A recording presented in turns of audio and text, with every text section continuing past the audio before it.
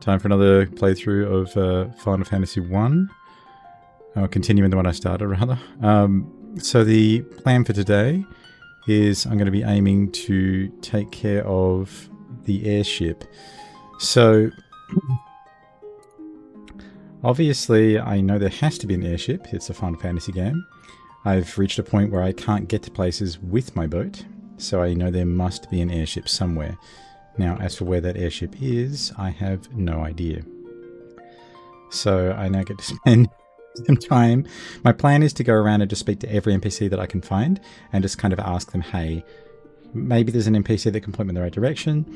And to be honest, if I can't figure it out from that, if I go around and speak to every NPC and I can't get any kind of direction from that, I'm probably going to be forced to Google it. I'm getting the feeling this is going to be one of those things where it was either explained in the manual or something like that. I mean, this is a game from the late 80s, early 90s, so I wouldn't be surprised if it's something like that. It just seems really strange to me that I've been given a key item that I can't do anything with. And the way that I accessed the Temple of Trials, I think it was, to get that rat's tail, that didn't seem right to me. Like having to find that one little stream I could enter on the canoe to get access to it, that didn't seem right. And that whole continent is completely locked off to the ship, so there has to be some other method of transport. So I'm going to see if I can find it now.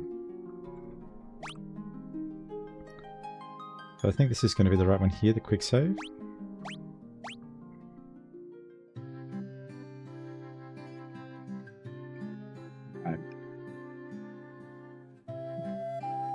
Yeah, so as I recall the last time around, I went around and spoke to everybody in this town.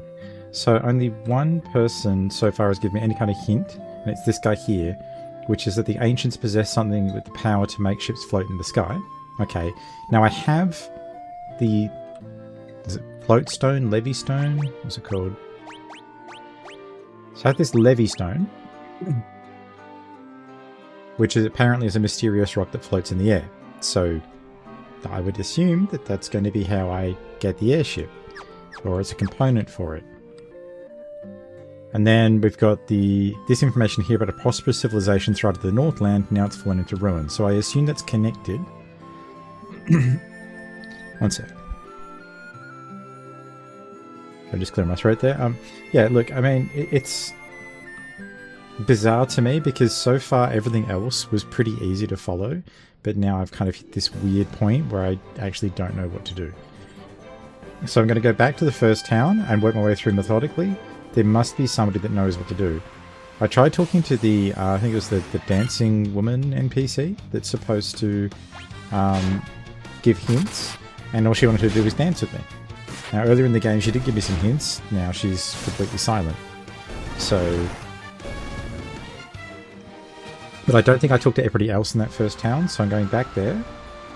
And I'm just going to go there, and then I'll go to the second town, and then just work my way around until hopefully one of them tells me what to do.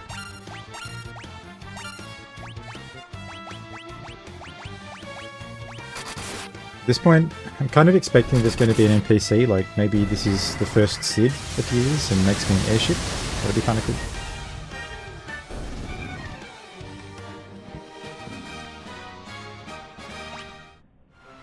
But I'd also be fine at this point with literally anything, even if it's just, I don't know. I mean, what else would it be? Like, so I've got the levy stone. That's probably a component.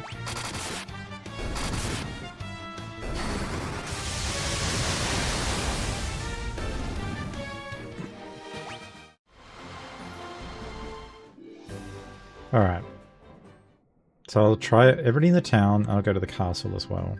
So, okay. Not very useful. And... nope. You restore the crystals to grace. So that's great. Okay, he's got nothing else to say. But you. Okay, she's a hint for Matoya. Sage Lucan said something about finding the crescent moon, then he just up and left town. By the way, I'm thinking that Crescent may not be referring to the moon after all. I have a hunch they might be describing the body of water around the town of Crescent Lake. Wait, that's the... Hang on. Let me just confirm. Crescent Lake. Oh, yeah. No, I've already been there. Okay, so that was the guy with the 12 sages. Okay, so that's fine. We've already resolved that. Okay, so there was a hint to go there. I actually didn't follow it. I don't think I followed a hint to get there. I was just kind of going wherever I could with the boat and hoping to find something. What's this? Okay, that's the hint about getting Matoi's crystal eye. Already resolved that quest. How about you?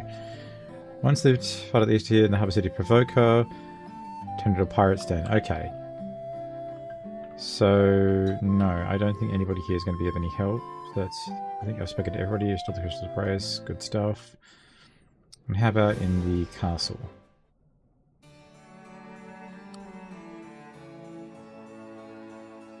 Hey, defending the castle, to be honest, I'm a little bit nervous. Anything else to say? No. I guess that makes sense. But in here. Alright, get a gift from the princess. That's always good.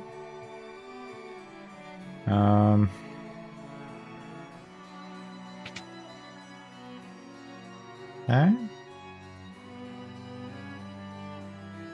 Like how they say they could never think of how to thank me. These guys did not give me anything. They built a bridge. Told me to get over it.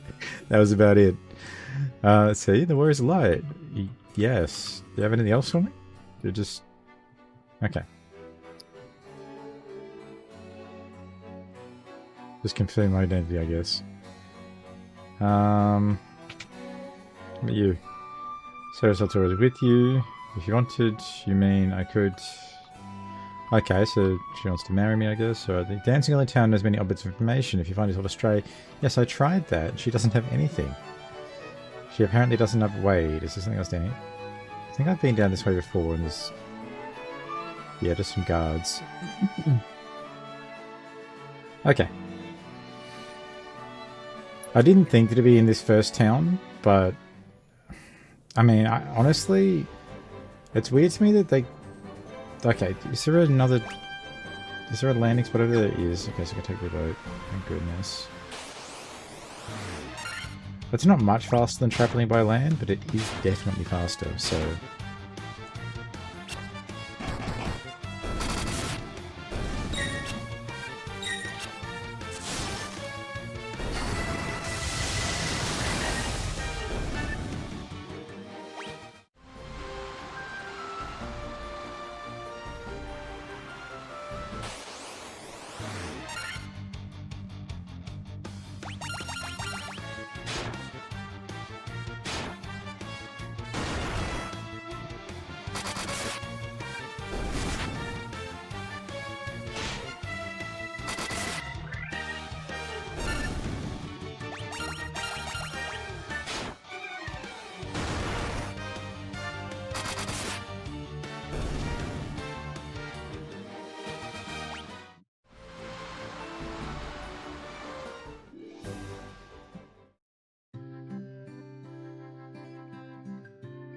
Okay.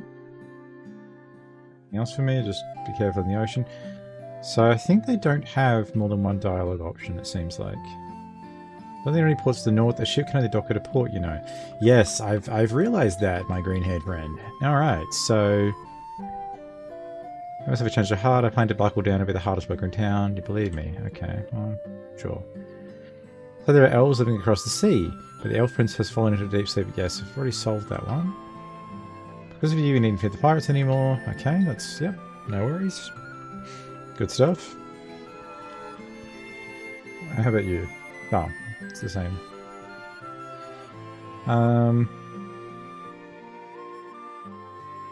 So these guys are all just the same NPC cloned over and over again? That's fine. I fled here from Melmond. Yeah, we've already solved Melmond. It is a shame that the NPC dialogue doesn't update when I've resolved that, but I appreciate that at the time it would have been space constraints and probably time as well. Okay, so that didn't have what we needed. Now I know for a fact I talked to everybody in the Crescent Lake town. So it's not that. So the next one is going to be Elfheim.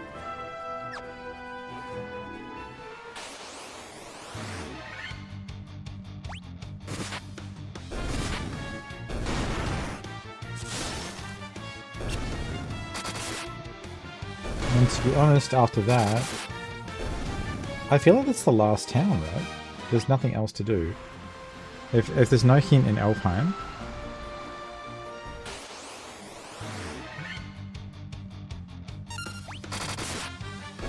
I'm not even going to think about it, but it has to be here.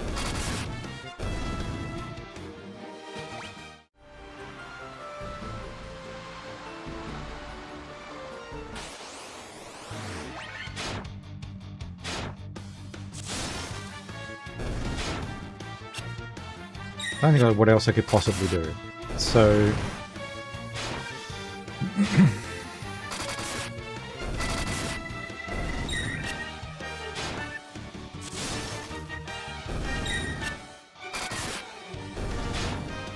no. As far as I know, I've explored everywhere that I can reach with the ship.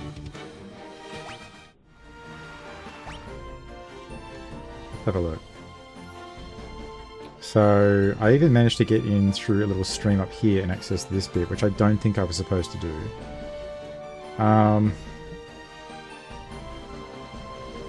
It is kind of weird that there was... Oh wait, no, that was how I accessed Crescent Lake, wasn't it? No, did I get to it from here? So this bit here is suspicious. Because like there's nothing here. So that's weird. And then this bit down here, there's just nothing. So these two bits, but the thing is, I've already been there. There just wasn't anything there. So I'm thinking it's just something like this, where there's just nothing there. It's just on the map because they wanted to fill space.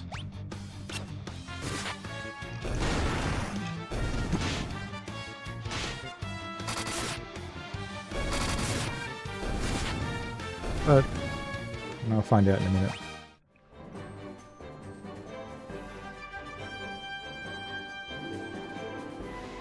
Really hoping there's just going to be somebody in this town that's just like, oh yeah, by the way, I'm the inventor Sid.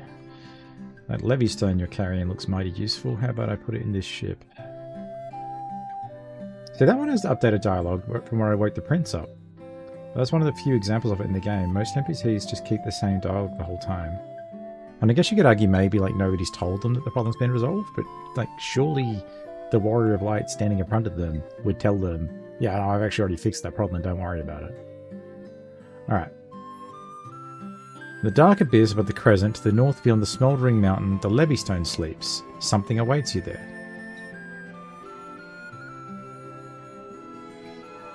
In the dark abyss above the crescent, to the north beyond the smouldering mountain, the levystone sleeps.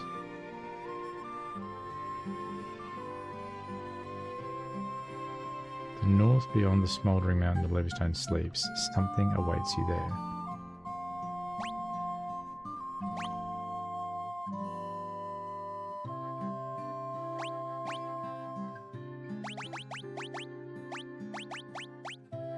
Okay, so we've been to Mount Gold.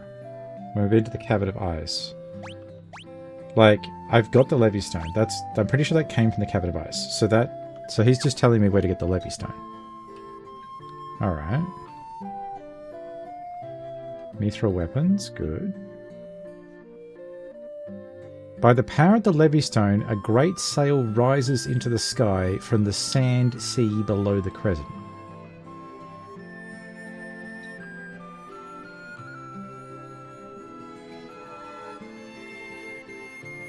Okay. I've been there. I've already been there. I went and looked around it. There was no fucking airship.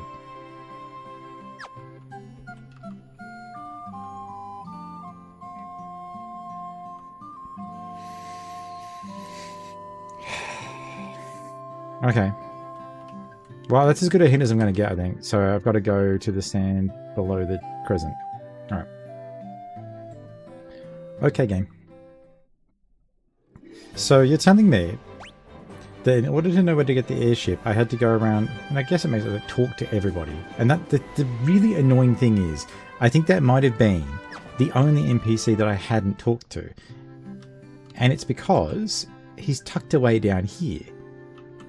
Or she, maybe? Now, surely I did speak to this. Unless this is... Surely it's not... Because like, I would have remembered something like this. Like, that's... I've got a good memory. I would have remembered seeing this. So... The only thing I can think of is that the dialogue was updated when I got the Levy Stone. If so, that's... fucked. Because, like... Why would anybody come back here at this point in the game to get that information? Other than out of desperation and frustration because they couldn't figure out where the fuck to go. That's horrible. That's actually horrible. Alright. So what, I just go to that desert and now because I got the Levy Stone I just get the airship, it's just there.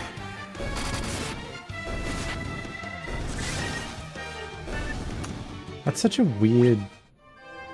Like... I'm so confused. Like, why?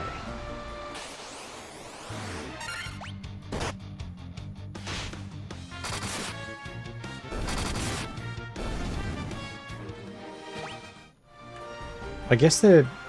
All I can think of... I mean, it's a circular shaped bit of ground. Like, when I saw it on the map, I thought there had to be something cool there. That's why I went down there and had a look around. And found nothing and was just completely confused.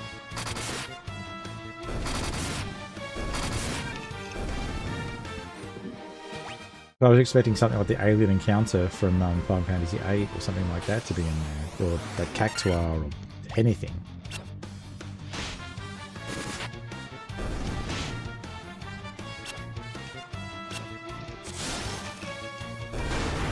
Probably should just be using autocast spells to clear these out faster.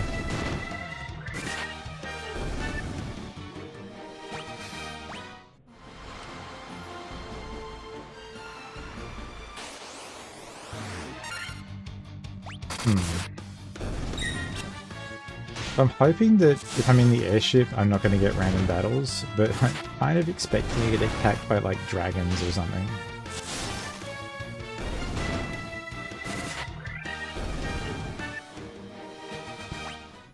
As much as I'd like to think that maybe I'll just be able to fly around and not have to deal with this.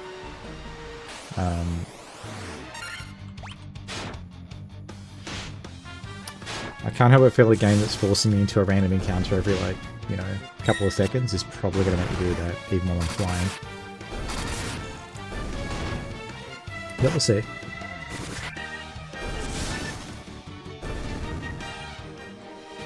It would be very nice if the airship doesn't have encounters, so I don't have to deal with it.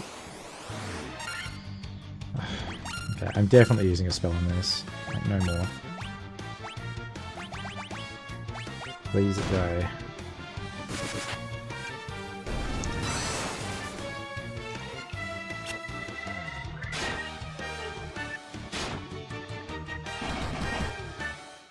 That's right, I also need to upgrade my thief's armor. I think my thief is still using some, like, bronze armlet or something.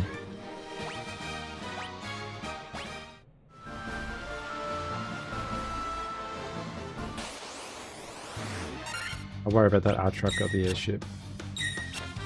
So this has to be it. If I get here and it's not there and I can't figure it out, I'm going to look it up. I said that earlier, like I'm not doing this anymore.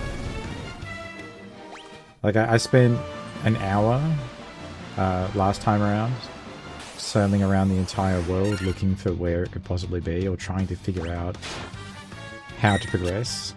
I think I'm kind of more annoyed to find the NPC was in what the third town in the game.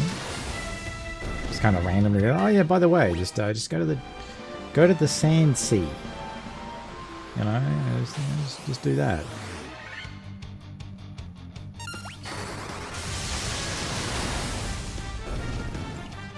I shouldn't be too mad though.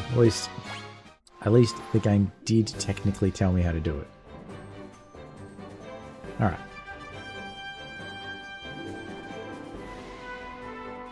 So we get like a little cinematic here. I just realized I forgot to full screen it. There we go.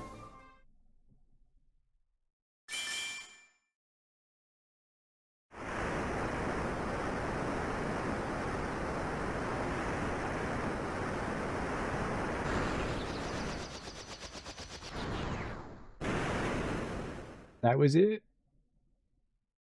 Hey, well, retained an airship. Ah, man. Okay, so I just had to get here and I get the airship. Alright, now what? Okay. Alright then. What's this? Disembark. Where am I? Alright, the airship music. Alright.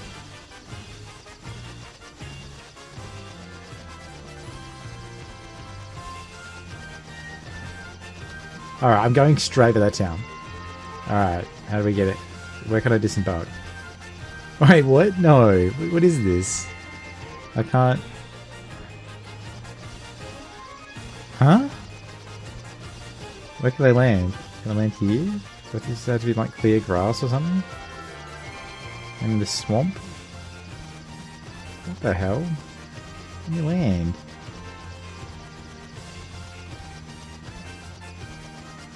Okay, I can land here. Surely I can land closer than that though. What is this? No way. It's gonna make me run all the way around. Actually, what is this?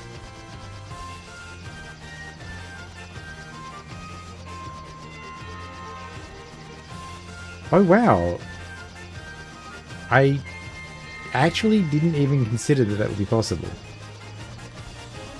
Okay, so what's all this? So we've got this space here. That's weird. So I can fly over all this stuff, but I can't land except in very specific. Like, okay, so there's a little town there as well, which I don't know how to access. So how do I land? So it only wants me to land in certain places. Okay, well, now I know the world is a wraparound, I can just go this way. I'll update the stream title, I suppose.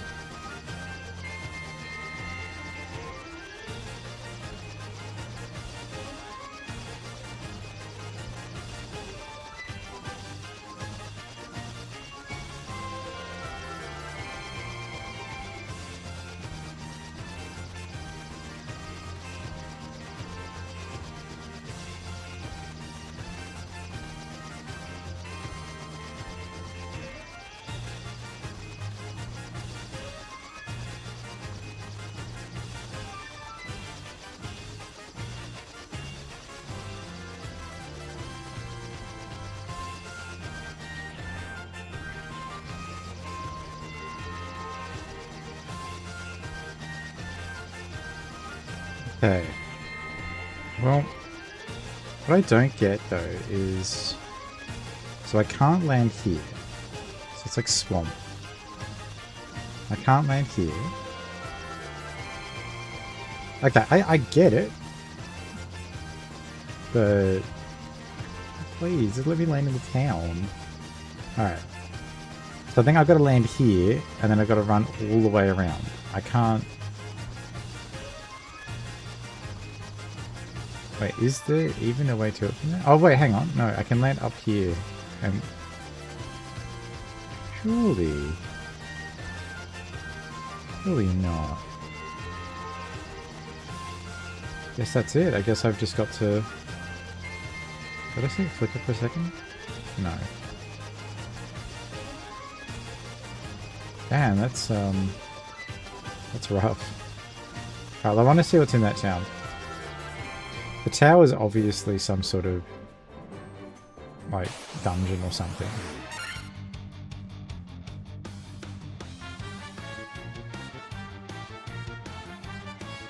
Minotaur zombie, huh?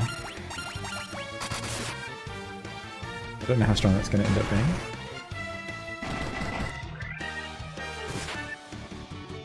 I can't even injure my fighter, so I'm not too concerned. I don't really get concerned if I come up against anything that can actually hurt the fighter there, because that means he could probably one-tap anything else. Alright.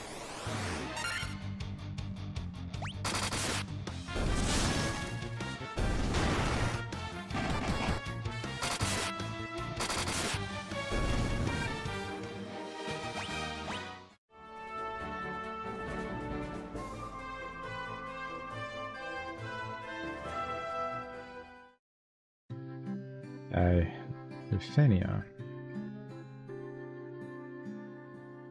Lupa Gamhido. What?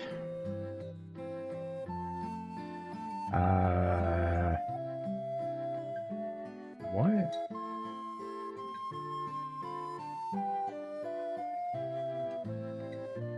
Well, this place kind of sucks. Guess that it's meant to be that they're speaking a language I don't understand. Then why are they all just saying the same things? And any of them look a little bit different so that I can maybe find a leader? Kind of hint.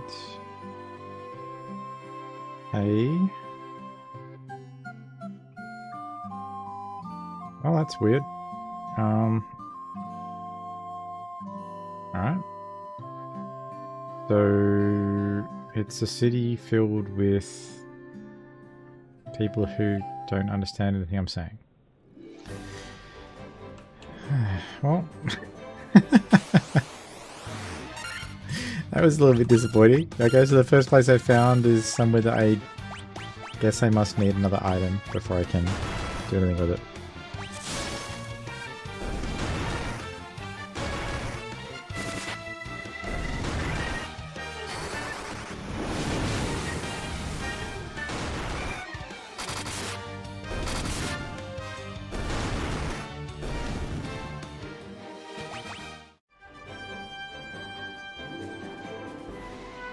Alright, so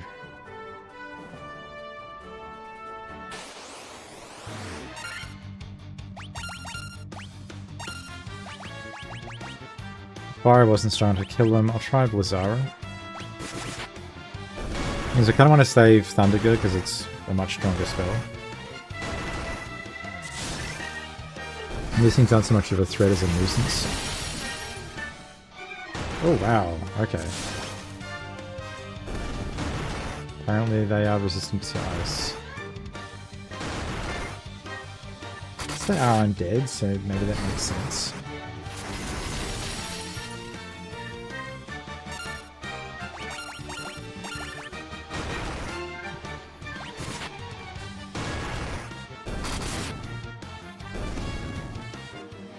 Something else I kind of wish, like I like the auto battling.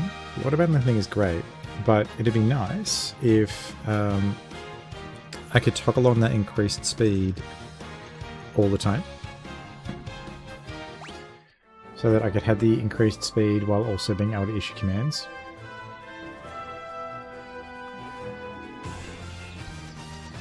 Okay. Alright. Let's see what this place is.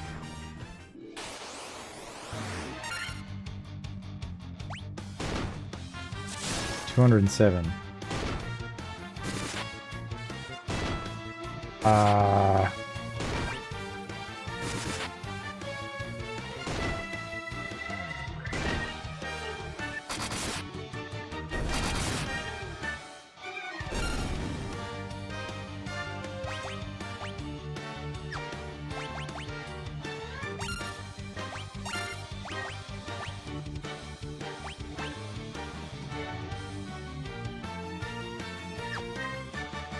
I mean, honestly, I think I just need to go for...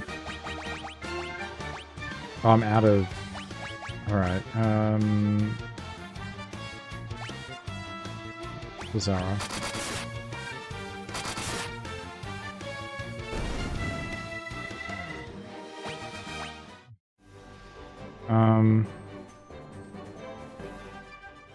Please be an inn. Please be an actual town. Alright, Gaia. This is Gaia. Outsiders often call our town the Eye of the Hawk. To our south, there's an ancient city known as the Wing of the Hawk. So that's probably the place I went to, but they didn't speak. What do these guys say? Have you visited the Wing of the Hawk? I can't understand a word they say there. Yes. You're outsiders, aren't you? How did you make it up this high in the mountains? Can you fly or something? Ah, yes, in fact I can. A fairy was living at our spring, but I haven't seen her lately. I wonder what's happened to her. Okay, so there's the next quest. So something about a fairy. They was always telling me how the Castle of the West was a place to test your courage. It's probably talking about the trial that I went and did already. So, good. I saw a shining light fly to the west in the night sky. I know I saw it. A shining light fly to the west. Okay. So there's something to the west. So we've two breadcrumbs leading to the west. So one of them is, I think, the trial I've already done. And the other one is a shining light. So maybe it's connected. It could just be that because there was a dude in there that teleported away. So maybe that's what she saw. I see a special water called Oxale gushes from the bottom of our spring, but only fairies can draw it out. What? Oxyale. Gushes.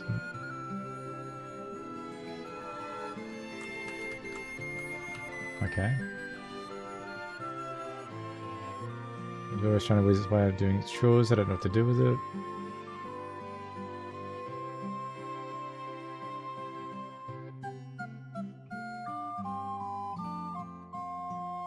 The tower in the Yarnica desert that no one can enter. Some people think it's nothing but a mirage, so it's called the Mirage Tower. Okay. Legends say the sky people could soar through the sky and build castles above the clouds. Those are like some sort of One Piece stuff. That's kind of cool. So maybe that's something I can get to with the airship that I haven't... I wonder where it would be though. No place would make any sense to be above the ocean, because if it's above the land areas it'd be pretty annoying to get to it. Alright. What do you got for me? Blizzaga and Break. Ooh. Ooh, Petrify. Alright, well, we're taking Blizzaga for sure. We absolutely... Oh wait, he can't learn... That's so weird that the Black Mage can't learn all of the Black Magic. So it has to be for the Red Mage, I guess. I got Curaja. Fully restores one ally's HP and cures some status effects. Well, that sounds pretty handy. What? Oh, she hasn't leveled up.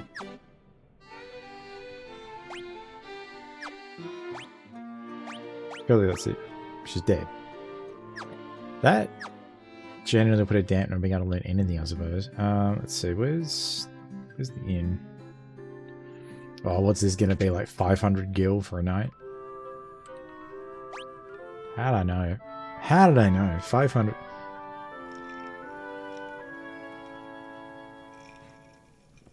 Has it gone up by 100 gil for every city I've been to? Oh, 500 gil is nothing at this point in the game. Alright, let's see. Can she learn it now, or is it just a level restriction issue? It'd be very nice just to be able to pick these up now, rather than have to come back later. Okay, I guess I got to come back later. It is what it is. I can't really complain too hard. Always nice to see Karaja though. Alright, what have you got for me? Ruby Armlet. Ooh, and a Protect Ring. Okay. How about you? Hat claws. So I guess that's for the monk.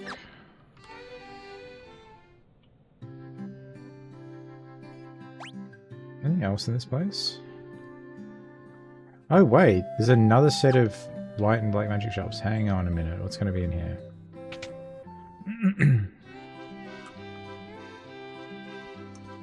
Stop, warp, and kill. Level 8 magic. Okay, and how about you? Holy, null all, and dispel. Well, those all sound very good, but I'm guessing that my white mage cannot learn them yet. So at the very least, I know they exist, so I'll have to come back here later. Okay. So far I think I've had 3 relevant breadcrumbs from here and 1 reminder to go to the town to the south.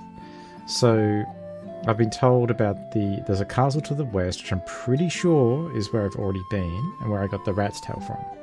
There was a light to the west, which might also be the same place, but might not. And then there's a fairy that apparently gets oxy ale. So I need to double check where that is though. I think they told me which direction it was from the town. The mobs out there were pretty intense though, so I'm going to restock on, make sure I get a couple more Phoenix Downs. But honestly, I feel like I've got enough recovery items here, surely. Maybe I could buy some more remedies. There we go. I got 300,000 gil, but I'm concerned about the cost of those spells. And there's a scholar studying the Lithuanian language, but I can't seem to recall his name. Okay, so there's going to be somebody somewhere that can teach me how to speak the language. I mean, that makes sense. I figured it would either be that or I'd need to find a book or like a Rosetta Stone or something. I caught the fairy, so I figured she's mine to do with it, please. What's the big deal? So I sold it to the caravan, so what? What the heck?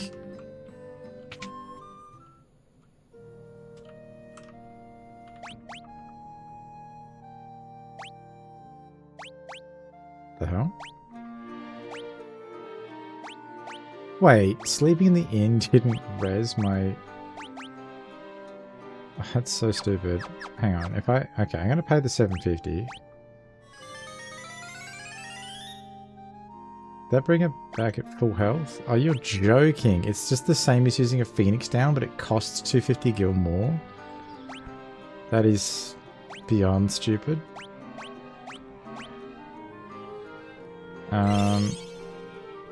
Wait. Would it be cheaper to...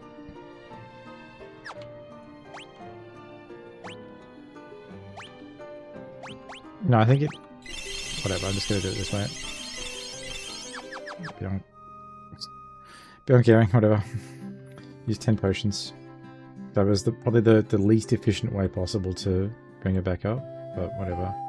What was this? Okay, so that's presumably where you get the oxy ale from.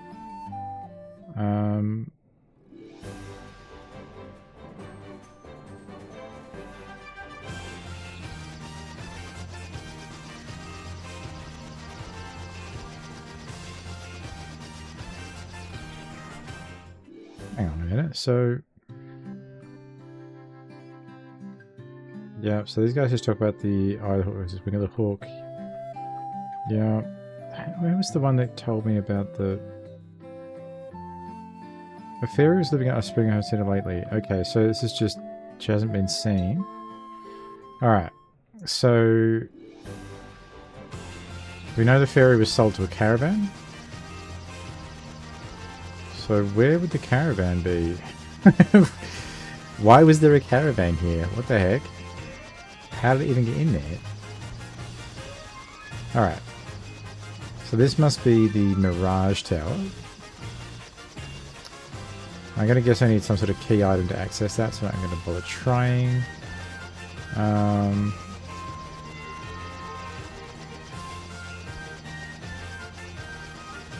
Yeah, that's... So, I've already cleared this place. Alright, we've got mystery hole. Let's... That sounds so weird. Let's explore this place. Let's see what this is. I'm actually going to go ahead and overwrite the main save file as well here. Alright. Dragon Caves.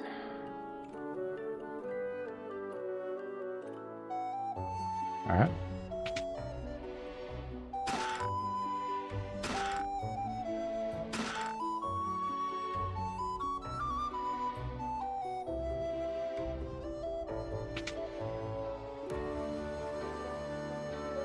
Only the truly brave can obtain a token of their courage.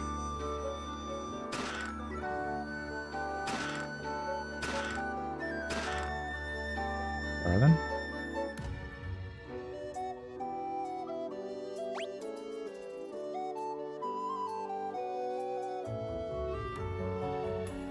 How do I get to that, to the rest of it?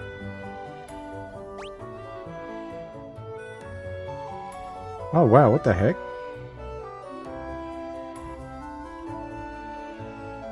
Okay, alright, so this is one of the dragon caves, and I've got to go... Okay.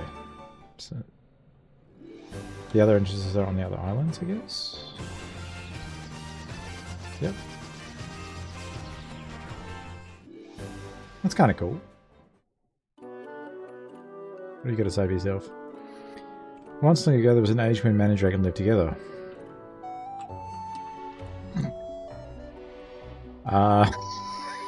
Okay, thanks dude. That's awesome. Yeah, just great.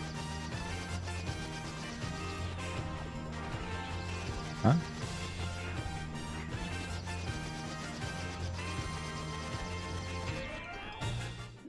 That's kind of annoying that you can't disembark on that swampy bit. I get it, but also, like, why? Why cover the island in swamp? Once long ago, the Northland was filled with beautiful shrines and towering mechanical castles. Okay. It's a rare thing to have humans visit us here. If you are valiant warriors, you should speak with Bahamut. Okay. Alright. So we didn't get Ifrit or Shiva, but we're getting Bahamut. Cottage, that. So just randomized loot here, by the looks of it. But the thing is, I think it's randomized. It might not be. Alright, so that was... Oh, sphinxes, whatever.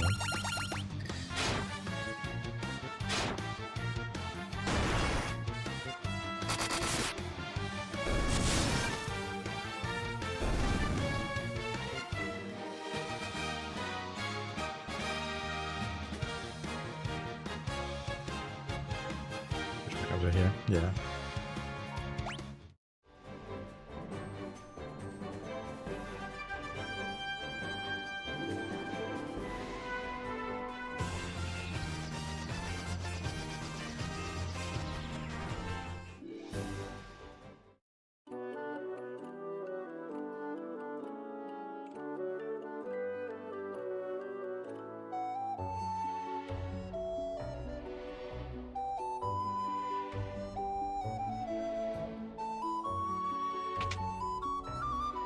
Alright, this looks like a pretty... What's going to be in here? Do I have to fight Bahamut? Ooh. This is the chamber of Bahamut, the Dragon King, mind your tongue.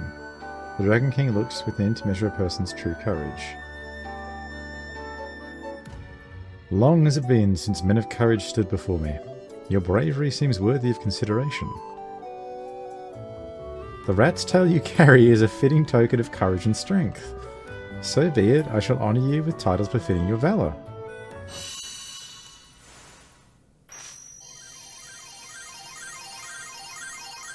Okay. So let's find out what the rat's tail was for. Whoa, hang on, what am I? What is this?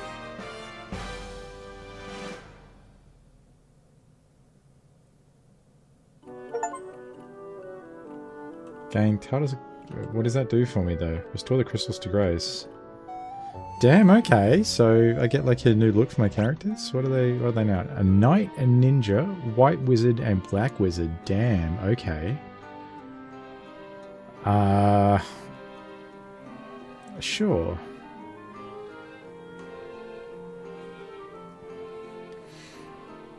What does that do for them, though?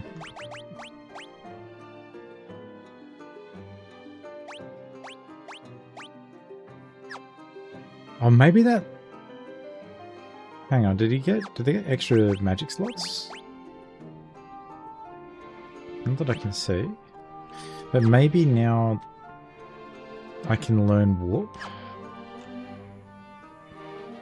I'm trying to figure out what the hell the benefit is. So...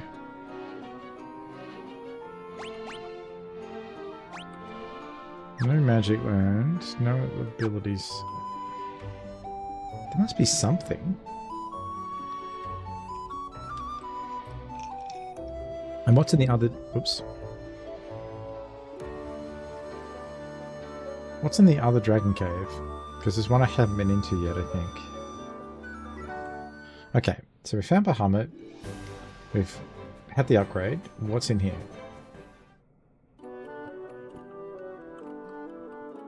When you spoke with our king, the king confers a great honour upon the brave. Yep. It is customary for dragons to venture northeast to the Citadel of Trials. There we must test our mettle by claiming a token of courage from within. Yep, already did that. The form of the token of courage changes with the times. Do not let its appearance deceive you. This is a rat's tail for some reason. I wonder what the significance of that is. It has to be something. Like, maybe one of the devs?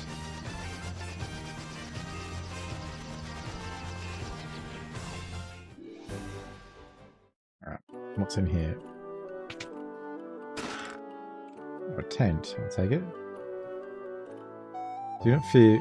You do not fear me. You have some spine in you, human. Yes.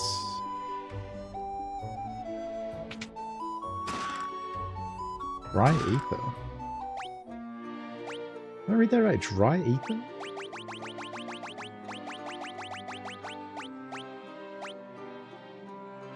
Five MP for each magic level? Okay, that thing's absolutely crazy. Did I think I did check the recovery item shop in that town, right? And it was nothing new? Okay, so... I could go back and see if I can get different magic now. What I kind of want to do is, I remember there was a town here. Yep. How do I get to you? Where can I land? It's here.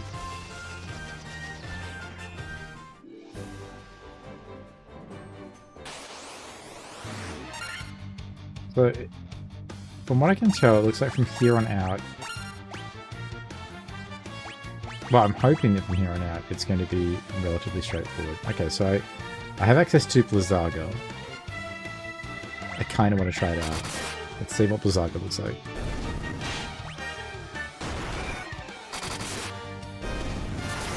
Little, like, animations and everything. New animations for them, too. Alright, Blizzaga.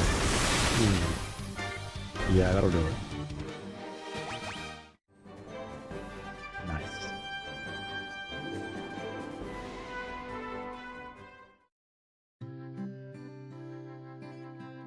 On rack.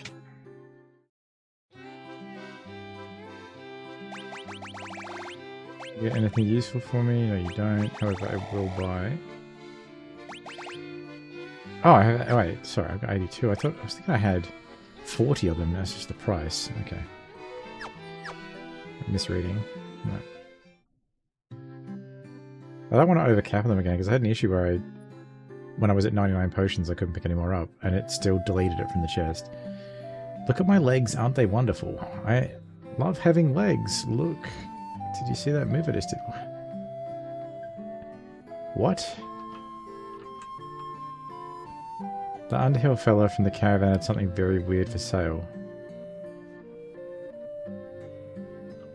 Underhill. Wait.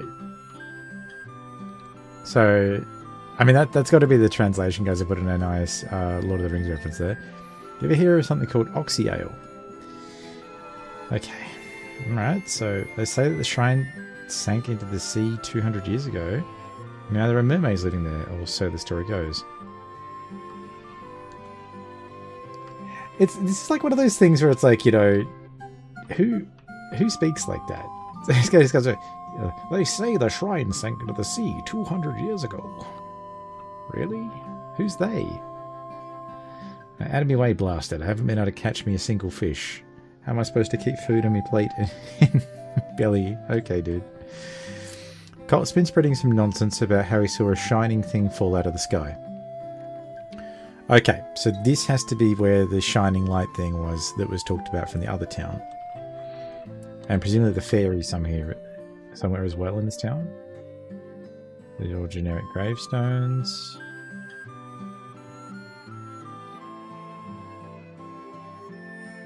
This used to be a beautiful village until about 200 years ago. I mean, this is pretty nice. Like, I don't know. What's wrong with it? Well, the cobblestone path is a bit badly maintained, but I mean, anybody here could easily fix that with a bit of time. Are those legs really yours?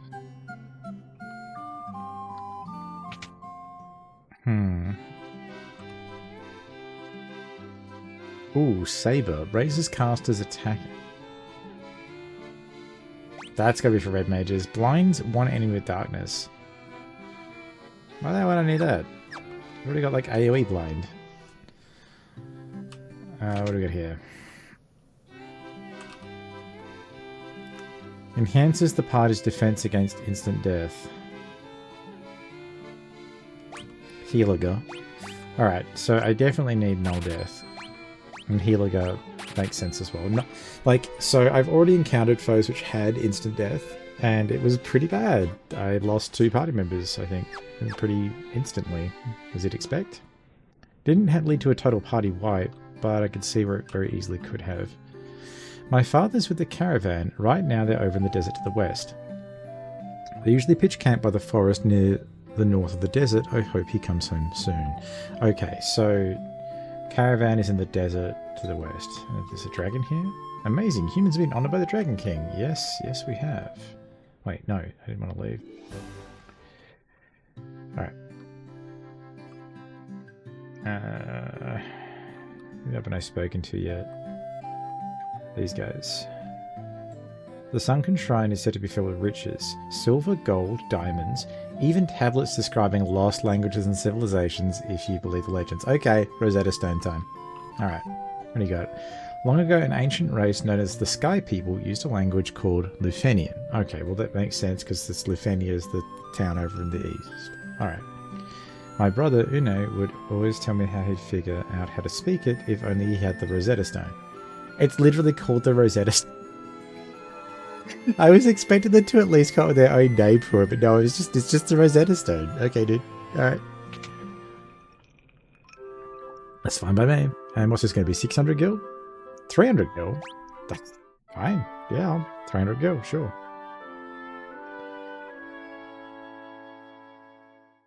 I think I might as well restore that usage of my Lazaga. Okay then. What else is there in this town? So this is just another church, right? Yep. And the Underhill fellow from the caravan. Okay, so I think that's everything from this place, right? Wait a second, what's over here? My name's Cobb. You want to hear about the shining object I saw? I think it fell somewhere near the waterfall to the north. No one believes me, but I think it was some kind of mechanical creature. Is this the ultimate weapon or something? I wanted to save the mermaids living on the seafloor, so I made this submarine out of a barrel. But I went underwater, I started running out of air, I couldn't breathe. It's totally useless, even worse it's dangerous. You better keep away.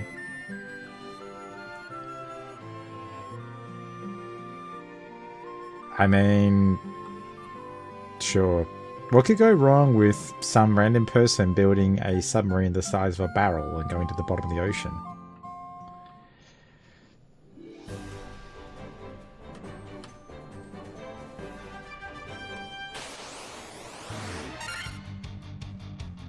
Alright. Serious time. Let's, no, I'm just gonna Blizzaga this. Not taking any chances here. I just realised I could have bought the upgraded gear in the other town. I should really fly back over there and do that. Whoa, okay, they lifted the saga.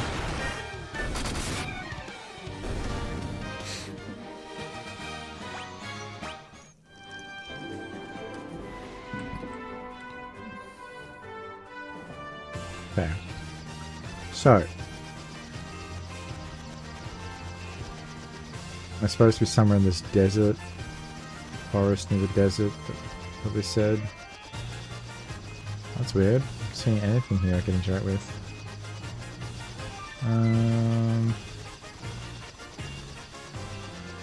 Okay, there's the waterfall. How do I get to that though?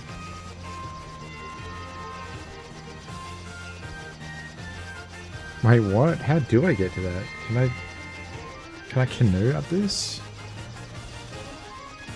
But even if I did, it's a waterfall.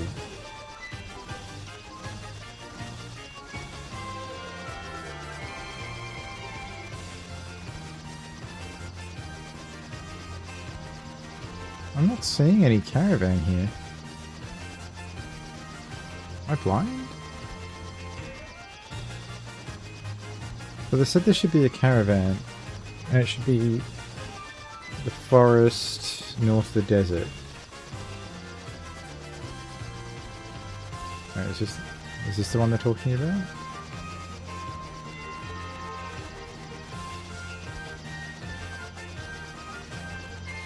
So I'm figuring that anything I should be able to interact with on the world map is going to be clearly visible as I'm flying around. So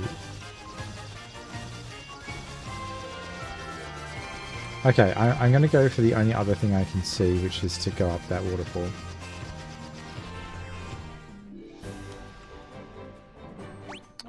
First though, I think I'll go ahead and use a sleeping bag to heal everybody up. Alright. Now time to find out if the canoe works. Thing is, even if it does work, that doesn't mean... Okay. So we can canoe, but can we actually get to anywhere meaningful?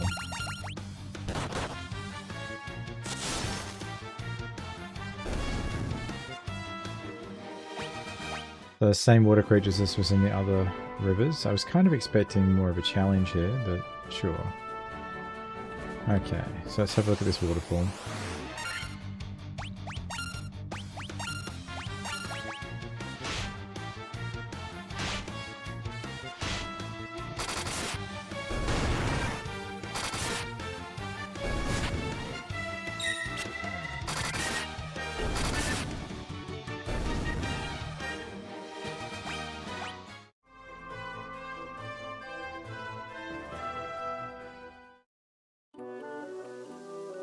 Waterfall cabin, okay then.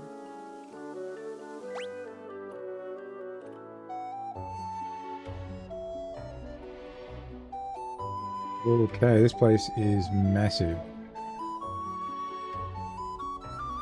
Oh man, if it's anything like the other caves, there's probably nothing down these side passages.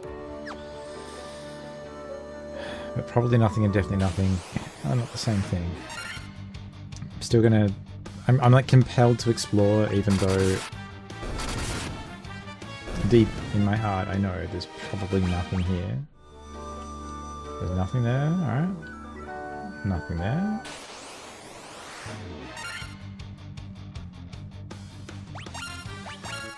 It's funny, I think if I were a bigger streamer, everybody was saying I was stalling, but I genuinely just want to explore and find out whatever there is here.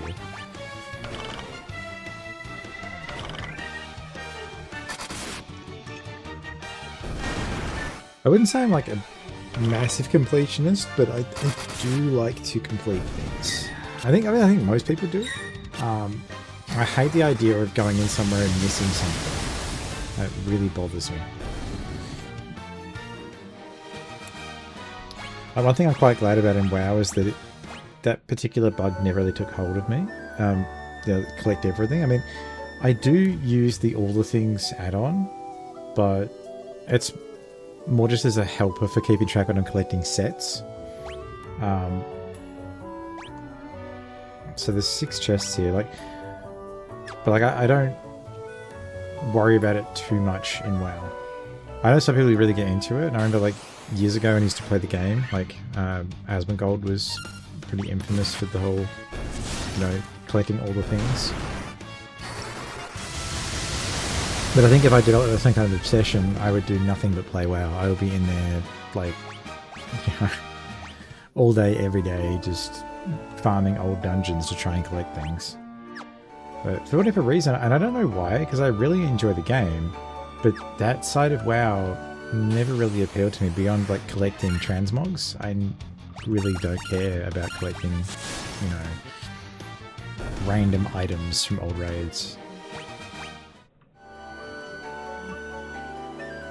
I'm like, you know, while the Collector's Bounty thing was on, I did do a bit of mount farming, and I might do some of that you know, tomorrow or... Oh no, not Poison Ivy, please.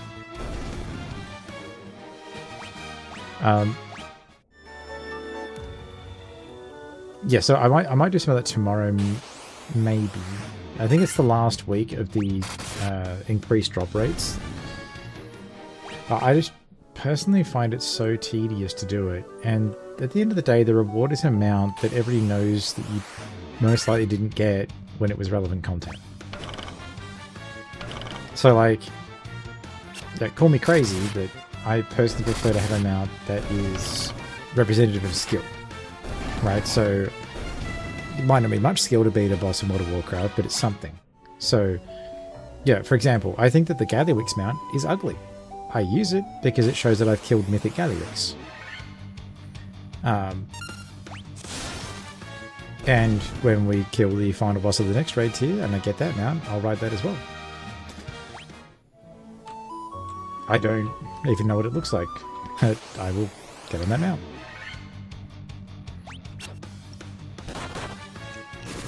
I'm absolutely the guy that will stand around in town wearing his full set of, you know, mythic gear. That's just what I do.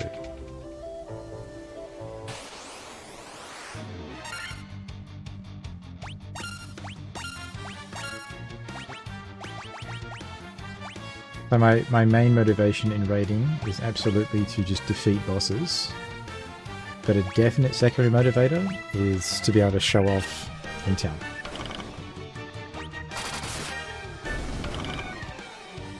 To the other people who would actually even recognize what that was.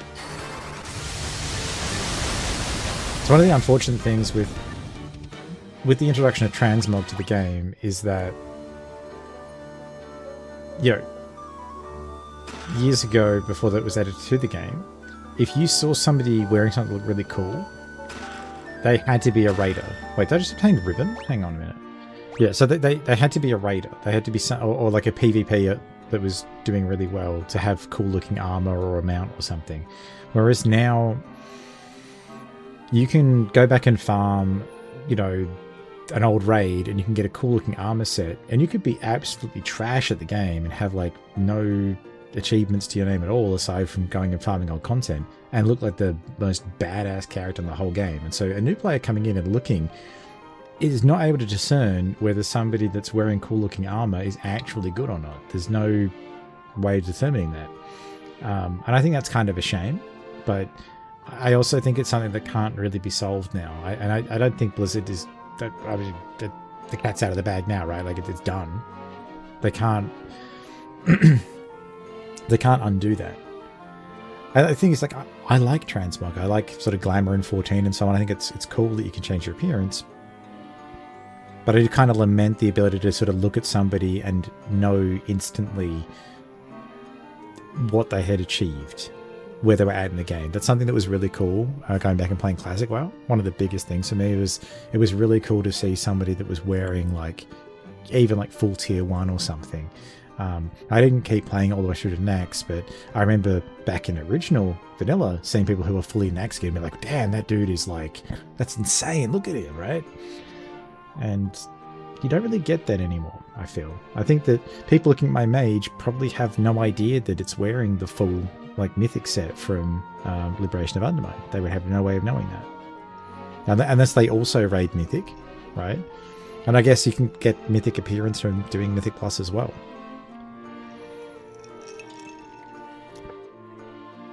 So again, like this, I don't know, that side of it's kind of upsetting. All right. So let's see. So what was that ribbon I got? So I got. Presume it's going to be the same as ribbon is in. Oh, okay. My knight is. It's been stoned. All right.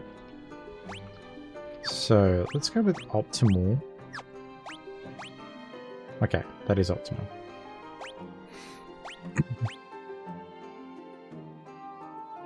Cool. Alright, so what does ribbon do? So defense 1, weight 1. That's it?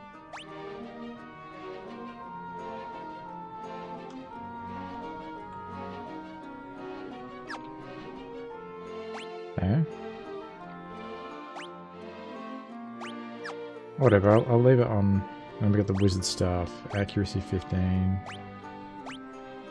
Yeah, that's good.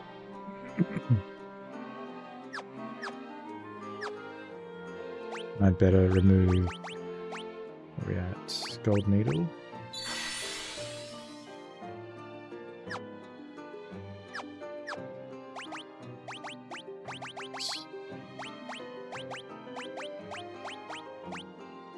Go with a Hilara, I think.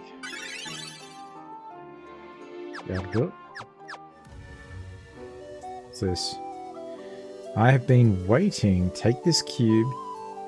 Tiamat Flying Fortress. Tiamat.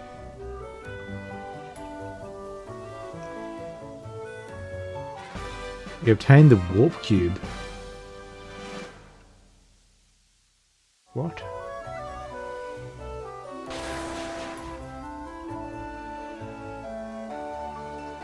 Alright. 6k, 5k. Defender.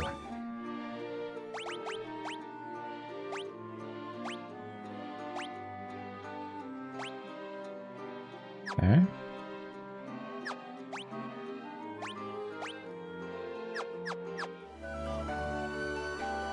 Cool.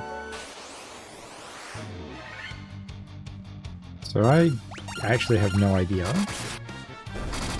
To do that, I should probably examine the item and see. So I've got to do something about Tiamat. The traditional foe of Bahamut, of course.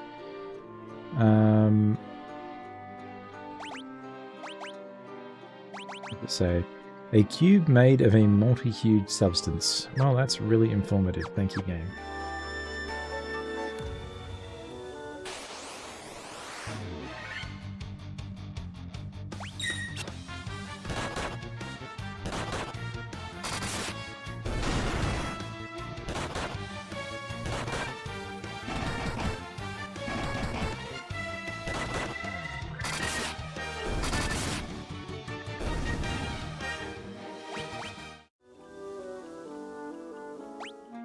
Now, I fully explored this whole place, and it's,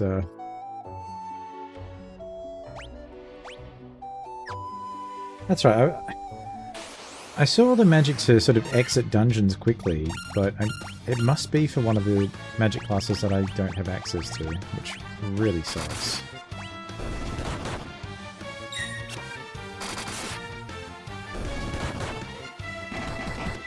Like, I figured picking White Mage and Black Mage that I would have access to, you know, all of the magic, but it turns out that's not the case.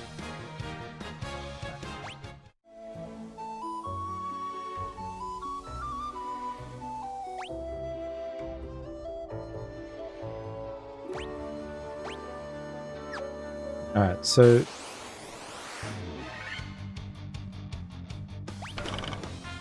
this can be bad. These things have instant death, I'm pretty sure.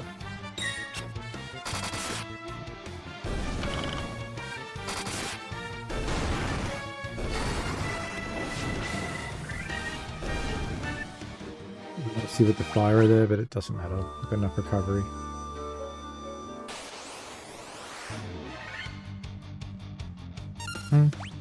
Stick with auto casting fire, I guess, on these. Probably insta-double 5. Nice.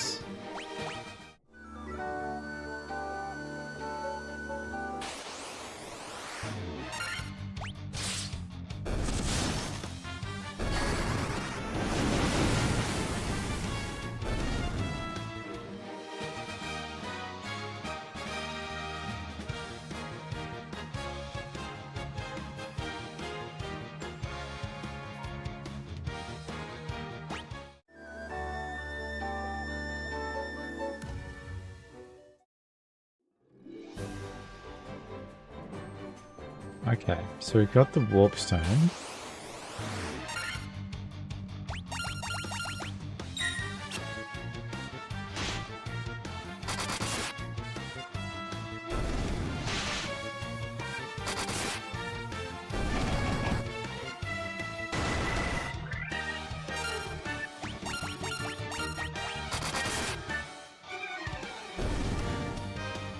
We also got the hint that there was a machine that landed.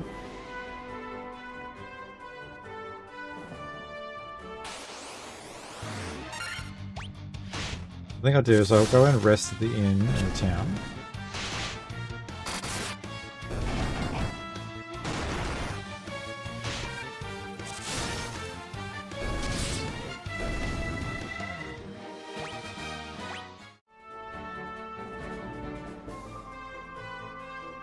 I'll also go and see if there's any new information now that I've acquired the warp stone.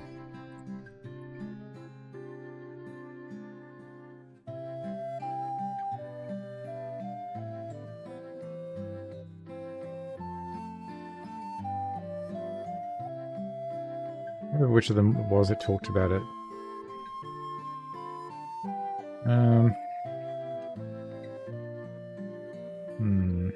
You? The heck? My father's the caravan. Right now they're over in the desert to the west. They usually pitch camp by the forest near the north of the desert. I hope he comes home soon. I didn't see anything up there, but maybe I've got to land and walk. Okay. I got some definitely not mermaids asking me about my legs constantly. Okay. Alright. I'll rest and then I'll go and speak to the two that are over the other side. Are there any to the north part of the town? I can't remember. Maybe.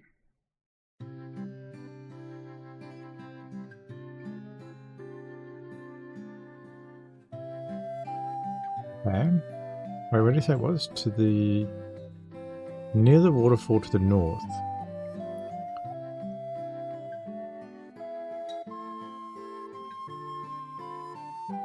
I've been there though.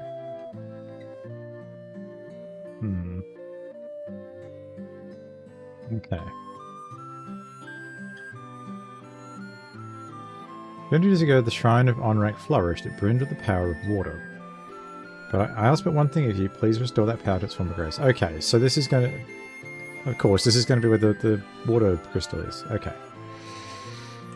I think that's it for this town, right? I've spoken to everybody.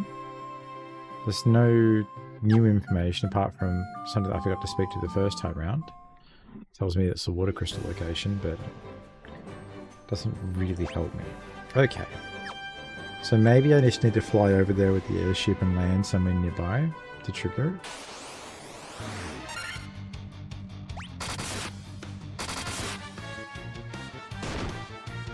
Whoa. Hold up.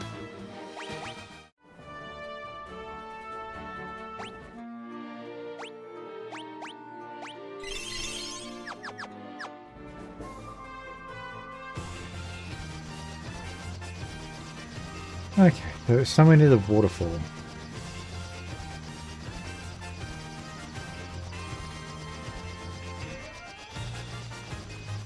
Okay, but I went up to the waterfall and there was nothing.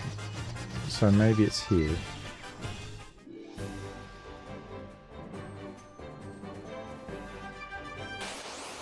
Kind of reduced to just sort of wandering around at this point.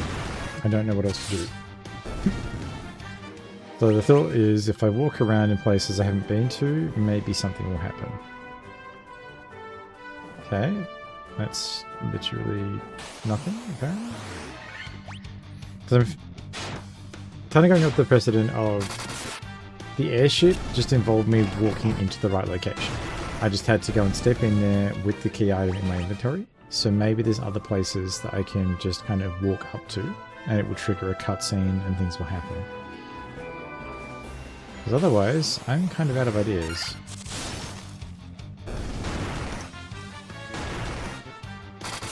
I just hope that... What I can think of is, I hope that that Levystone hint was something I did read, didn't understand when I read it, and so I forgot about it. Because the alternative is that that it actually did update the dialogue after I found the lobby stone. And if that's the case, then I might have to go back and talk to all the MCs again to figure out what to do with the warp stone. I really, really hope that's not it, because that would absolutely suck. Like, I'll deal with it, but I'd rather not have to.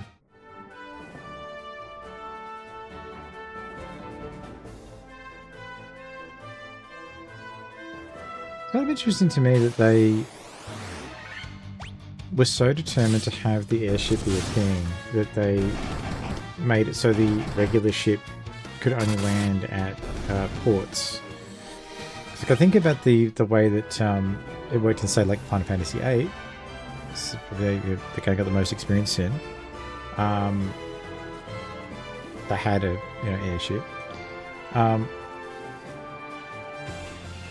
You could sail the garden around and you could pretty much land anywhere that made sense, and the only things that restricted you were obvious cliffs and so on. Whereas it's kind of weird that I couldn't just kind of sail the ship up and, like, say, disembark onto the land. That really does kind of feel like it's arbitrary just to make it so you need to have the airship for something. Alright, so the only other information I've got to go on is that they usually would be in the forest desert somewhere. So I guess I just gotta land here and wander through here and hope that something happens. Not this, obviously. They're only the random encounter with a giant centipede. Alright. We're in the desert. In the forest.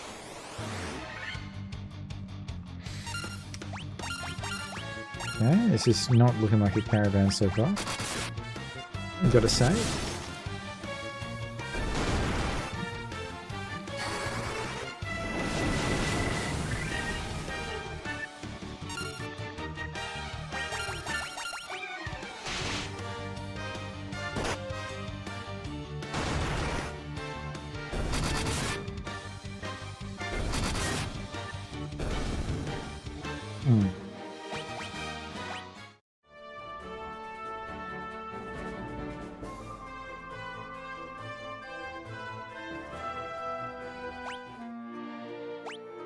Any hint on this thing?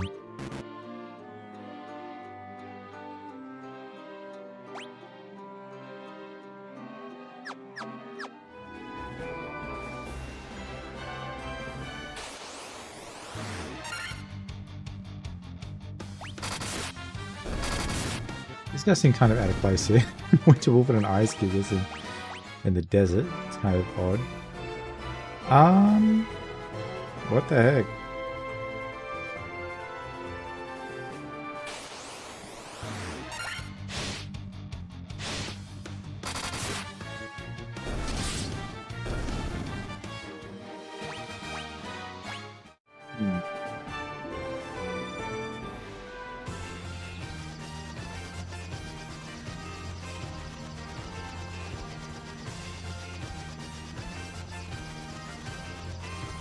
Bahamut can tell me what to do.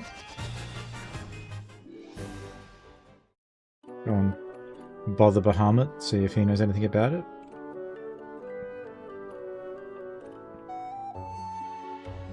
I think it's going to be puzzled is, I did go sort of near to the waterfall to see if maybe that was the machine. No, it just wants me to fill the crystal square still, so he doesn't even have, I mean, I guess why would I not raise Tiamat? Just sort of ask, you know, hey Bahamut, like, Tiamat, know anything? Kind of an obvious thing to do.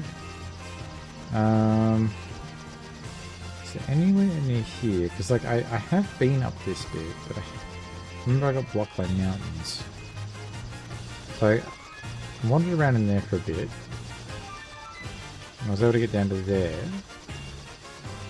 Well,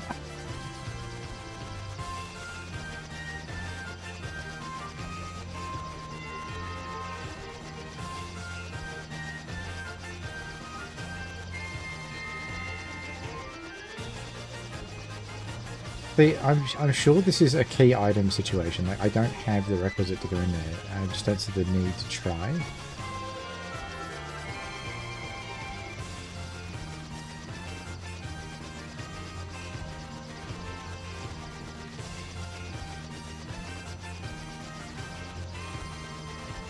What's confusing to me is that all the hints pointed to, like, up here. Right? And I've been in the waterfall.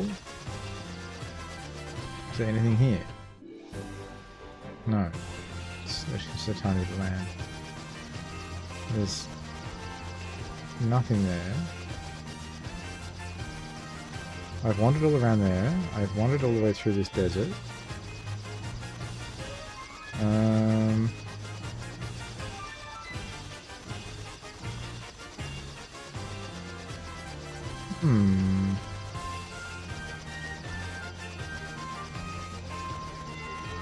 I explored all of the dragon caves. I've dealt with that.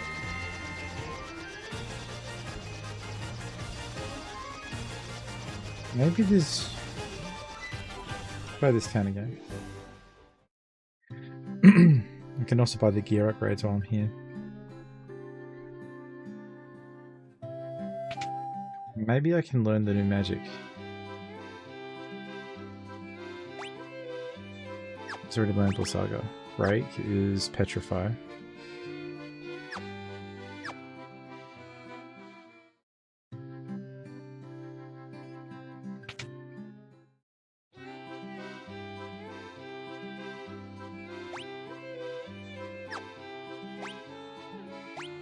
There we go, Akiraja.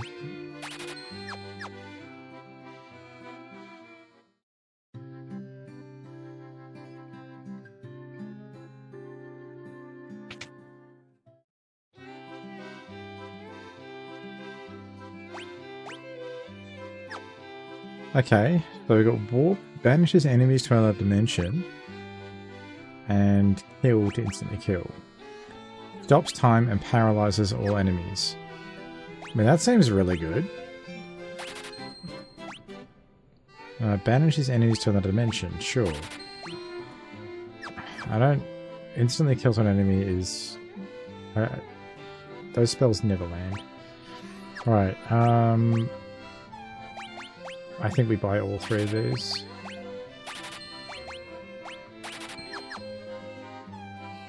There.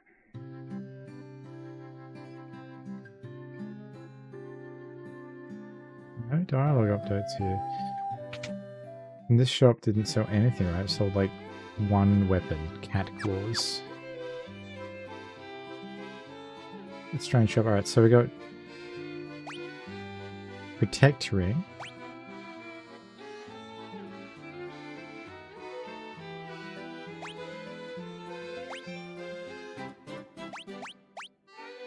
That's 64k, and then we can buy this for 40k. Okay.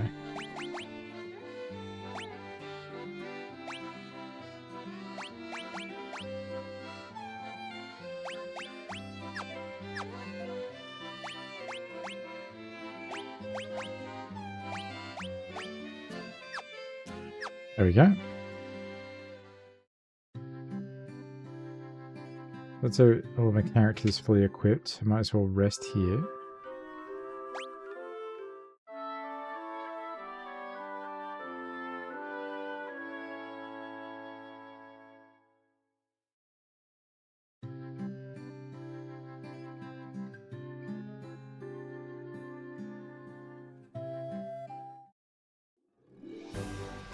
Okay.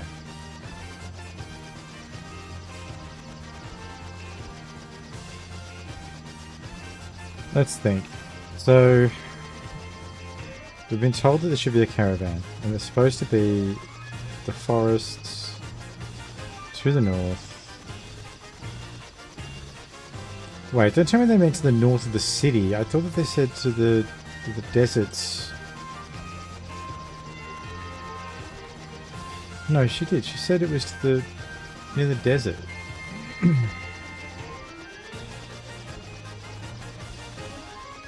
I must have missed a trigger for an event. That's all I can think of, is that I've failed to trigger an event.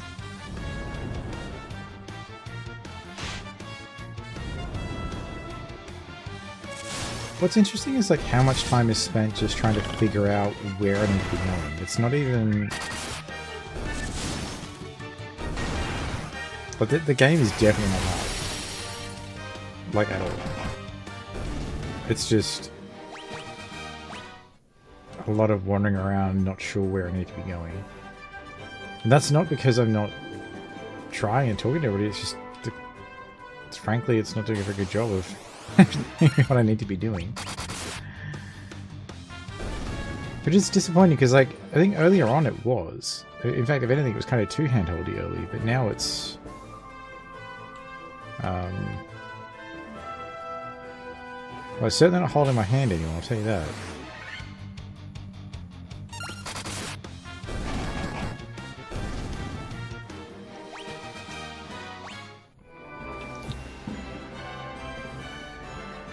I feel like I'm spending... I mean...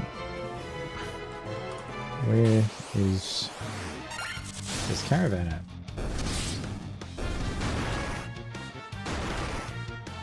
Where is it?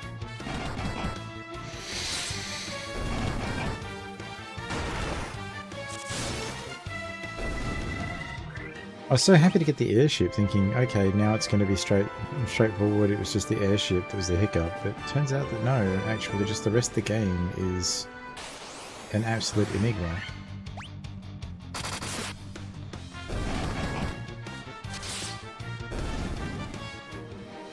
I wonder how close I am to the end.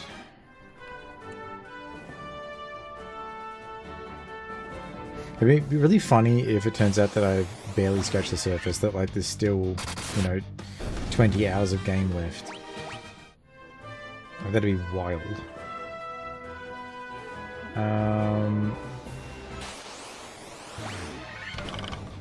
Alright.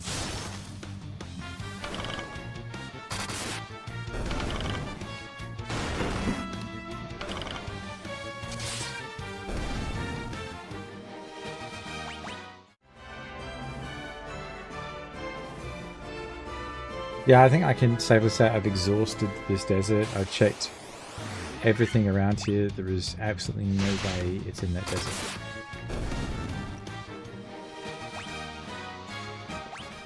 So what does that leave me with? Like, I've got a bunch of breadcrumbs telling me to go to the desert. And there's nothing there. So the only other place I can go to is this Mirage Tower. That is the only other thing I haven't visited.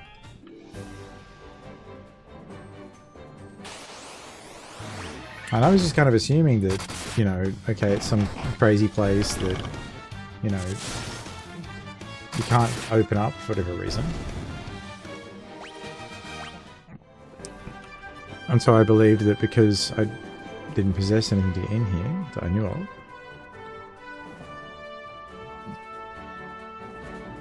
The tower is inert. Alright. Well, that was uneventful.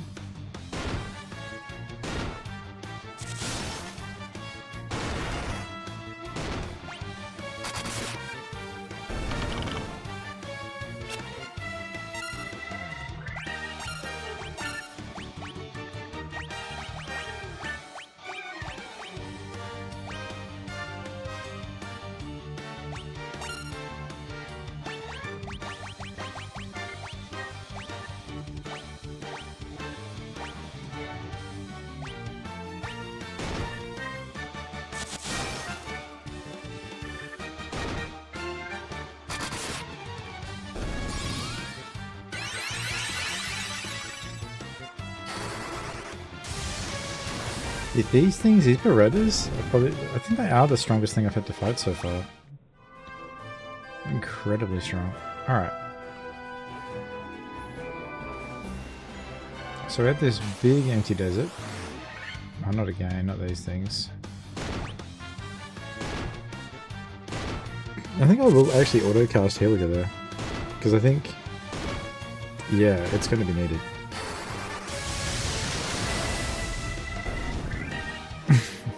I'll cast it outside of combat then, I guess.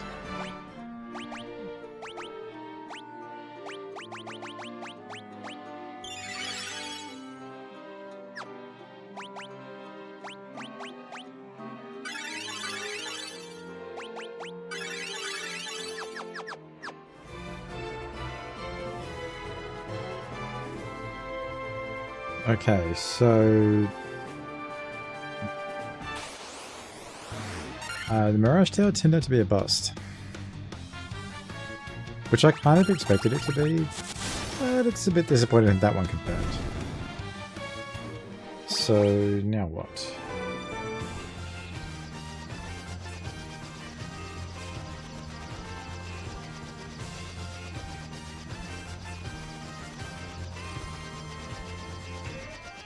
But I know I didn't miss anything in there.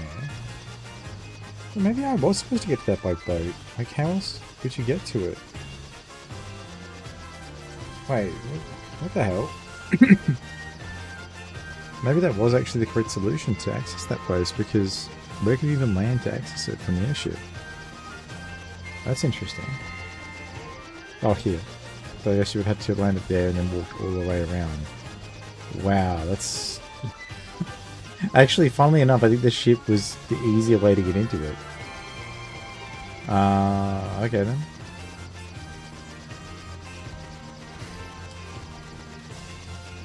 I mean, this is the only other place that's like near the waterfall that I can even land in, right? I can't land on this bit. There's no way to sail up the waterfall. That's absurd. There's got to be something that I've missed that's supposed to be triggering here that isn't.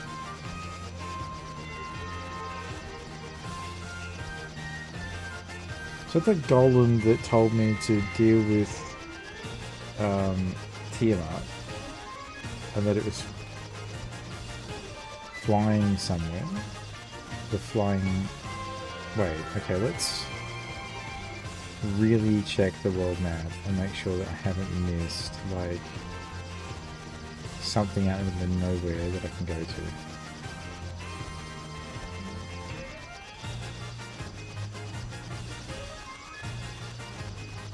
Oh, is there something in here that I couldn't reach as well? Let's see. Nope, I've been into that, I've been there. Obviously I haven't been there, but there's nothing I did care about anyway.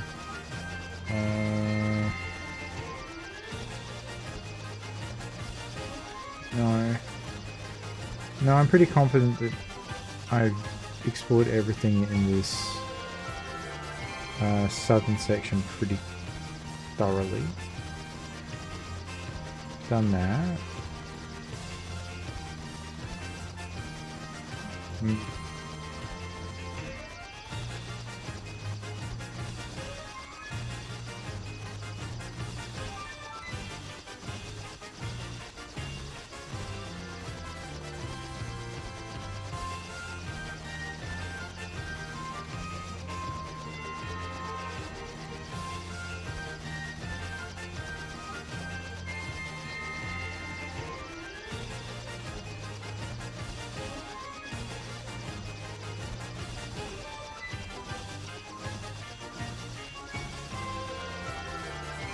Flying around in circles isn't getting me anywhere.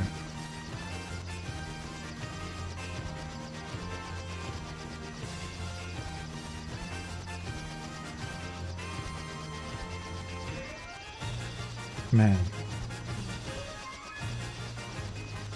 I was so determined to finish this game without using any kind of guide or walkthrough, but this is absolutely maddening.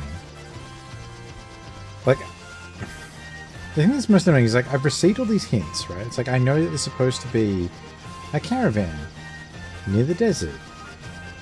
There's supposed to be the forest to the north of the desert. And I've checked all of those locations. I've looked all through this forest. There is nothing. I've looked all through this forest. There is nothing. I've checked this forest. There is nothing here. There's nothing in the desert itself. There's nothing south of the desert. There's nothing obvious I can see there.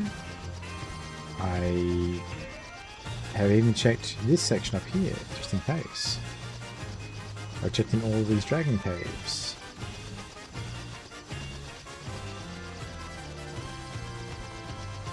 I need to go back and reconfirm what it is that the person said. Because presumably there must be something that I'm missing here. But obviously there's something I'm missing, right? otherwise I would have found the next thing to do. Also, that airship music is driving me insane. I liked it at first, but it's a little bit too over the top for what's happening. Especially, I think it's such a short loop that it's like a bit much. Alright. Okay. So, let's just double check whatever he has to say. My father is with the caravan. Right now, they're over in the desert to the west. They usually pitch camp by the forest near the north of the desert. I hope he comes home soon. Right. Desert to the west, near the forest to the north of the desert.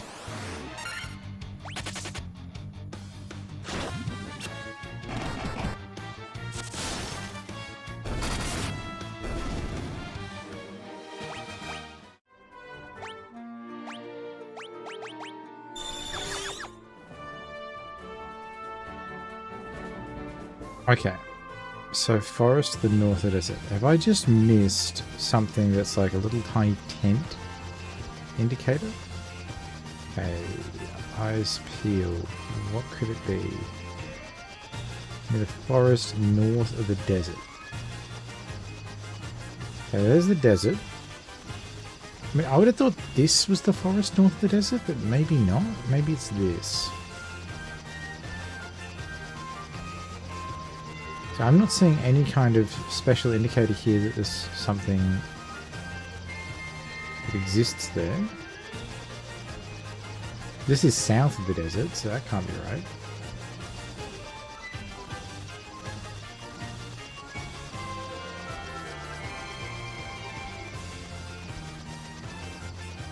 Wait a second. Is it a different desert she's talking about? It's just going to be one of those stupid things. It's like, oh yeah, well the world's actually round, so this is technically to the west. It's to the west. All right. Is there something here? Now I'm not seeing anything, but that doesn't mean that there isn't anything here. So I'm going to go ahead and say that it might be here. Because I'm at a complete loss. This is the only other bit of desert with some forest to the north. So let's see.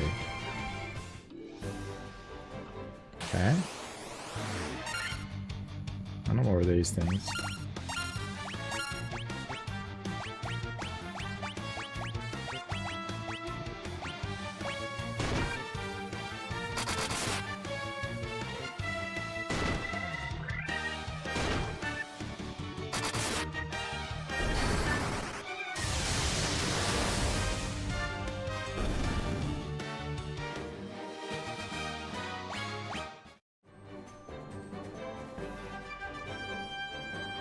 Now the point of trying random crap like this because I just don't know what else to do.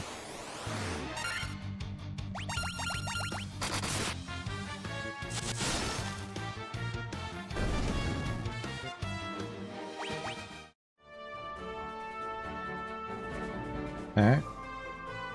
So that wasn't it. The reason I'm sort of walking around on foot is in case it's another situation like with the airship, where I have to walk into a zone, it triggers a cutscene, and I get the next part of the game. But that seems to have not been the case there. Alright, let's try this desert and this forest.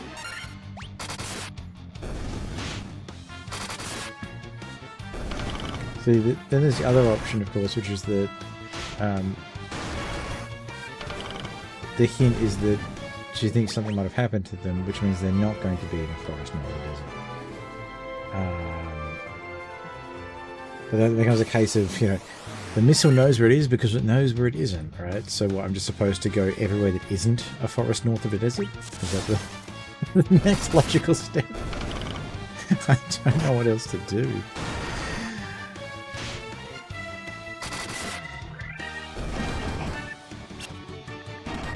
That's wild. The game is giving me hints, and the hints are not helpful. It's like, cool, I've got a couple of breadcrumbs, and I can't follow them because I actually don't understand what the game expects me to do with the hints.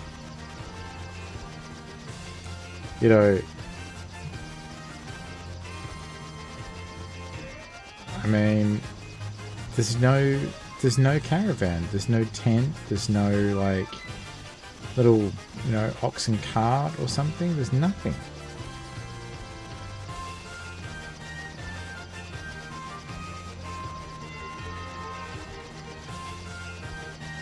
All I know is that they apparently arrived over here.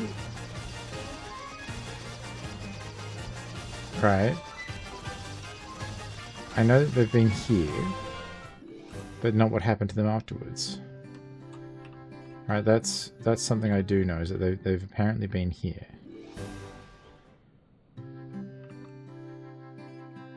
Right? They stole the,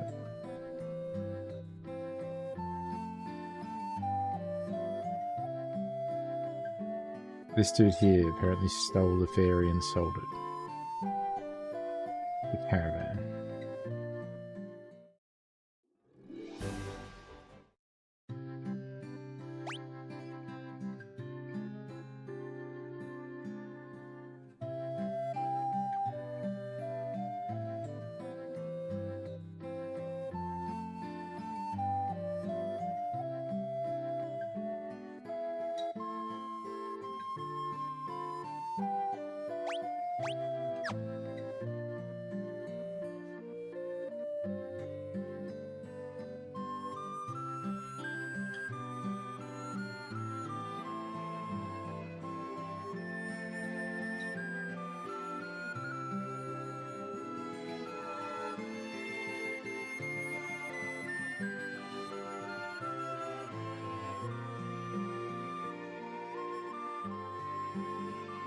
I do not know what to do.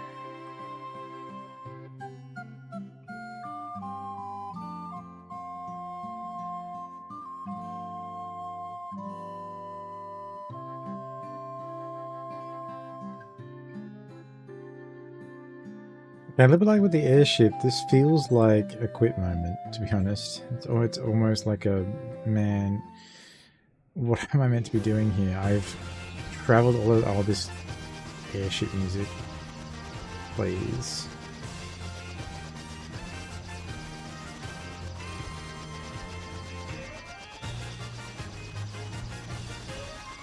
I like the game, I just don't like this sort of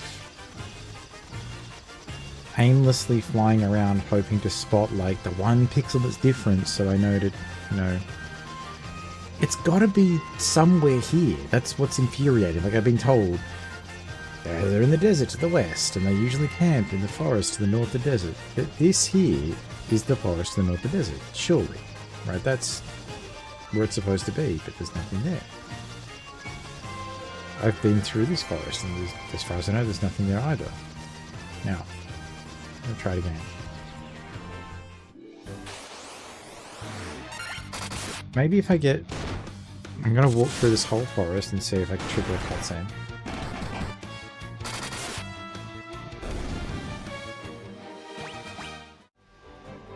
I must have triggered some sort of mob level update or something, because I'm fighting those Beretta things constantly now.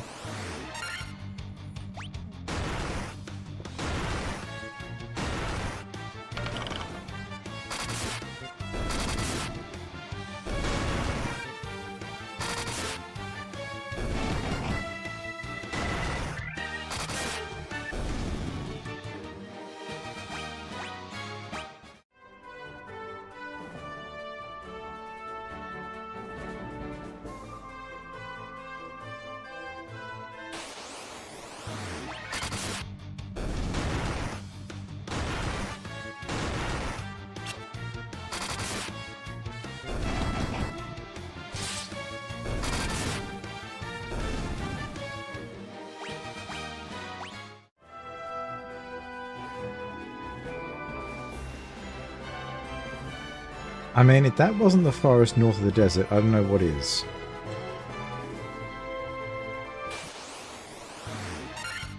And you know what? I'll even go for the bonus round of going through the forest to the south of the desert. Just in case it's, you know... she's directionally challenged and thinks that this is north.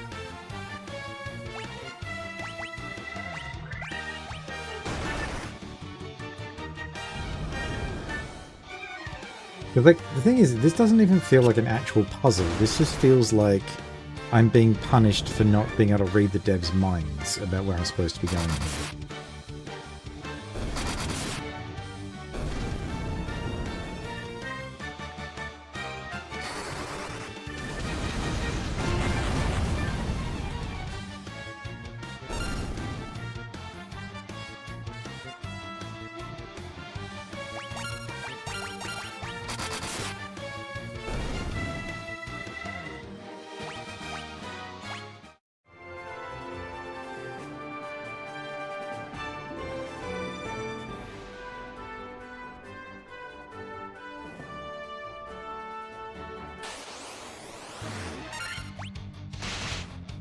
I just realised that I probably can't get back to the airship from here. I'm going to have to walk all the way back around again.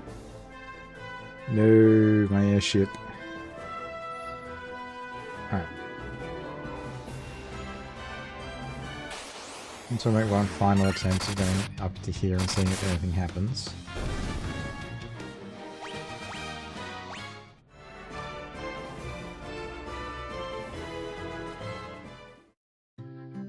You fuckers.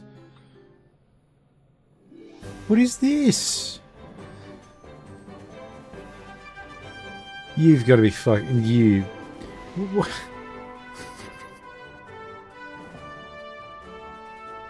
Am I going blind? Is there anything there that would indicate that that's something? Am I crazy?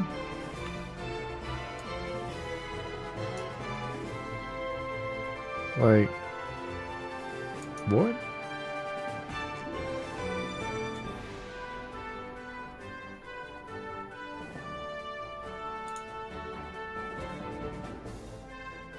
What the hell, game?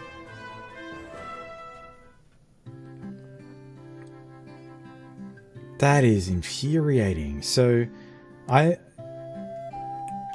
if I hadn't wandered into the middle of that patch of sand, which, by the way, I guess I said near the forest in the north of the desert, but come on now, like, I mean, maybe somebody out there made that leap of logic. I don't know.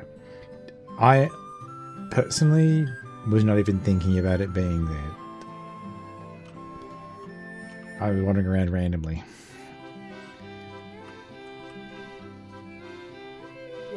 At least put a sprite there, something to let me know that I need to be there.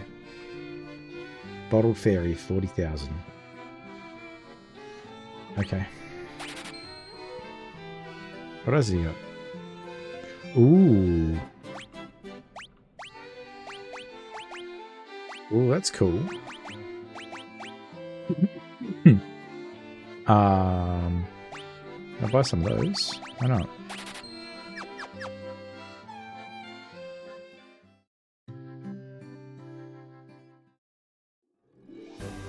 Alright, well, we got the ferry.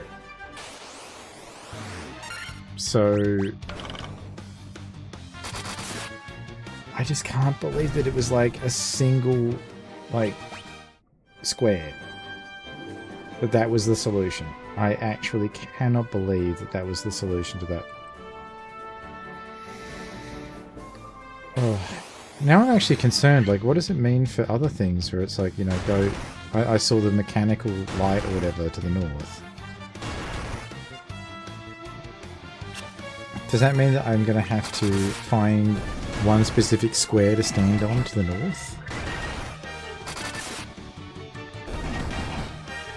If I had to hazard a guess, it's going to be in the middle of the, like, lake above the waterfall.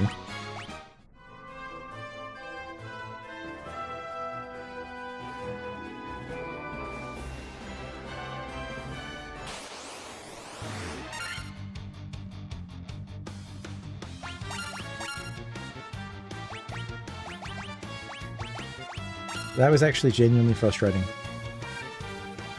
I have to say.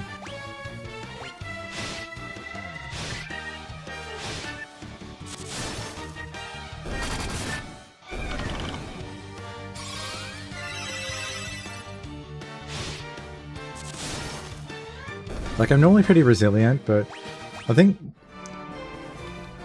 things that won't get me down is like a difficult fight in a game. I won't get annoyed by that. I won't get annoyed even by,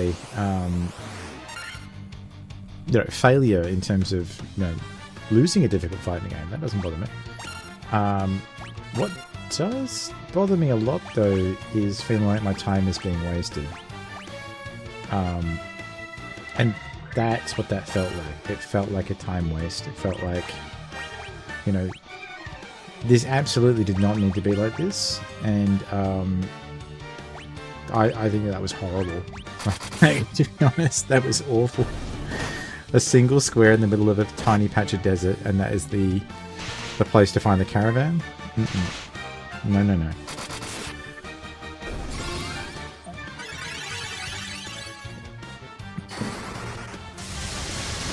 Like, they've clearly got a tent sprite because it was used inside the map.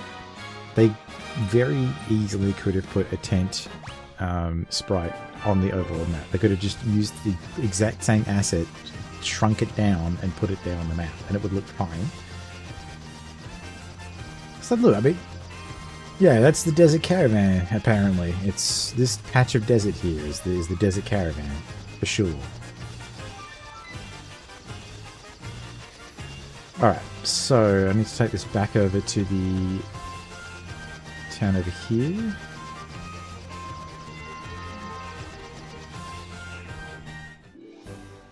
Alright, so 40,000 gil to rescue the ferry. And, ooh, cutscene.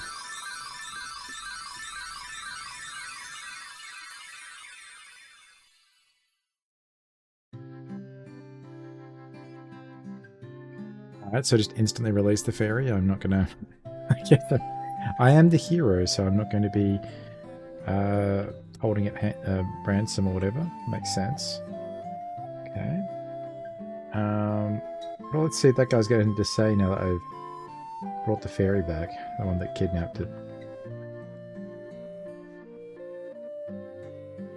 Stop, asshole. What are you going to say? No. Nothing. Alright. So, go to the lake. There is at the lake. Very good. Oh, you're the ones who rescued me from that bottle. I'm sorry about running away. I was so scared. I'll get you some oxy ale from the bottom of the spring to make up for it, okay? That sounds really good. Get me the oxy ale. Awesome. Oxy ale. Sounds like laundry detergent.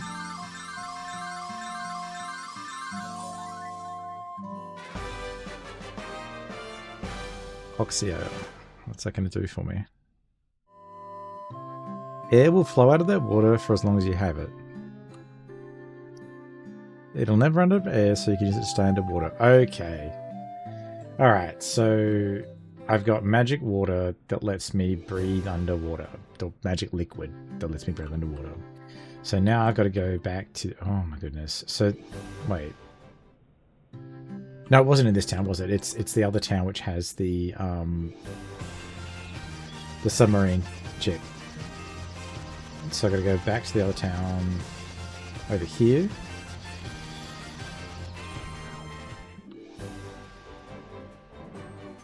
Now what's weird is that there was the breadcrumb from here regarding somebody's like father that was supposed to be with that caravan, and I didn't see anything about that at the caravan. There wasn't even, as far as I could tell anyway. The only building I could go into was the main tent, so I'm not sure about that one. Alright, I'm going to rest the inn, and then I'll go and see what I can do with that submarine. Presumably that's going to let me go to these sunken ruins.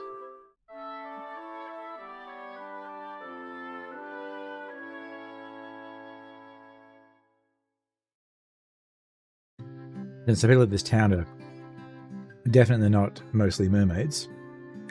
I'm sure I won't be seeing any of them there. Alright, you. You have oxy ale. Yes, I do. You're the ones we've been waiting for. I doubt it, but sure. Please save the mermaids.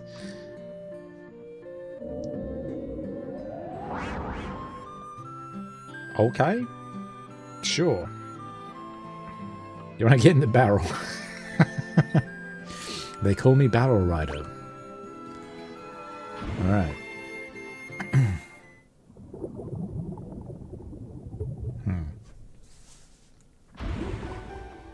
Okay, sure. Sunken Shrine, 3rd floor, so... Wow, okay, this place is massive.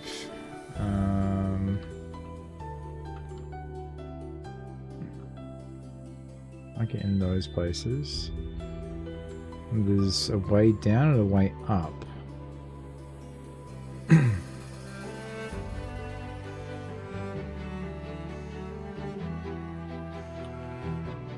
This is interesting. Okay, so it's giving me a choice. So can I go up or down? I think going down here makes the most sense. I'm just going to auto-attack this and just see how strong it is. Okay. So like most foes in this game, it dies to 500 damage.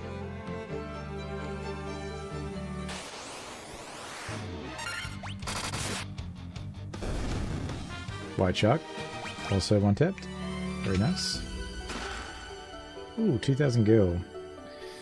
Yeah, like I'm almost flat broke after buying all those spells and the fairy.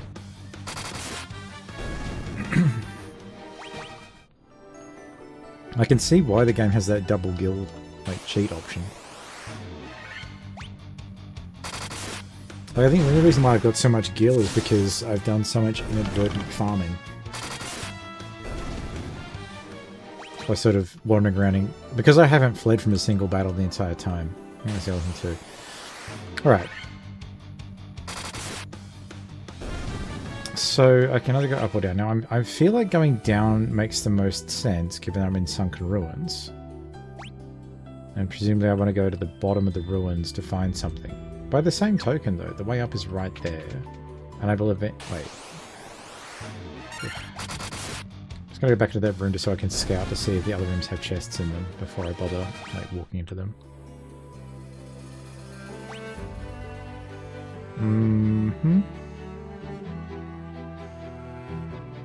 Okay, so there's a chest in the room over there. Alright, I'm gonna go up, I think. So I feel like the solution is going to be down. Okay. Yeah, this place is massive. Alright, so, but hang on. So, no, I should go down first because I know for a fact that there are 2 floors above this one at minimum. Whereas, going down, there probably won't be as many. Well, I think the deepest one I've been into had 4 floors, so I want to say. I'm sure I already checked for where the chests were. Like, why am I even looking in that room? Alright.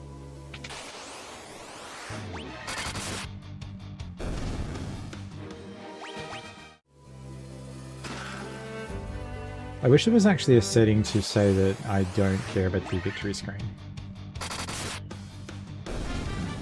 Like, just auto-skipping that would be really nice.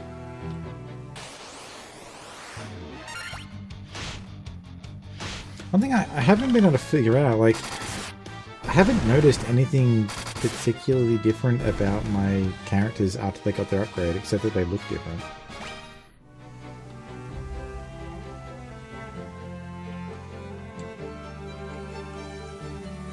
Alright. Okay.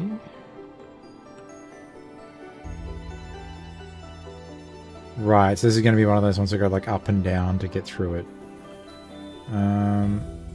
That's the way down over there. So they're going to go up here, then I must have to find a way down again, and then across and go further down into it. Alright. That all makes sense. Let's keep going. I'm so glad to finally have a direction to go in that's like obvious. It's like, okay, yep, just keep going down to the bottom of these ruins.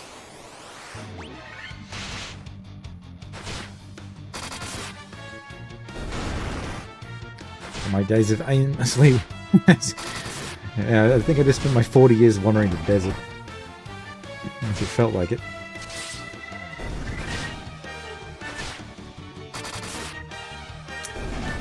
Alright. So Scorpion's done. Just gotta remember to antidote my white mage.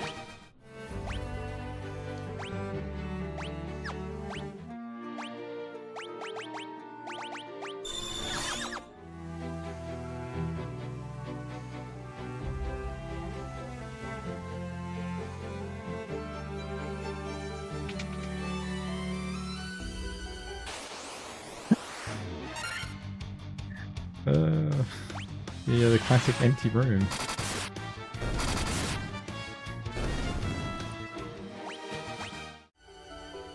I'm learning to expect it from this game that I'm just going to find rooms that are just completely empty.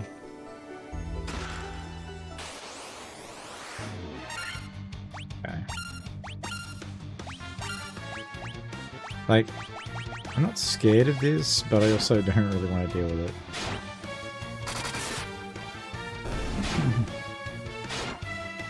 The Thundergust should kill everything here, I think. They're only Sargans. So maybe the Prince might live it, I don't know. Nope. Nice.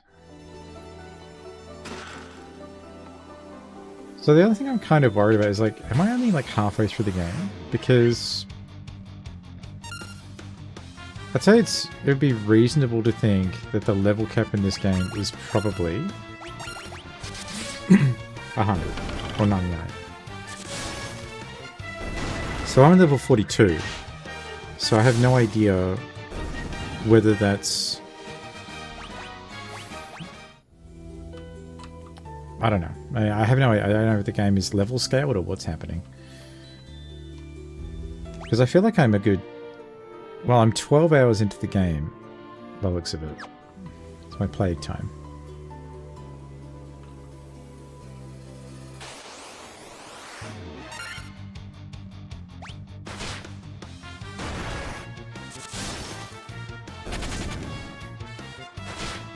As I recall, the time to beat was something like 20 hours of playtime. So I should be a bit more than halfway through the game.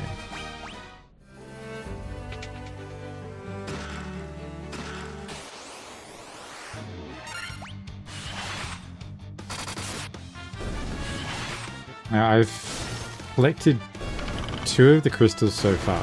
I've restored 2 of them so far. So I did the fire and the earth.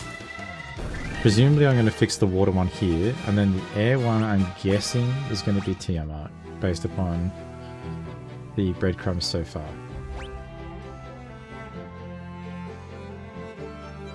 Okay, so I'll go across and get that room and pick up the other 2. Let me just double check, or even go over there. Yes, so there's chests in all of them. Alright.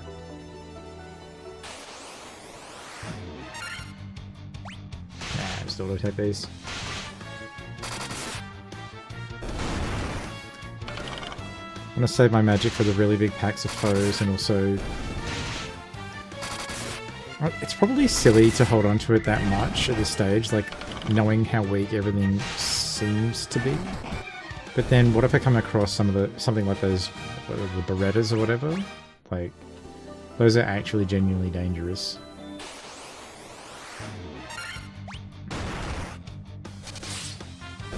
I'm just kind of paranoid that I'm gonna, like, what if I get to the bottom of this dungeon and it turns out it's just full of things that do, like, you know, 180 damage a hit.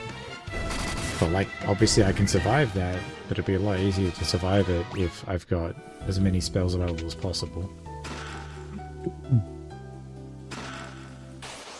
Because let's say I need to use my ethers on my white mage, I don't want to have to waste an ether on my black mage. I will go ahead, I think, here, and I'll use a heal arrow.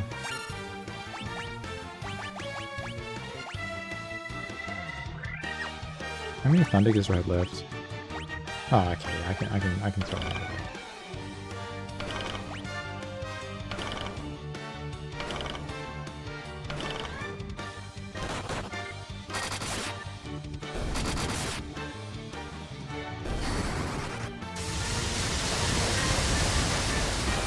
Yeah, that'll do it.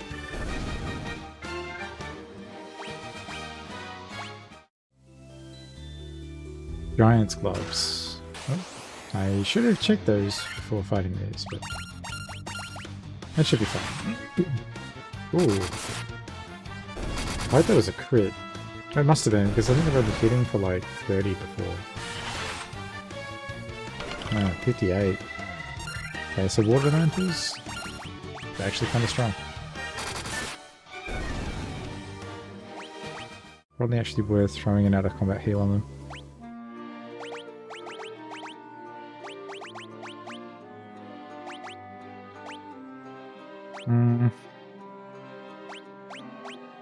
Just do Hilara.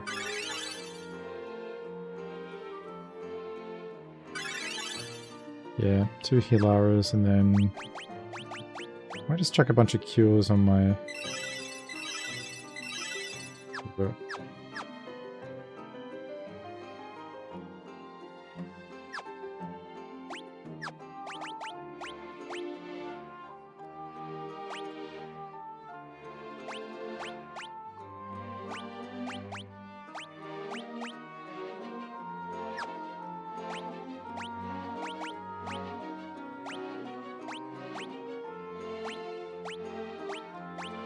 Right, so it's the same as Mithra? Gloves that cast Saber when used. Gloves that cast Thundara when used.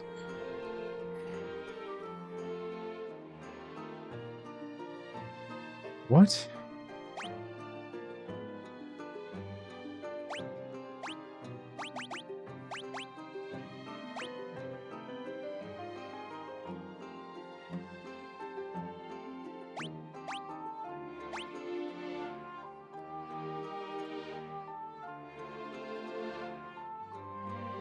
Am I missing something here? Is there some sort of... A ring that guards against instant death. Okay, so that's what the Protect Ring does. I remember that I had another... I got like stuff that's like effective against different foes.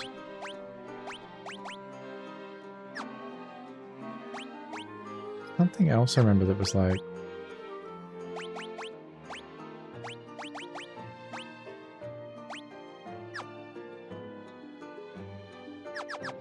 It was like a staff that cast heal or something when it was used.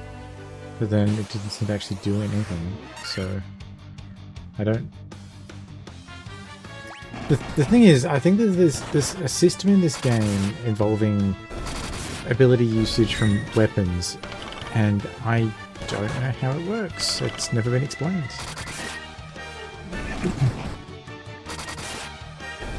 I thought it might be on hit. I remember trying that out with the staff and discovering it did nothing. So I just kind of gave up. It's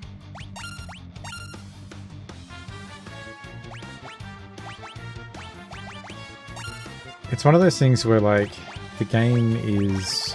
The combat in the game is easy enough that I don't need something like that. So...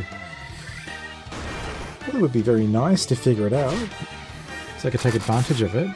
But there's also the chance that the way that actually works is it's for one of the other classes that I'm not playing.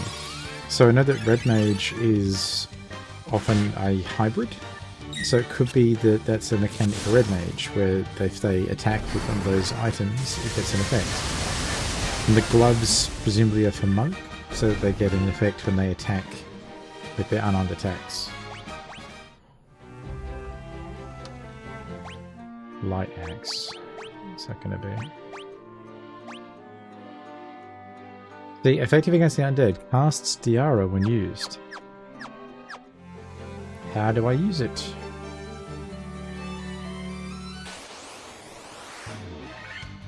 Might sound like a stupid question, but like...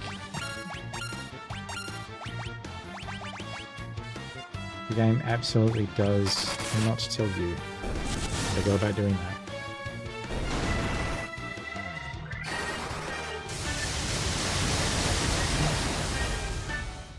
At the very least, the Black Match to take care of most things. 7k ribbon. So I gave a ribbon to Northbound Co. Guards against elemental attacks and status effects. Yeah, so it does the exact thing that it does in every other, like, Final Fantasy.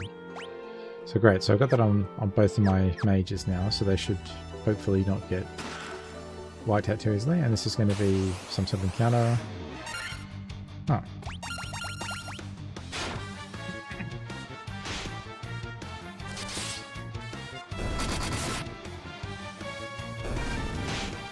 A whole lot of who cares.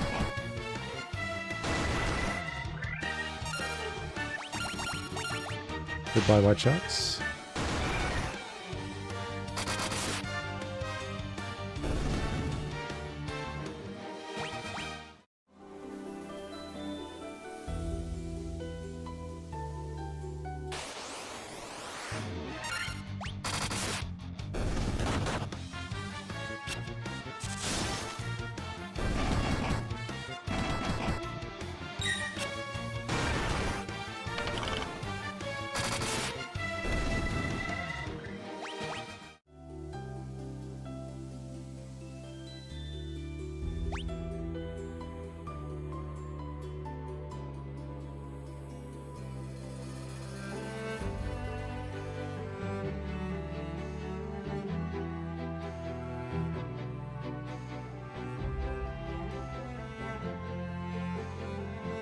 Alright, so that giant room there looks like it's going to be something important.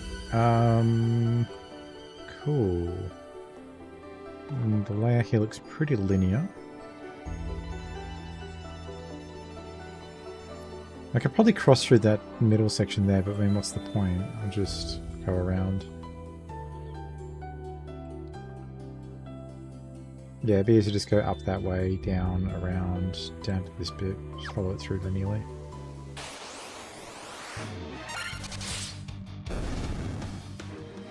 More encounters like that, please. Just a single sea troll. That sounds really good.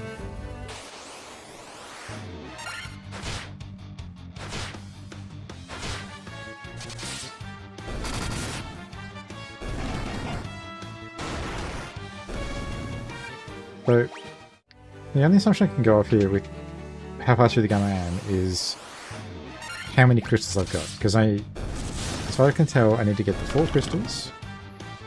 And then I assume that once I've got the 4 crystals, there's going to be something to do with the Temple of Chaos, because that still has a bunch of chests in it that I haven't cleared. And I think there's been some breadcrumbs about the Temple of Chaos, so I assume that's where I'm going after I got the 4 crystals. Hopefully that's going to be the final boss, is in the Temple of Chaos. So I'm thinking after I've got the water crystal, that should put me at 3/4 of the way through the game. I should have checked... What a bait. I should have checked the rooms.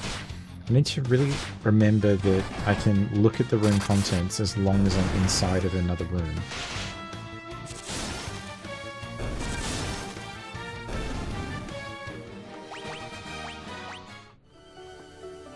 Alright.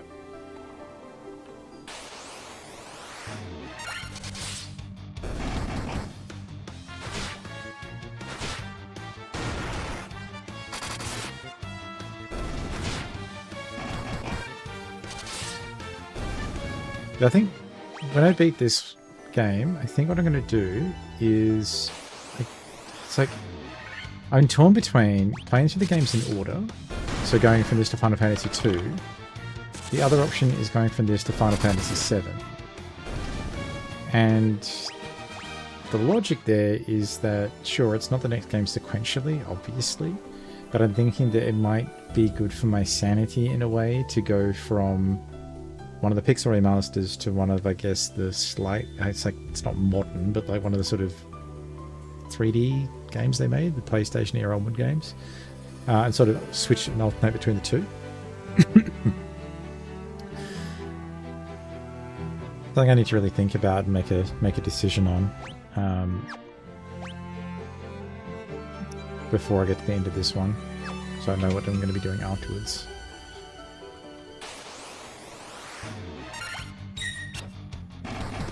Because the truth is that, like, if Final Fantasy II has the kind of frustration that this game had with the airship, I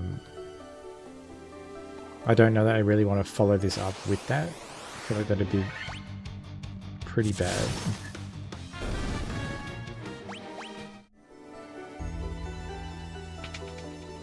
Between the airship and even the... I mean, that giant room with just nothing in it. Like, what was that? It looks like it's going to be something. It is just a giant empty room.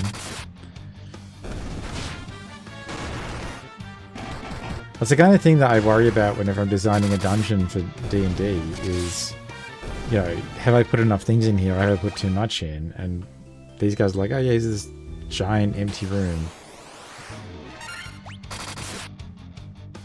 I guess maybe I'm supposed to use my imagination to think about what it might have been for. I might have another look at it and see. Maybe there's something cool about the environment. But it does feel like kind of weird waste of space. Have a look. Yeah, it's just a giant empty room with some inaccessible parts. Alright. Time for boss. I should definitely heal up everybody first though, so I'll go ahead and use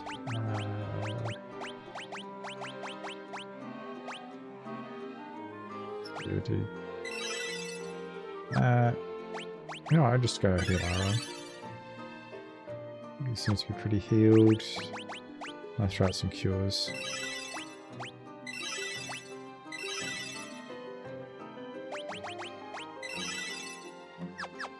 Cool. You humans do impress. I would not have thought to see you here.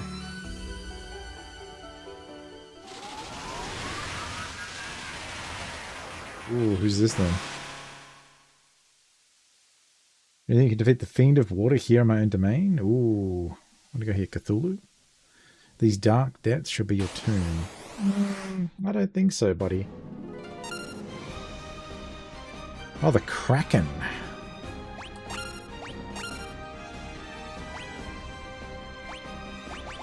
Go ahead and invis... Alright. Invis... Is it Invisra? Or null all. I think we'll go null all. That's a single target. Okay. Invisra. Razor evasion. And yeah, I'll just banish him to another dimension. That seems... Surely that's going to work against the boss. Ink. Okay, so that's probably a blind. Oh, I should have hasted.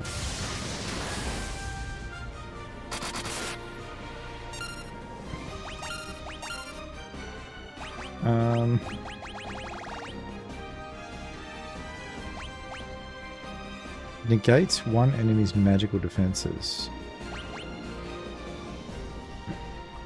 I'm going to see what that does, and let's go ahead and give haste to the knight.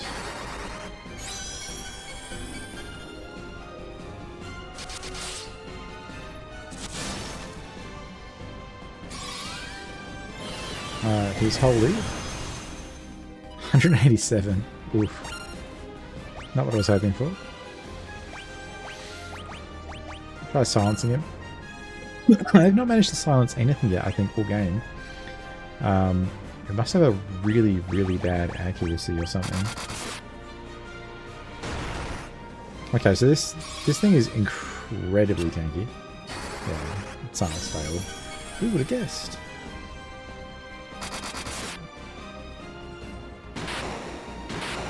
Just let's say it's really tanky, it's already dead. So it had like maybe just over 1,000 health? See you, buddy.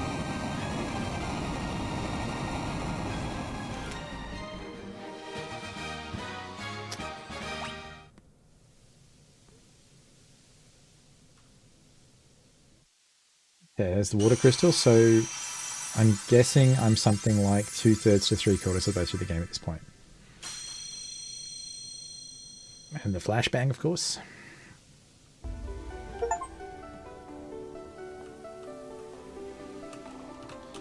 Alright. Leave, yes. Now, I do know that I can go up in the water temple. So I kind of want to do that. First, I'm going to go back in here and see what new dialogue I've got from this town. Now that I've done that. Okay. I still can't catch any fish. I would have thought that maybe that might have been helped, but I guess not. Alright, let's see. Damn way. Oh, okay. What? Maybe the fairy will say something to me. I need a hint about where to go to fight Tiamat. So I got the thing from the golem.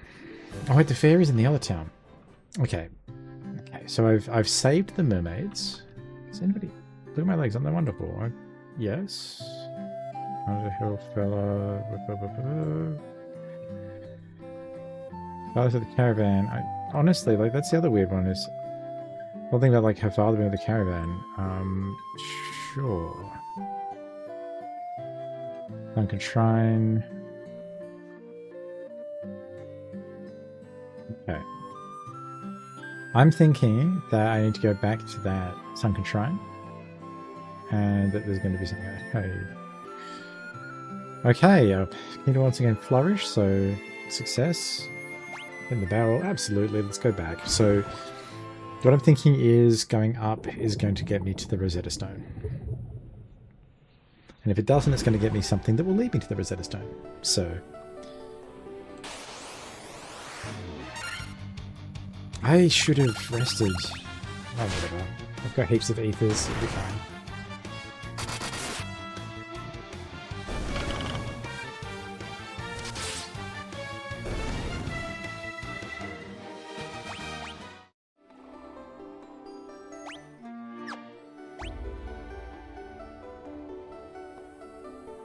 I'm going to save the game here, and I'll be back in a minute.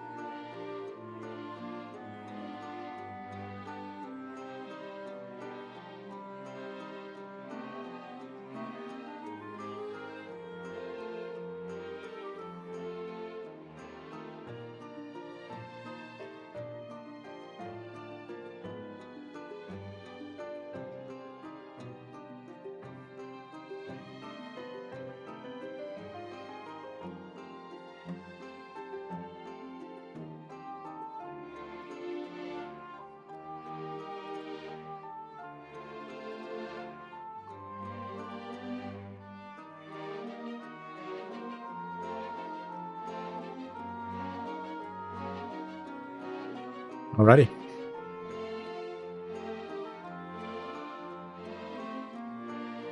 Get comfy and get back to some Final Fantasy.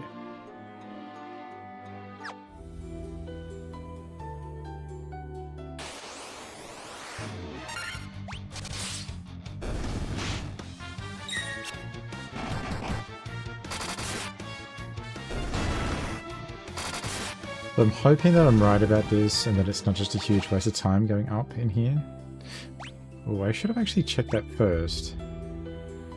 Wow, okay. I haven't even found half the chests in here. Okay then.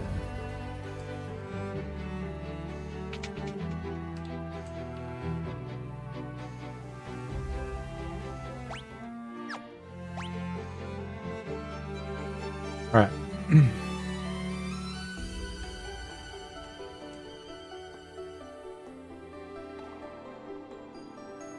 Yeah, no wonder. What the heck? Okay. So I have to loop all the way around. Oh, let's go ahead and see where the chests actually are. So there's one in that room. There is one up there. Okay. So there's one in everything apart from this room. That'd be about right. Okay, dude. So, I guess I'll just work my way around sort of counterclockwise.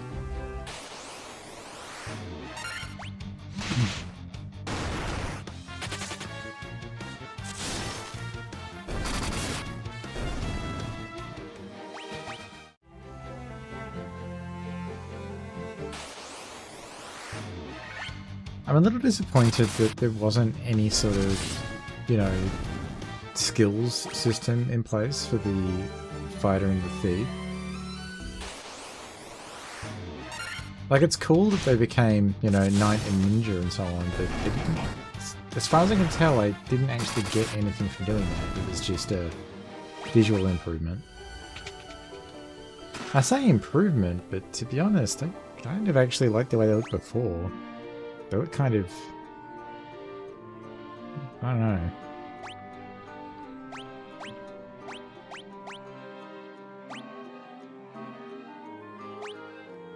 Yeah, there we go. Diamond armor. So I know the flame mail protects against ice, but like, who cares?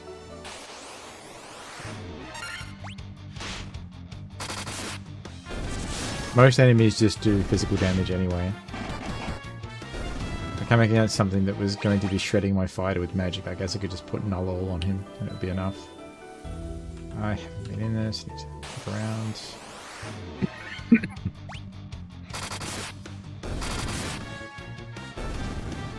Yeah, what I was hoping for was something like a size up or something for the fighter, so I could,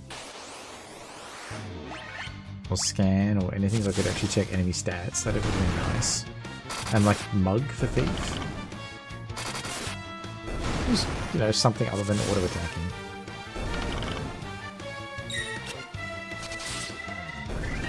Like, this game really reminds me so much of D&D, where the martial classes, it's like, well, what else would you want to do apart from hit it with the sword?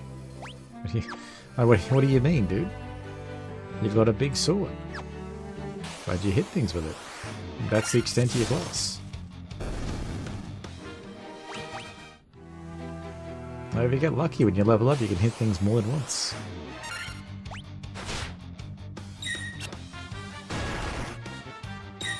When you look at everything that the spellcasters get to do, and sure, like, you know, that comes with its own drawbacks, but I mean, in comparison, but my main damage dealers are absolutely the fighter and the thief. They absolutely are carrying the crew for that, and then I've got the mages there to deal with, you know, AoE.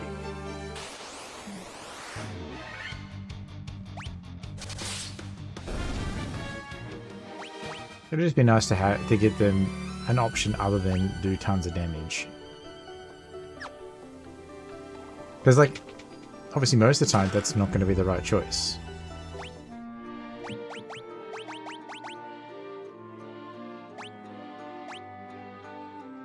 Alright, so what does Mage's staff do? Oh, it's for Black Mage.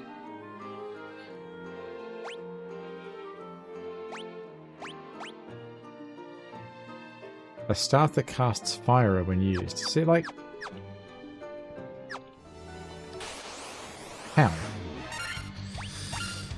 And this is one of those times that I'll have to actually cast some magic. You know what? I'm going to try Blizzaga on these guys. They are kind of weak. Maybe this will be enough.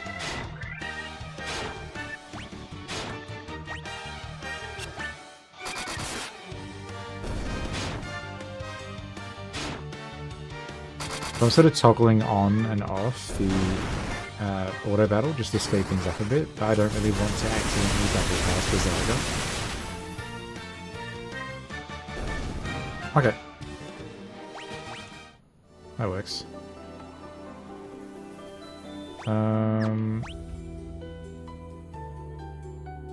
I can get to it by hooking around this way, that's fine.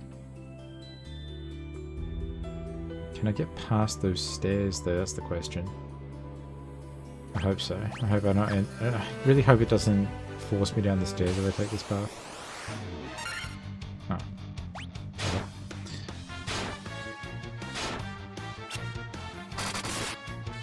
Okay. Auto attack it is.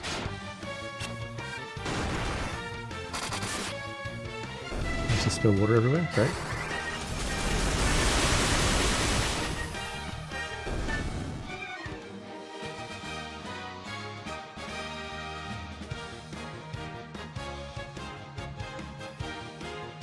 Most of it in my hands, so it's not too bad. And you know, could be worse, could have been coffee.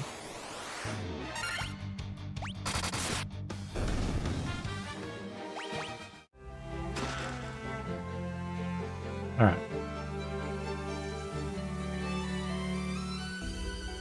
What the heck is this? This looks like my Terraria housing solutions, or like RimWorld or something. Little commie block houses for my shopkeepers to live in. What are you? Oh, my prayer's been answered.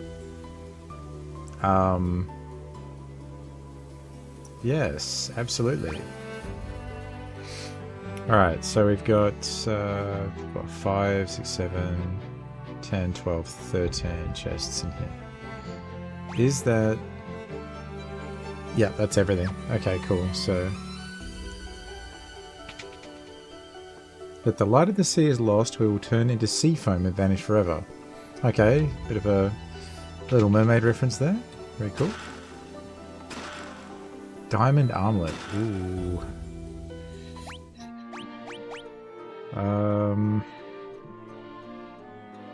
I think I'm gonna... Can I put that on my... Yeah. I want to put that on the white mage, just to try and keep them alive a bit longer. Okay. One of our friends went to see the world above and hasn't returned. I wonder what she's doing now. I do hope she's alright. I feel like that was the one that gave me the submarine.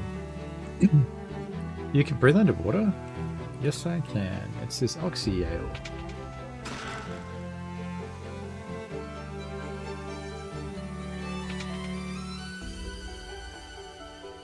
Thank you so much. Now the beauty of the stretch of the sea, once new, will surely return. So, these guys actually, they are in fact living in the exact same kind of like tiny housing I build for my NPCs in Terraria. Oh, what was that? Are those the crystals the legends speak of? Just who are you? Well, if you know the legends, then you would probably know about the Warriors of Light. So... If the light of the sea is not restored, we will vanish as foam on the waves. Yep. I heard that one before. 10,000 girls. So I've well and truly been reimbursed for buying back that ferry at this point. 5,000 girl. Nice, nice. You gotta save yourself. While the Fiend of Water lives, the light of the sea grows ever darker. That's a good thing I've already killed him. This is the uppermost level of the shrine. The Kraken, the Fiend of Water, nests on its lowest level. Okay, well, we've already taken care of that problem. The Mirage Tower stands in the desert to the east of the continent. Ooh, here we go. I saw someone go into the tower. I heard the most lovely chiming sound.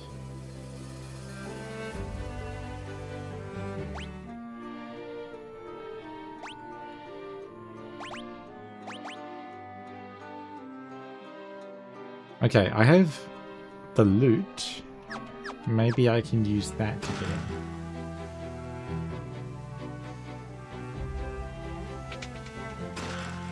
Diamond shield. Don't mind if I do. Let's go ahead and put that on. Oh, 72 defense. Damn, okay. I gotta go around the back of that again, that one.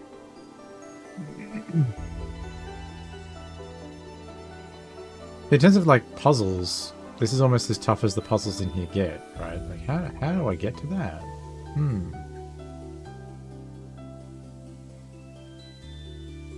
That is actually a good question. How do I get to that? What the heck?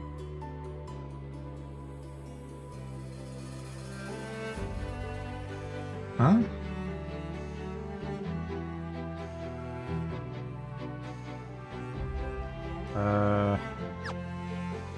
Hold up.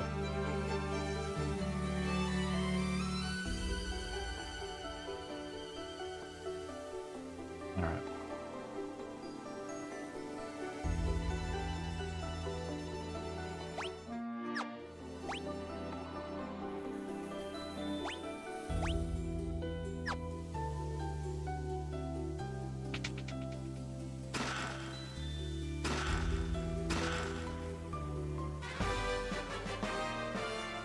There it is, the Rosetta Stone. We got it. Alright.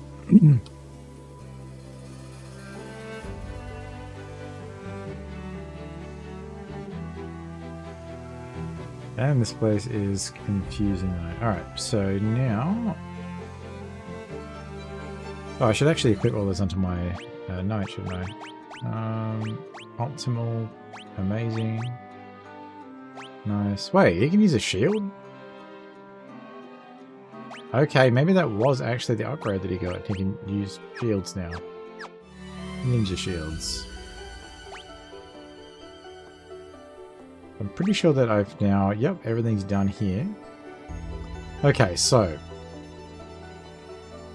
We got our big hint there that the Mirage Tower can be entered using chiming sounds. We got the Rosetta Stone. I think I need to go back and speak to that guy's well, I need to go and speak to that guy, find out where his brother is, because presumably now he's going to tell me. If not... Because, like, the Rosetta Stone by itself... Well, unless that just by itself, it happens to be a Rosetta Stone for the language that my character understands.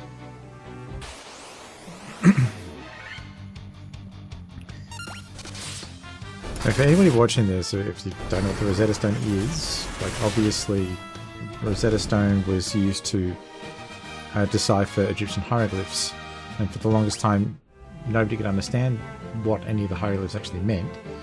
And the Rosetta Stone was, I think it was being used as part of a wall. It was sort of the old recovered masonry or whatever. And what they found, I believe it was hieroglyphs with Greek, like ancient Greek translations of what the hieroglyphs meant next to them.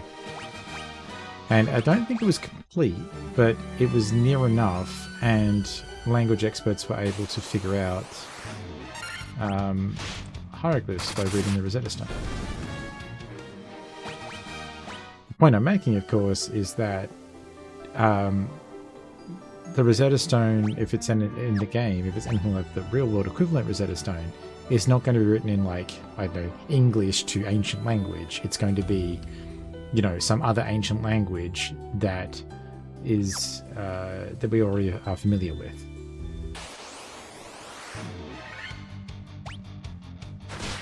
Well, I think, if I recall correctly from the story of the Rosetta Stone, like it was just complete chance that somebody that understood what the markings on it meant happened to see the thing, and otherwise it would have just been used for, you know, construction or possibly completely destroyed.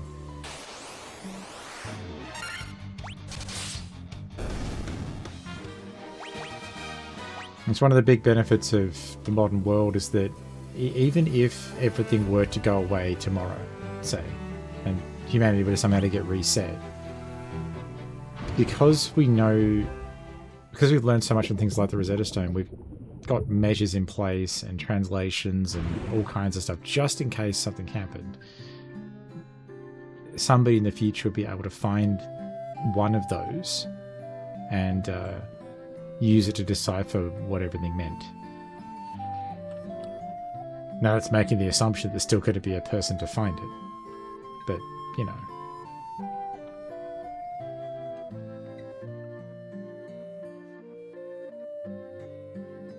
Okay, so let's go and talk to this guy over here. Because he was saying he needed the Rosetta Stone. You have the Rosetta Stone. Oh, yeah, okay. You must take my brother immediately. Where is he? It doesn't tell me where he is. It just says I've got to go to him. Oh, that's great. I don't know where Une is. Is he in this village somewhere or is he somewhere else? Oh no.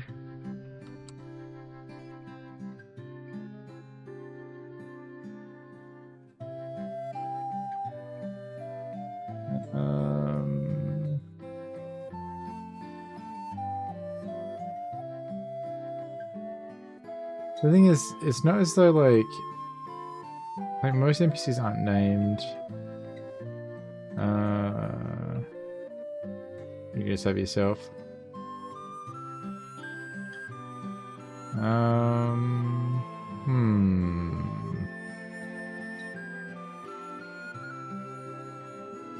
Well, that's annoying. How are you, buddy?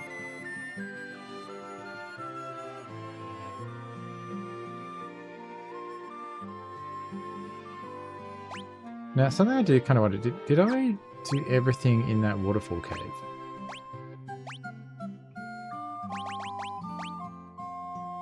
Yes.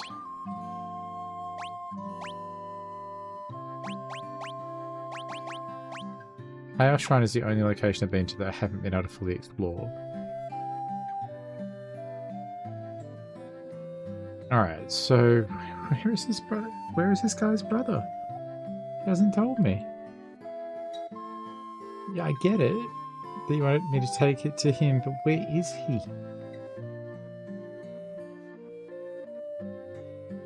That is not helpful. Alright, let's go back to the airship.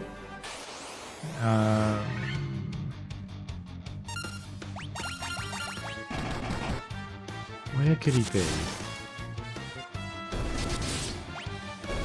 Okay. Let's think through this. Is he... Okay, so the brother could be in the town. Okay, so the wild thing is like... I'm aware that there's something here. And it's probably...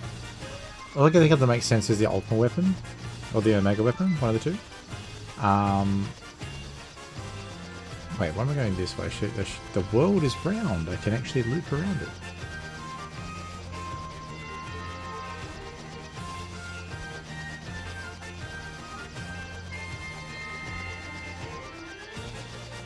Okay. I want to see if there's anything new from the fairy or if she's just still going on about Oxyale.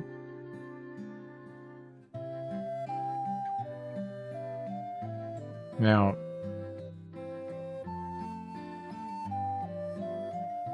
I'm just going to have a look through this town to see if his brother is somewhere in this town.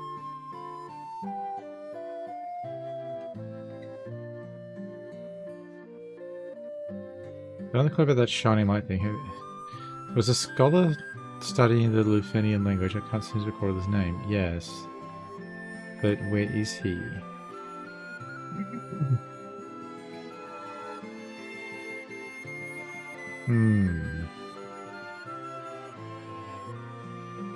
Indeed. No roundabout. Yeah, okay. So she's just still yammering about the Oxyale. And I've talked to every NPC in this town and none of them are that guy's brother. I thought this guy might be because it looks like him, but apparently not.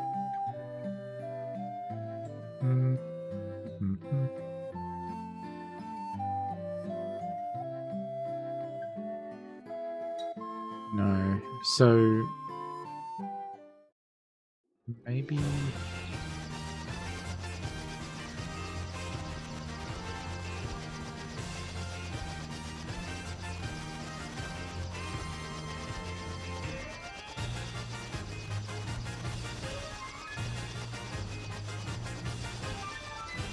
we're shining light to the west.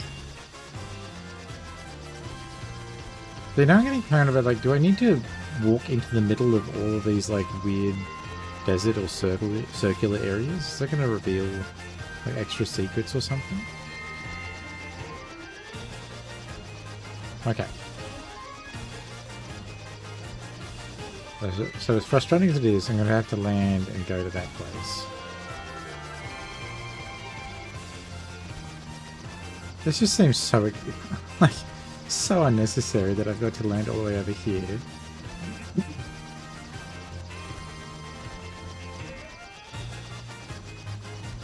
And nowhere closer at all. It's not. No.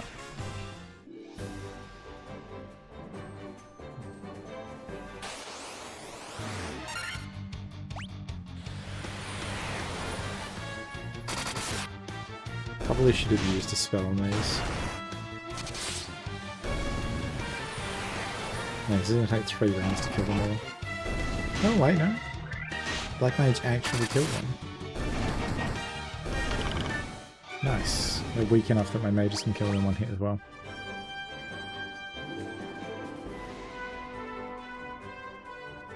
So maybe he's going to be in this town somewhere. But he wasn't... Okay, he wasn't there the last time, but that doesn't mean he'll be there now. Right?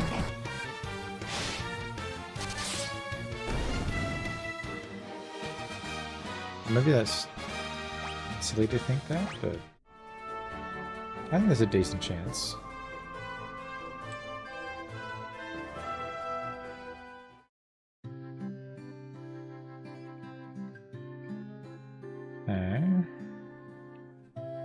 We're looking for somebody that doesn't look like one of those guys. So everybody here is wearing the same gear.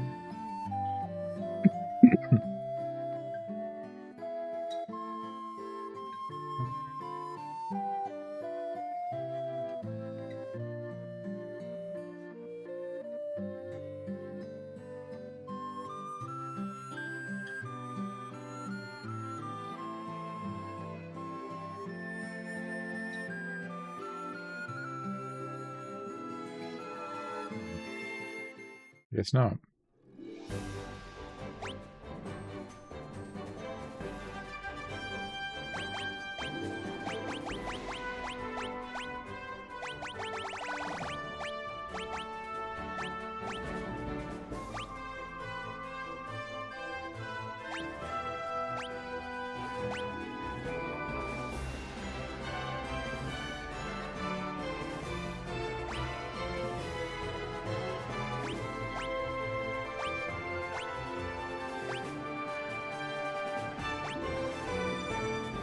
Maybe there was another building at the caravan that I had to go into.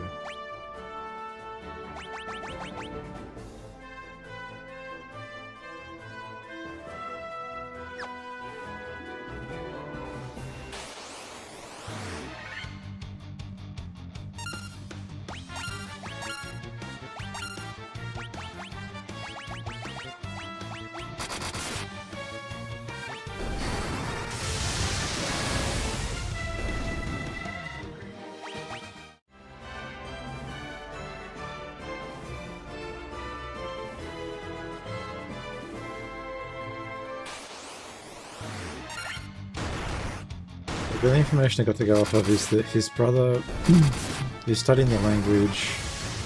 That's it. I don't know where he is. I've got to mention that he was presumably in that town to the north, but he's not there anymore. And he's not in the other place. The thing is, if the loot was the solution, surely it would have worked before getting that hint. But it takes like 2 seconds to check, so it's... I say that, I've got to deal with these things on the way there, but...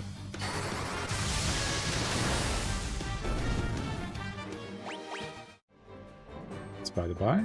Alright.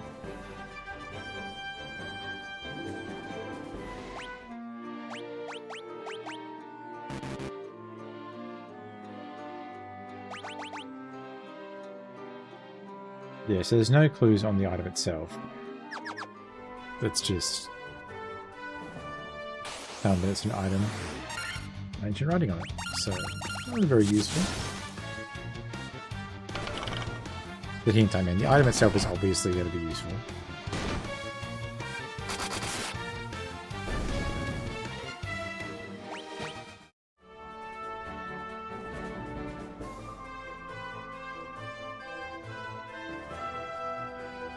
Oh, hey man, how's it going? I hate this part. Yeah. Like, I'm enjoying the game, but there's just...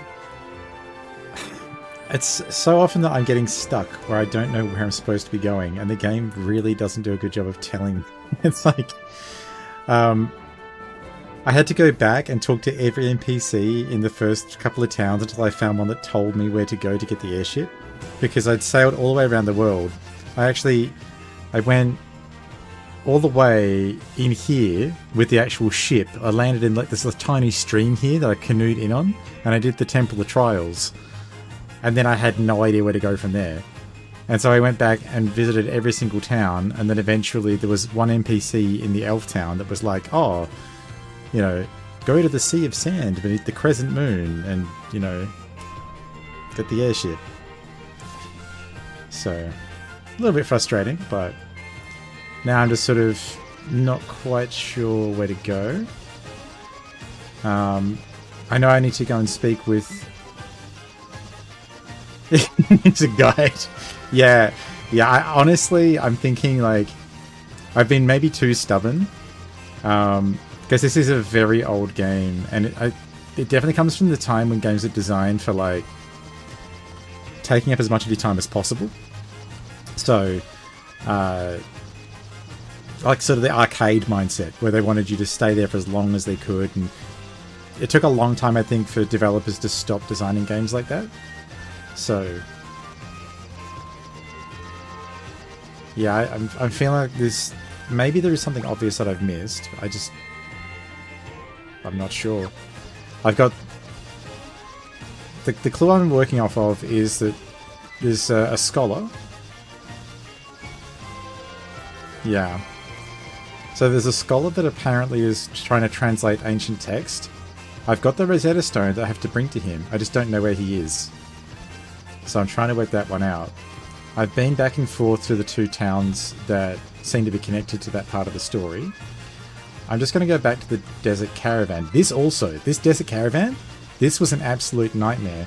I went back and forth to all these forests so many times and couldn't find it. And then I was sort of walking around there in absolute frustration, and randomly walked onto the spot where it actually is.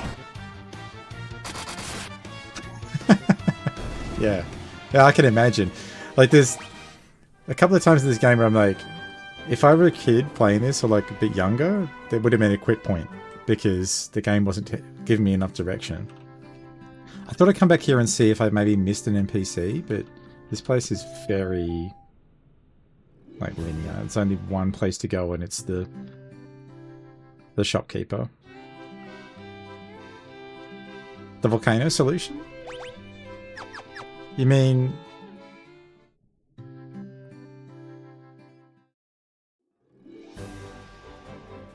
I don't remember, like, the, I don't remember having any trouble with the volcano.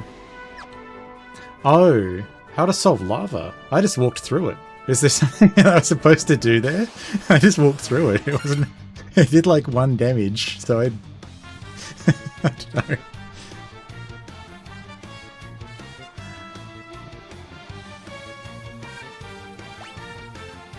Yeah. Okay. Yeah, it's definitely a solution.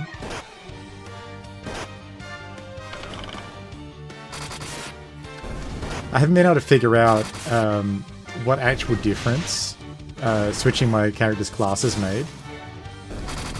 So I went and spoke to Baham, and he's like, "Oh, congratulations on finding a rat's tail," and he changed my costumes, but I don't actually know what that did for me.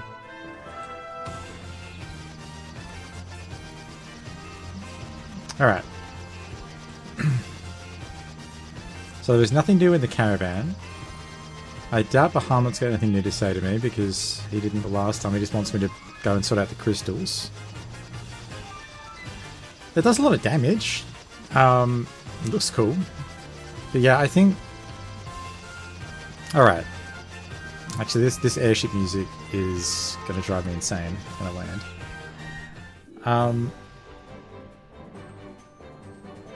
So let's say the definition of madness is doing the same thing over and over again. But I'm going to try going back to this town, and I'm going to see if maybe there's something in here that points me to where this guy's brother is. So as far as I know, I've spoken to everybody in the town a couple of times. We're going to go back through it again. I'm going to see if there's something in here that tells me where his brother is.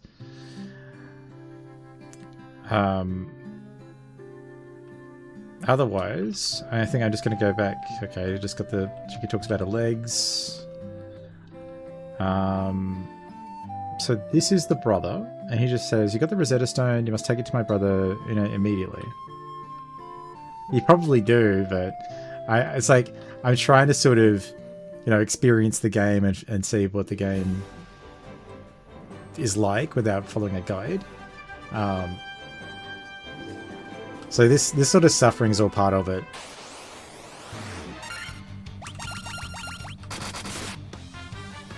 Yeah, it's just part of the deal. Like, I might sort of complain a little bit about not being able to find it, but by the same token, when you do eventually find the solution, you reckon I'll be shocked where he is. I mean, at this point, all I can think of is... You know what? I'm going to go to the elf place. I'm going to go to the elf place, and I'm going to go to the place where the 12 sages were. Because maybe one of them will give me a clue.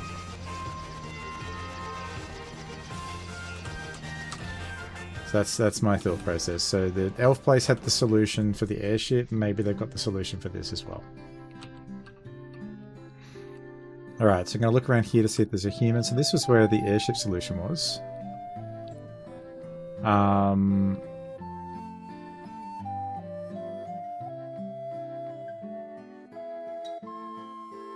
Yeah, the levy stone. Okay. So... 12 sages are scary. I don't know about that. It was a bit weird, like, sort of walking into that, like, area and there's just a bunch of... You know, the sages just sort of standing in a circle there. Alright. Come to the castle here and see if there's something in here.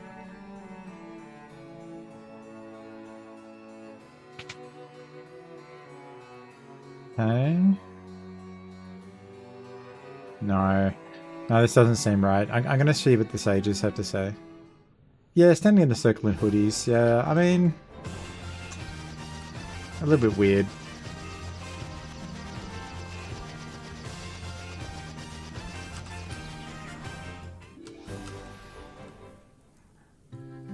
Though I say, like, really all I can do is sort of go back to the previous towns to see if there's a hint that I've missed that points me in the direction that I need to go. Been up the levy's over 10 years, the Cave of the North looks promising. Okay, there's the hint for the levy stone.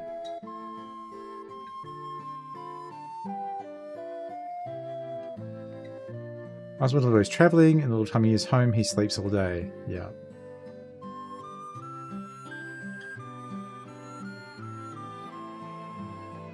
Yeah, it looks really nice. Alright. On the Khan, I see a cycle of wrath. Yup. Water, earth, fire, four forces make up the world. Okay. Yeah, so I think I actually need to bring all the crystals. It's not... None of these guys are giving me anything I haven't seen before. Defeat the fiends here... Wait, hang on. What? The source of the four forces are the altars scattered throughout the world. Defeat the fiends, lift up the crystal. The crystals... Okay.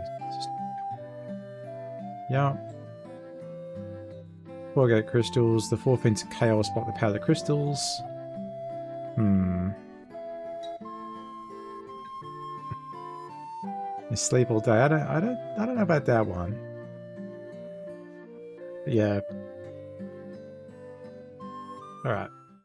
So it wasn't there. Ooh. So I'm thinking... he's got to be in a town. So he's probably in a place I've already been to.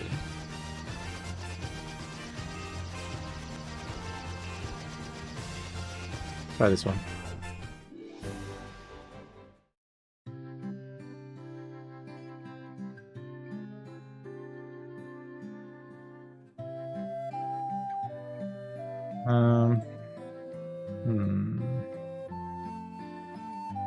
Yeah.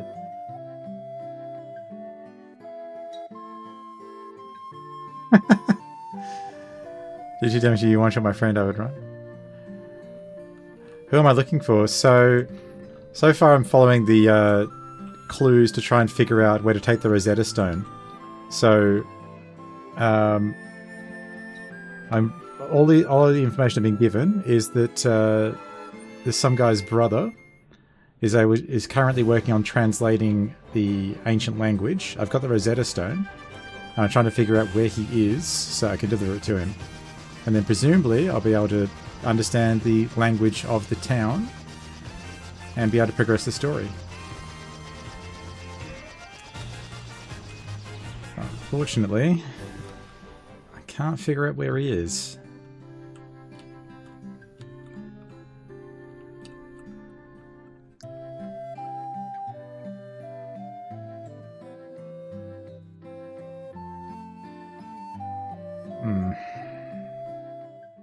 I figured he might be in one of the earlier towns or something like that, but so far it's looking like a no. He's definitely not in here. That wouldn't make any sense. Alright.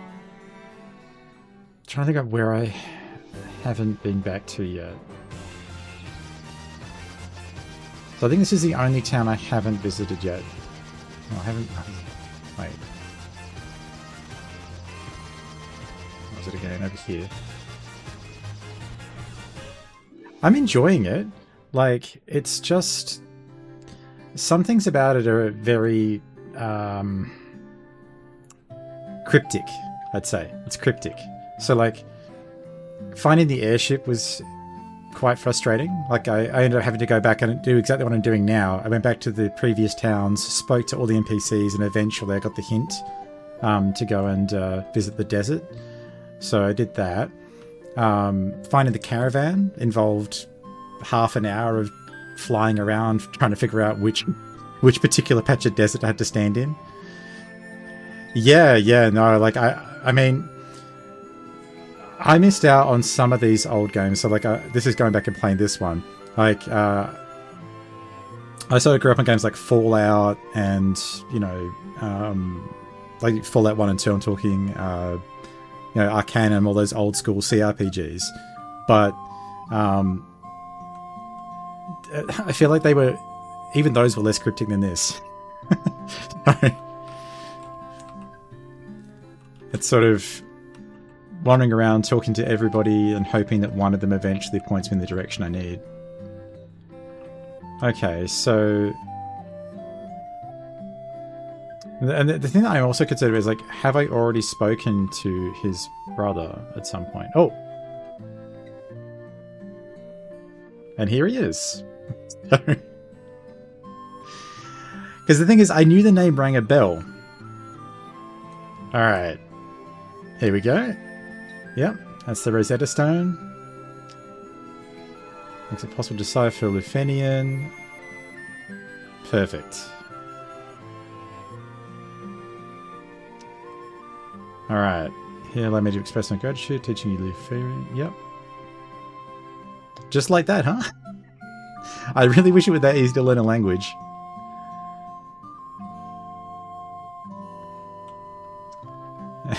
Okay. I guess that my fighter is 200 IQ genius. You know, just instantly learns a new language. Alright. So I should be able to just go back over to that town and actually be able to speak to them now. This is the other thing. Yep, that's it. I remember it. Yep, I had the exact same thing. That's actually something I thought about for this, is I probably should have opened up a Notepad++ or something and kept some notes while I was playing. Because if I put it down for a couple of days and come back to it, it's sort of like, man, where was I? What was I meant to be doing? Yeah, I remember all the manuals used to have those notes pages at the back that you could fill out as you were playing the game.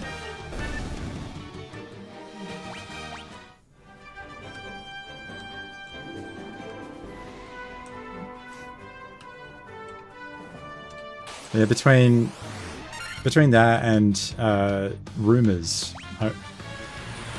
I feel like that's probably something that doesn't happen anymore, or just complete fabricated rumors for video games, where it's like, I think the most famous one was for Pokemon.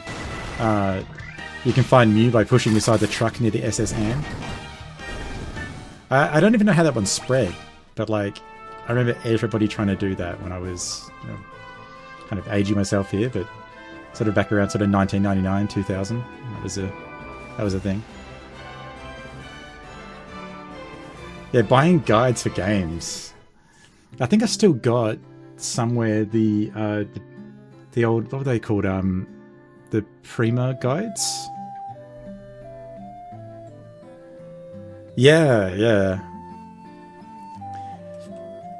Yeah, I didn't have a NES growing up, so I didn't get to play these like kind of games. It's funny, like, everybody else had the console, because the console was like, I don't know, maybe it was a cheaper option or had games, so parents bought it for their kids. I didn't get anything like that. My parents had a computer they're doing work on, and I got to play sort of video games on a PC from a very early age. So I had a completely different set of games I played through. So like I was playing, Warcraft 1, Diablo 1, that kind of thing. And everybody else was playing Mario Kart and Final Fantasy. Alright, so now I can speak to these guys. What I've got to say. So, they're the descendants of the race that once lived among the clouds, the Sky People. You use a vessel called an airship. It was built by one of our ancestors, a man by the name of Sid. See, this is what I was thinking. When I got the Levy Stone, I thought I had to find... I was thinking, okay, it's going to be Sid. Right, that's a staple of Final Fantasy. Sid is going to build me an airship with the Levy Stone.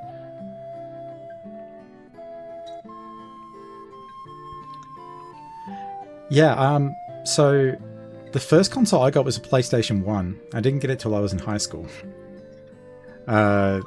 So, yeah, I think... So my first Final Fantasy game was Final Fantasy VIII. Which is kind of a weird one to start the series with.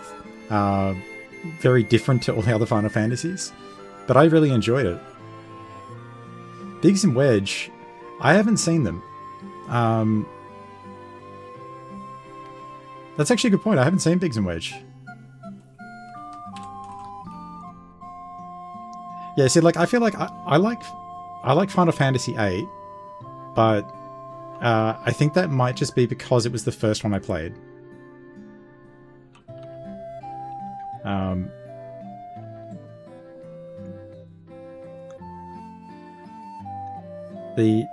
Okay, so... All these guys are just sort of talking about the ancient civilization they had. So, a castle afloat in the As You See of Stars. So I guess I gotta... The flying castle floats on a blue sea of stars beyond the sky. Okay. With mechanical beings. So, mechanical beings, castle in the sky. So, I'm thinking... The Mirage Tower is the gateway to that castle. Alright. Placed our last hope of the 5 warriors who set out. Just been said they fell victim to the curse. The fiends were tended to bats. What?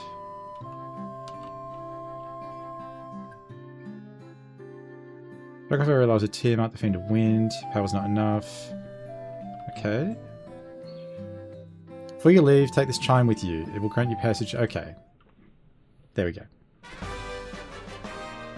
Easy.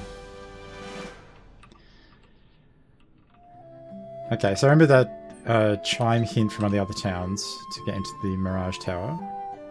Team up blocks the power of wind. Yeah. I believe there's another entity controlling the four fiends. To ascertain its location, we sent out 5 warriors, but much time has passed. Okay, so the other one mentioned that the warriors have been turned into bats. I've seen a lot of, like, bats that are friendly, I guess, in all the caves I've gone through. I'm hoping I don't have to go back and try and find one of those that is going to give me some other hint later. We'll see though.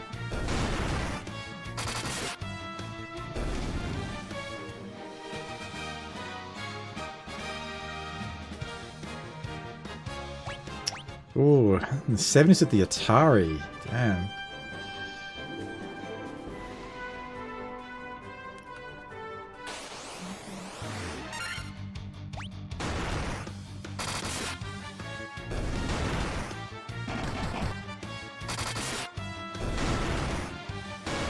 So the first PC that I got to play on was a Commodore 64. It was an Amstrad Commodore 64. So I played some fairly old games on that. I remember playing, was it Zorro and Bruce Lee, I think?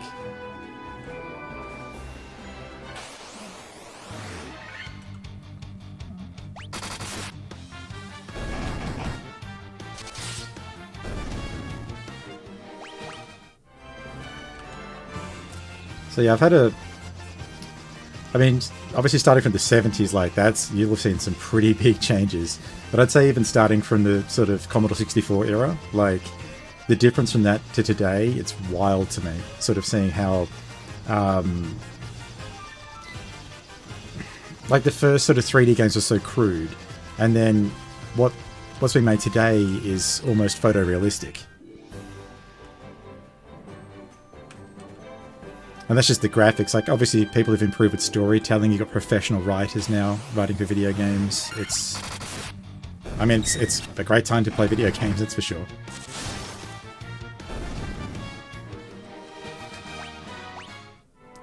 There is something very satisfying about going back and playing the classics, though.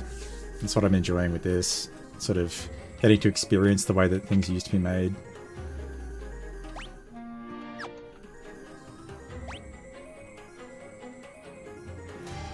Okay. I guess I'll try and get all the chests from in here, and then I'll go up the stairs.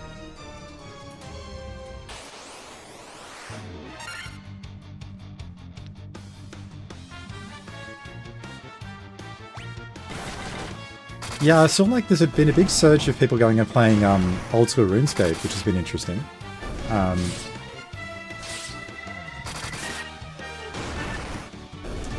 Like, I did think about giving it a go, but for me personally, and again, this is kind of gonna, it ages me a little bit, like, I had a look at old school RuneScape and I realized that it is in fact not what I thought it would be. Yeah, so, so I played RuneScape back in like 2002, well, 2001 to about 2003, I played RuneScape. So the old school RuneScape is actually the version of RuneScape that they created, I think, in 2005 or 2006. It's like a completely... For me, it's actually a modern version of the game. It looks totally different to what I remember. And I was like, oh, okay. I don't think this is actually what I was looking for. Wasn't what I was expecting out of old school. But yeah, so people have been going back and playing that. A lot of WoW players are checking that out while they're waiting for the new season to start. Quickly throw out a heal.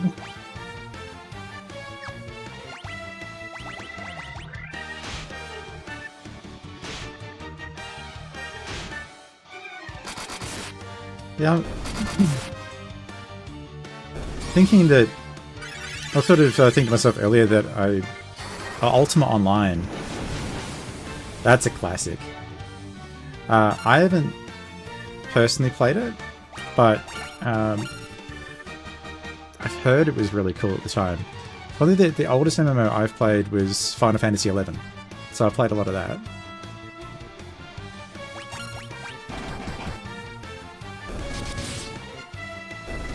So I guess the major MMOs I've played, it's been Final Fantasy XI, RuneScape, World of Warcraft, and Final Fantasy XIV. I also played Guild Wars and Guild Wars 2, but it's kind of... I feel kind of strange calling Guild Wars an MMO, because although I guess technically speaking it wasn't in the same way that most people think of it. Oh yeah. Do you own it though, like, outside of Steam, or is it one you haven't played?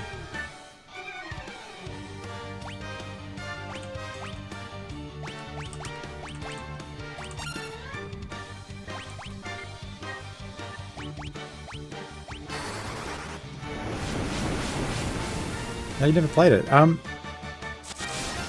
So, FF11, obviously, like, graphically it's not that impressive, but it does have a really good story. So... And you can play it entirely single player now. They've updated it so you can have NPCs that accompany you everywhere. When I played it, at least initially, you could not go past... I think it was like realistically, the level cap for solo play was maybe 10. You had to be in a group to actually gain experience. But yeah, they've modernized it in the last few years so that you can actually do everything by yourself and experience the whole game. So yeah, I mean, I personally had a lot of fun with it. I played Bard, so I played the most support character. I think that's... Aside from, I guess, I mean, the Bard in Ragnarok Online was the same sort of deal, where you don't really do anything apart from support. But it's a lot of fun, and every party needs a good Bard. Oh, I didn't see a message here, Chris. So they're closing some servers on Final Fantasy XI. I guess that's not surprising given the age of the game. Disappointing. Because I know that they actually did release a patch for it, I thought, like last year. Another expansion. So...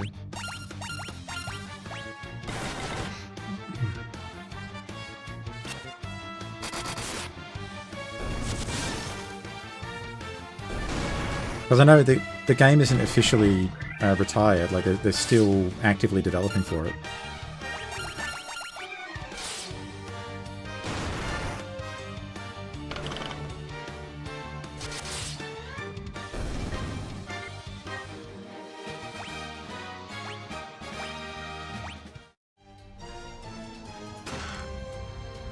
I think I got some upgrades from there.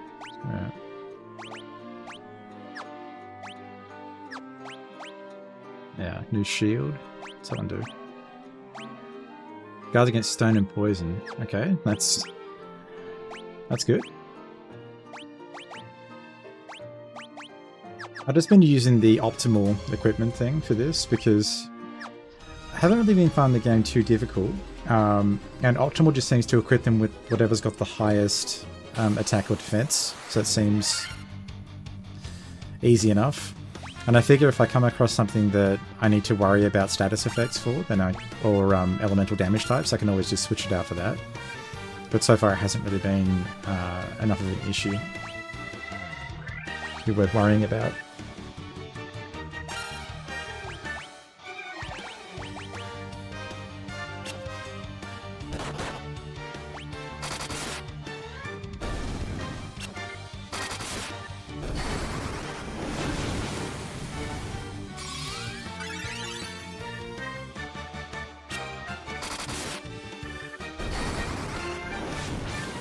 Like, one thing I'm not sure about is how far through the game I actually am at this point. Like, I feel like I must be getting close to the end, because I've got 3 out of the 4 crystals. This seems to be leading me to the final crystal. So I think I mustn't have that long to go.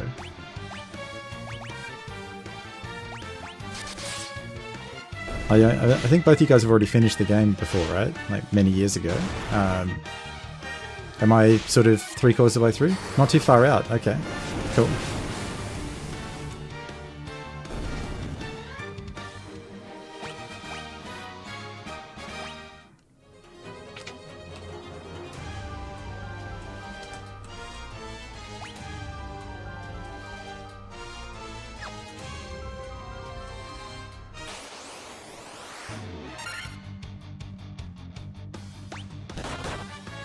Yeah, it's... So I'm thinking, like, after I finish this... He finished it on... Oh yeah, of course, yeah, I forgot that you can get this on mobile. I think it was this originally released for mobile as the Pixel Remaster, or did it come to PC and mobile at the same time? That's something I'm not too sure about.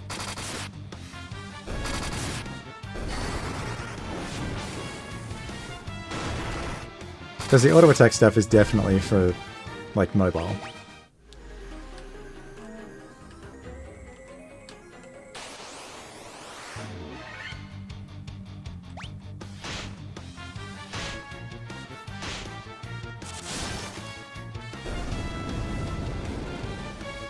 Fair enough. Probably switch the auto from fire to something else. So there's a lot of fire resistant mobs in here.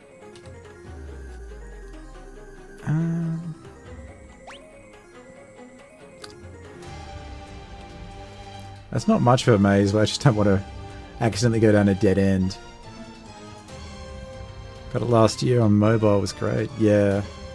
Yeah, it seems like it'd be a really good one to just play while, you know, on a bus or a train. Sort of chill, play some Final Fantasy.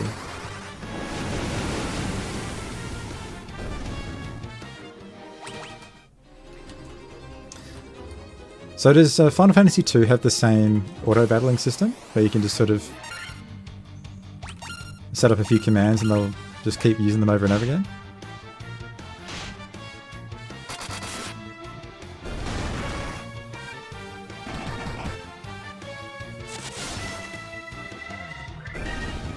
Like, it's convenient. I know that for sure that wasn't part of the original game. What the heck is this room?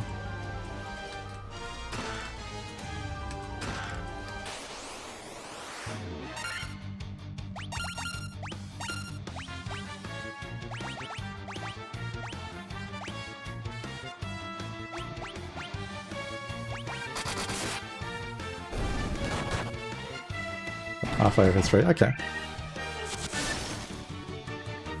Yeah.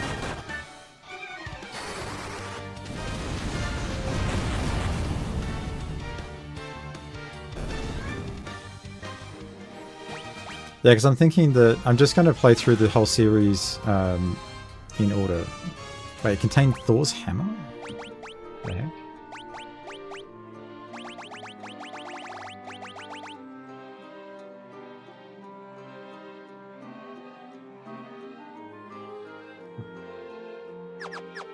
Doing good earlier.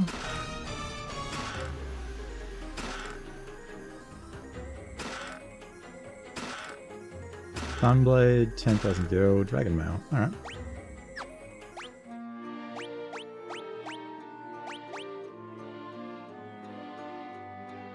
That seems like a good idea. Fighting all these mummies and everything. Anti-undead sword, why not? I get the Dragon Mail. Anything special about that? Guards against fire and ice. And the diamond one is against lightning. Alright.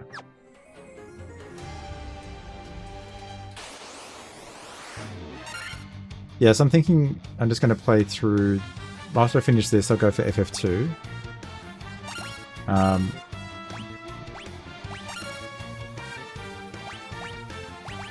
think I should have enough time to get that cleared out.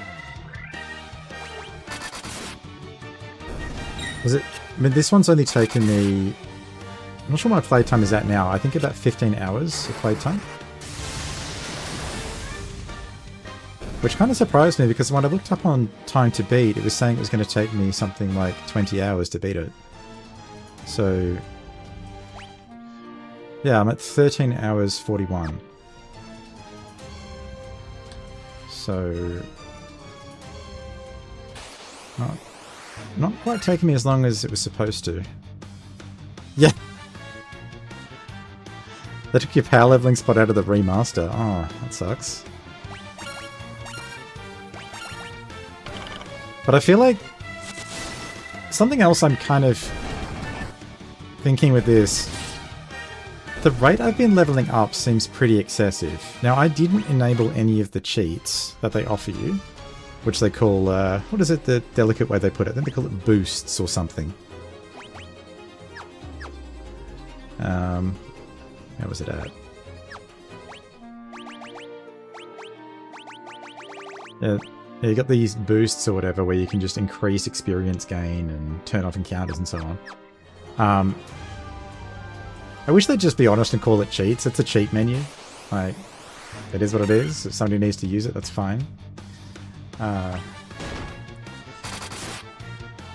I think that they've boosted the base experience rate because the rate I'm leveling up in this game seems excessive. Like, I'm almost kind of tuning out the level ups. Feels like I get a level up every other battle.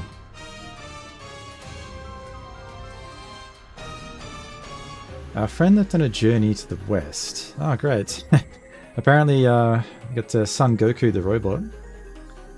He took the warp cube and went to see our master. Alright. So I've already got the warp cube. I took care of that one. So I can... I don't have to go out of here and go and get a warp cube. I've already got that one secured. I'm really glad that... I think it was in just some random cave I went into, so that's lucky.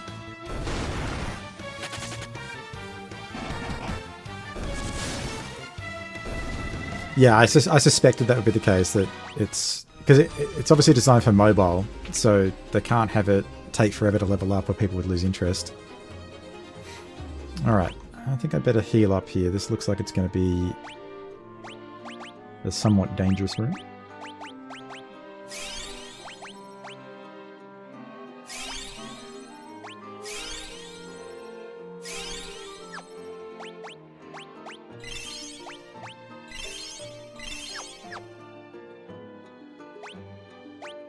Might even...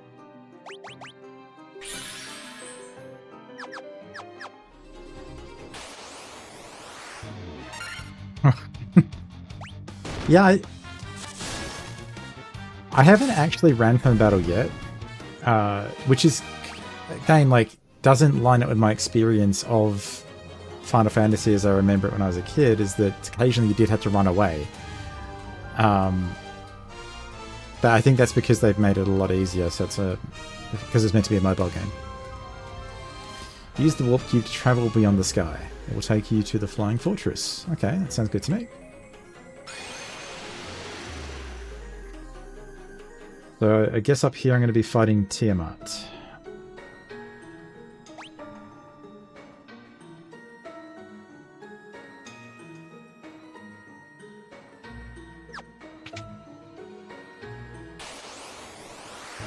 There's a spot northeast of Provoker, a tiny two-tile spot that spawned enemies from the continent above. Oh, okay. So like it counted as the other zone, so you could actually get the increased levels. Yeah, I remember in... Okay, so I'm definitely getting to the end of the game. I've apparently travelled to all map locations. Chest contained a razor.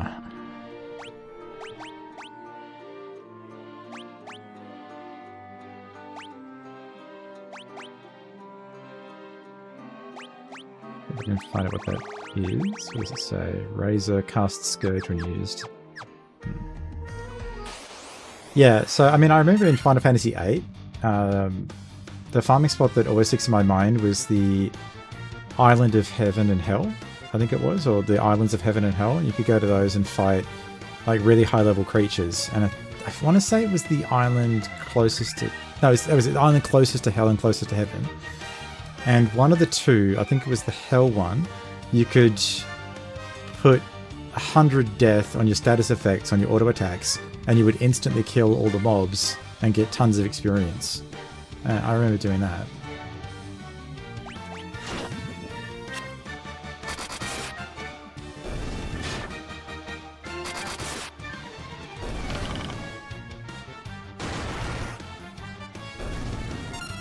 It always surprises me whenever I read people's complaints about Final Fantasy VIII and how they didn't know what to do with the junction system, and it's like, it's not a hard system.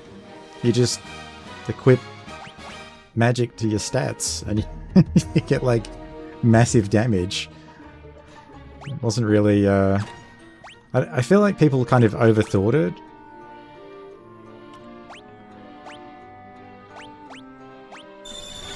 Yeah, it's a weird one. Like I can definitely understand why people bounce off it, because it's not like, I don't think it's like any of the other titles in the series. The combat system is different. You've got the junctioning system. It's just really like different. Okay, these things are physical resistant.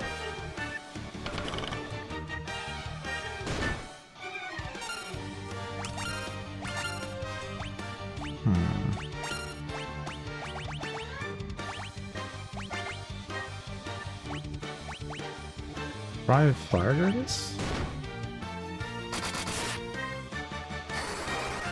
Oh, the triple triad. Yeah, I like triple triad. You can play it in Final Fantasy XIV as well. It's pretty much the same game. I think they changed some things about it, but it's very, very similar to the way it was in Final Fantasy VIII.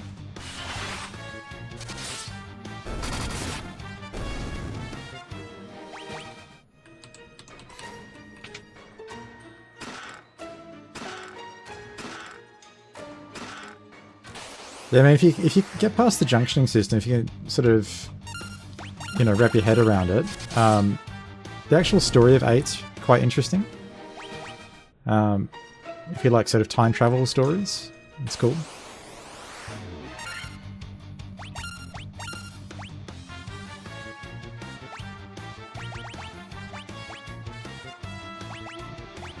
But I do know a lot of people have complained about not being able to follow the story. Yeah. Yeah. Not in the same vein, but the story of FF8 is convoluted, to say the least.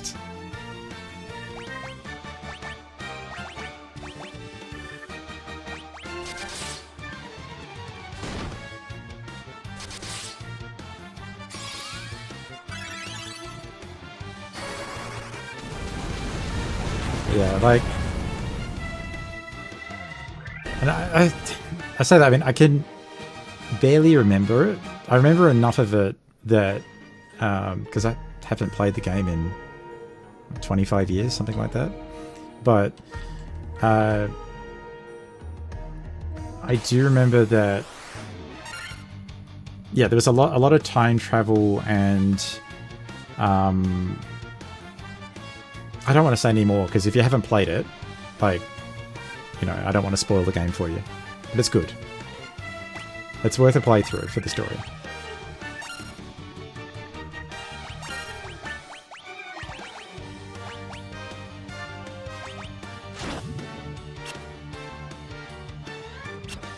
Oh, yeah.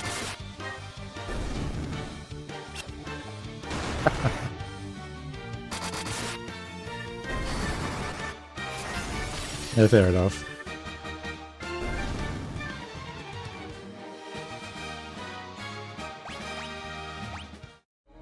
Yeah, that's...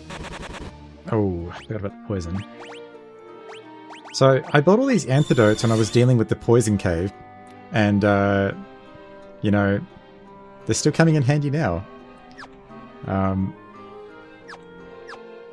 think I bought like 40 antidotes, because I had to go... I think I went into the cave and out again like 2 or 3 times, and in the end I was like, you know what? No.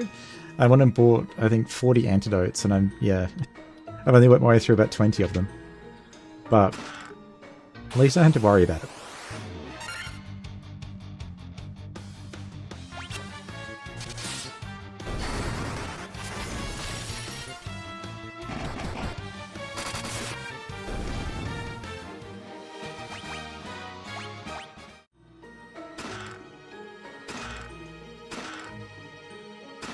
Okay, so healing helm, what's that do?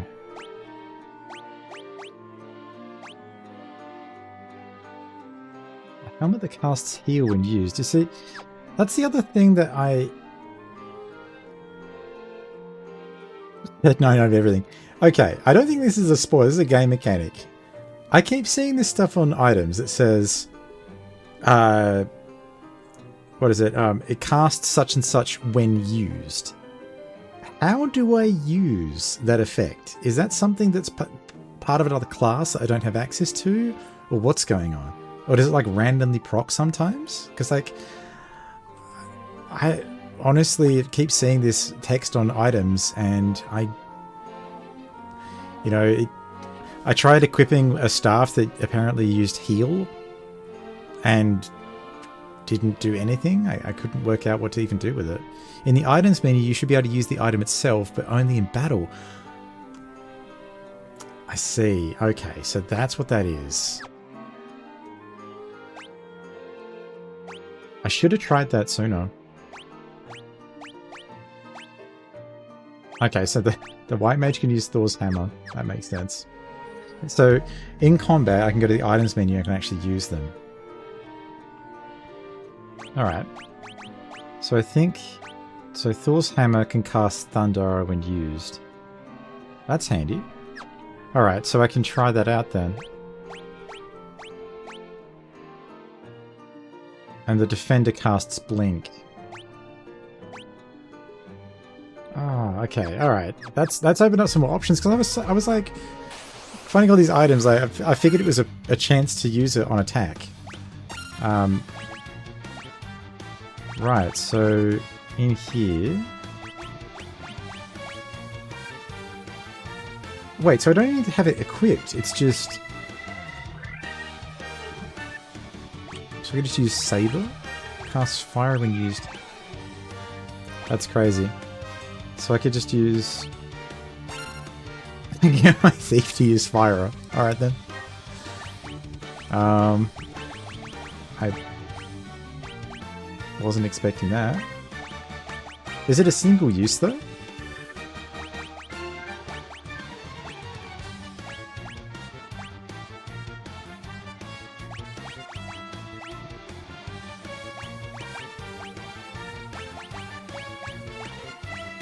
Alright. And that works.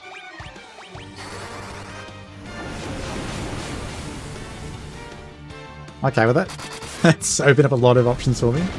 Like, thanks for telling me, like, because I've gone through the whole game without using that. I'm sort of wondering why it was that all my fighter and thief could do was auto attack. Oh man.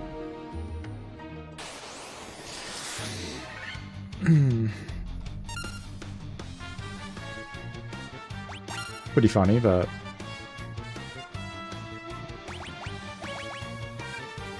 I think against most things I am better off auto attacking anyway with the ninja, but it's going to be useful for the white mage to be able to do like damaging spells instead of just hitting things with the club. Yeah, no, I genuinely appreciate it. Thanks.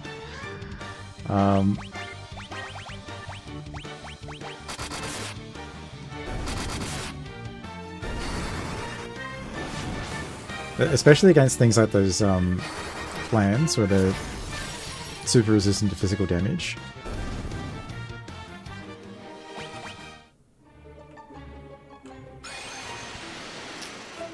Alright. Yeah, I mean, I don't think it's gonna like completely change the game or anything, but it's just nice to have another option for those characters rather than just, you know, auto-attacking.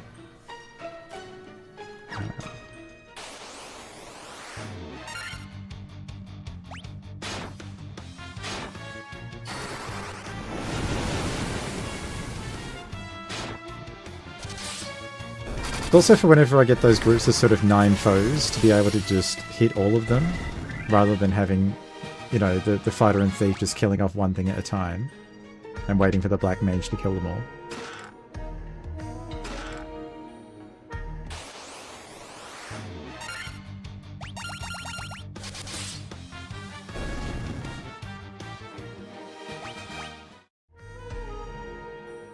Yeah, because a lot of the time the white mage, I'm either auto-attacking with it, doing like 5 damage.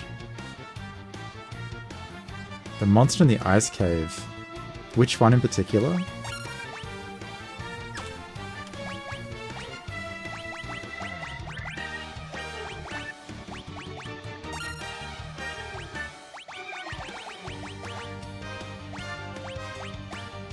Ah.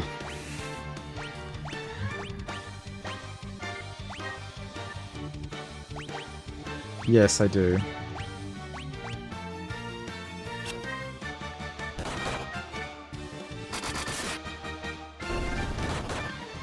Yeah, I think like most of the foes in the game, and I feel like it's just because I've gained so much XP in this remaster, it's been so easy that I kind of all blur together. Like aside from foes that have instant death effects, or actually that's something else that I noticed. I haven't been able to find anything to remove paralysis aside from remedies. There was nothing, no paralysis removal aside from that. It seems a little bit insane that I've got to spend 1,500 gil to get rid of paralysis. That's been a bit weird.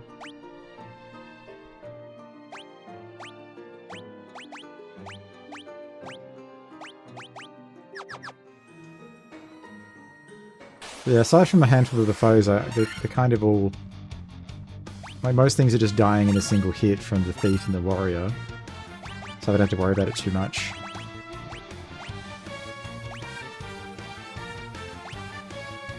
Right.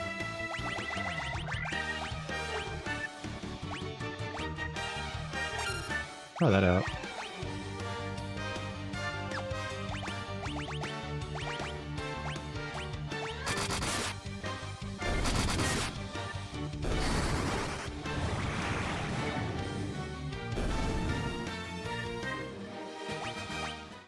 I'm surprised to see an item that casts Scourge, given it's an instant death effect, but I'll take it.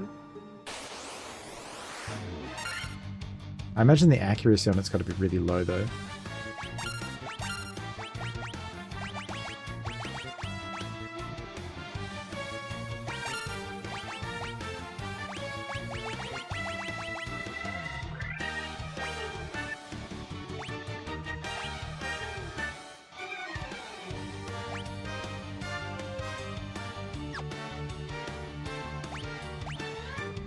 But just trying to see what's going to be good here. So I'll just get him using the gauntlets and I can just set them to auto attack like that. But I'm not sure if the gauntlets are using his stats or not. It seems like it must be. Diamond shield, another ribbon. Nice.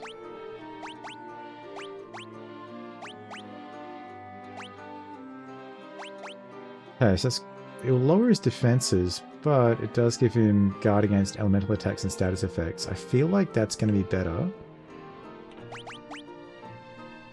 Surely.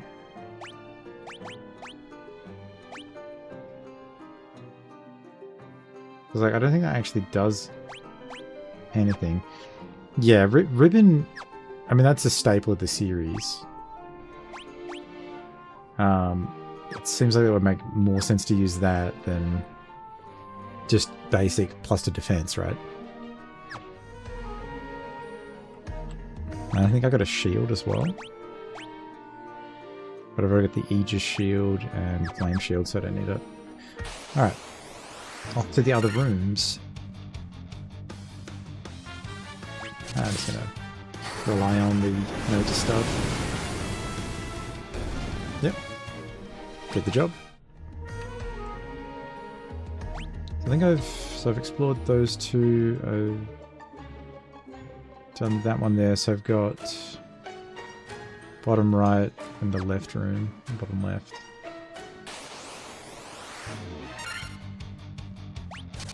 Yeah, I mean, it's doing a lot of damage as well. It's one of those things I wish I'd known sooner, but I feel like I just didn't think to check to see if the items were available to use in the item menu. I don't know why that didn't occur to me.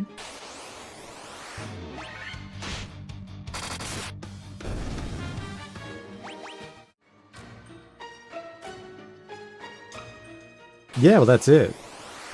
Right.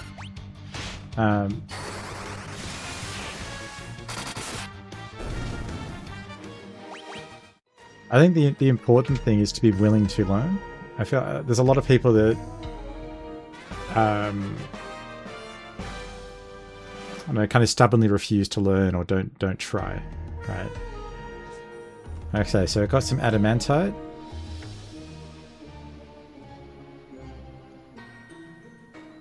The dwarven smith in the dwarven place wanted adamantite to make a sword.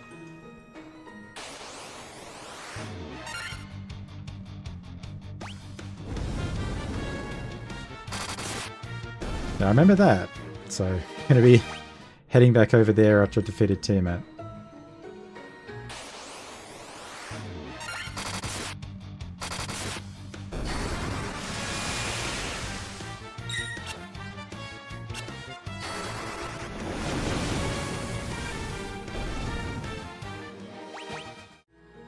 Now, one of the things I definitely try to do is, you know...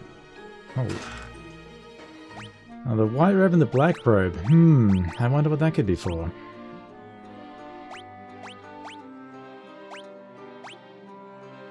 Guards against fire and instant death, casts Invisera when used. It's a big defense drop. I've already got the Protect Ring to guard against instant death. You know, actually, I don't think it's that good. I think the Diamond Armored is actually better.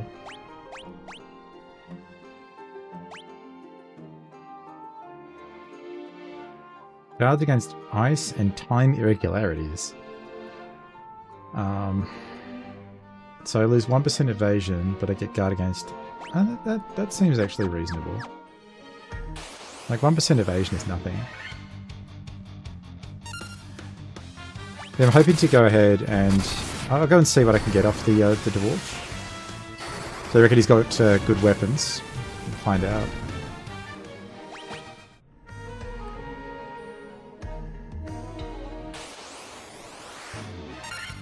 I'm sure that what I've already got is probably overkill for the final boss, judging by everything else so far.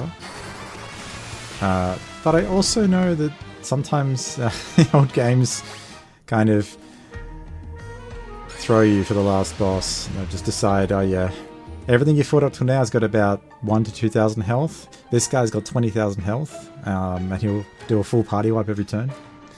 So...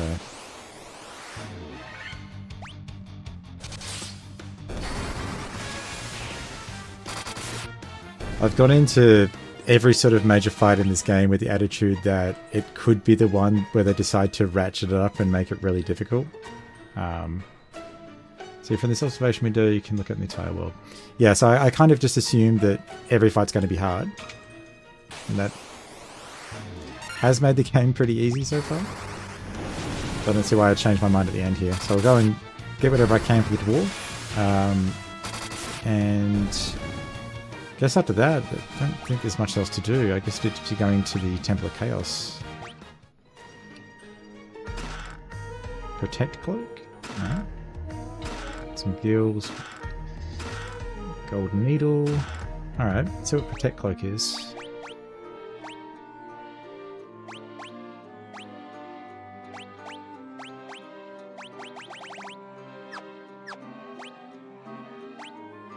Maybe it's for the mages?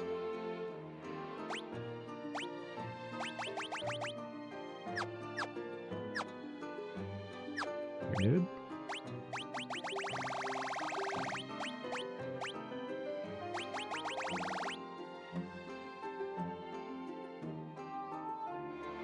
Miss it?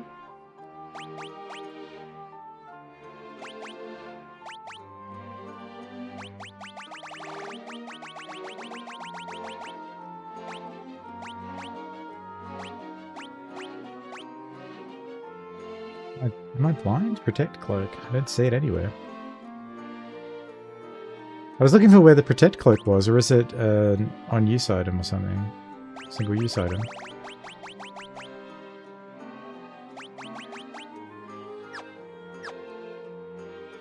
Wait, I put it on the White Mage? Did I auto-equip it? I must have done. Alright. Thanks, man. I was going crazy. I was like, what? Where did this go? Okay. That's actually pretty funny.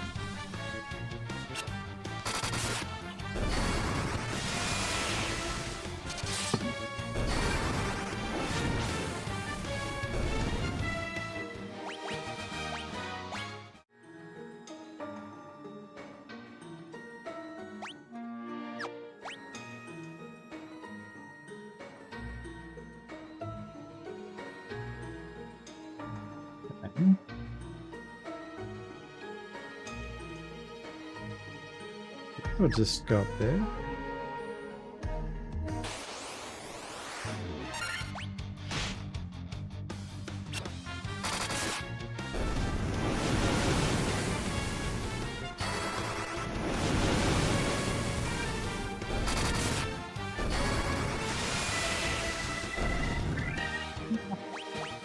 Seems to be working pretty well now. Motion. Another protect ring. I feel like I've already got protect rings on all of them. Yeah. Good item, but not one I can actually use.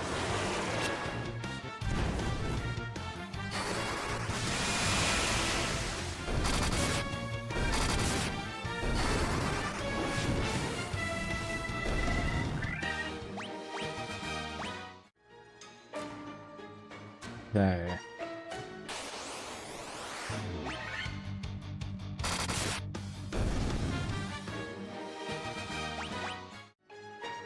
Mirror taking care of.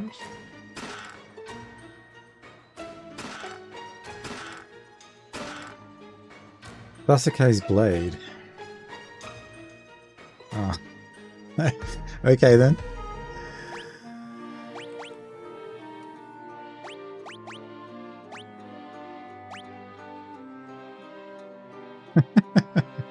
A small katana used by ninja. Alright. Oh.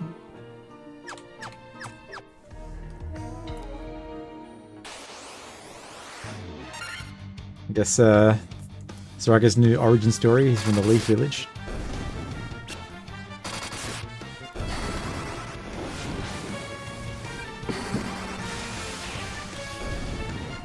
Naruto is...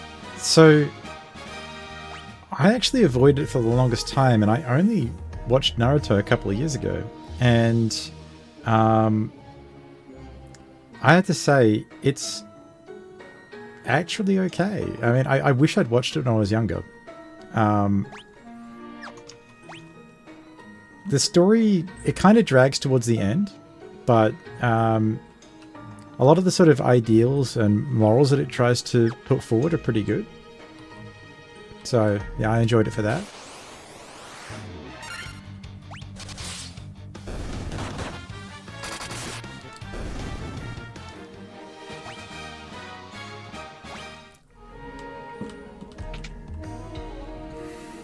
Alright, so this is... what, a puzzle? Tiamat, no known weaknesses. Okay. Yeah, so the Sasuke blade that I picked up there is a... I assume it's got to be a... Well, it can't be a reference unless that's been added in for the Pixel remaster calling it Sasuke's blade.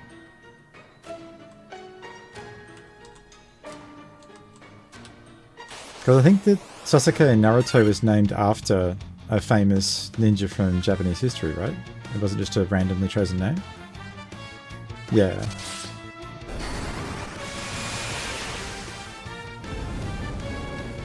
So I know there were a few things like that in Naruto that were actually references to other like Japanese folklore and history and so on.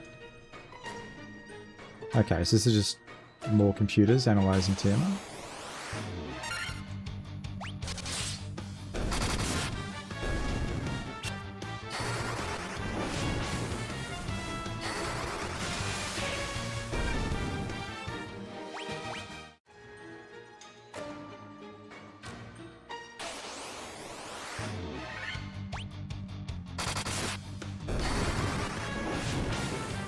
I'm trying to think. I haven't seen it in other games, but they're a game. Oh, maybe there was one in 11. I can't remember it though. Alright, so I think I've explored this whole room. I think the only other thing left to do here is that mirror thing in the middle, which you said was like an observation. Yeah, the white mage is doing some damage. Obviously, not going to be a lot against the fire hydras, but it certainly, well, it worked. It killed them. Alright, what does this do? Set upon the world, the four forces of fire, earth, water, and wind appear as mist converging on a single point. A point at the center of the four altars. This must be the location of the Chaos Shrine. Yes. Oh, okay, that makes sense now. Alright. I hadn't even actually thought about that, but yes.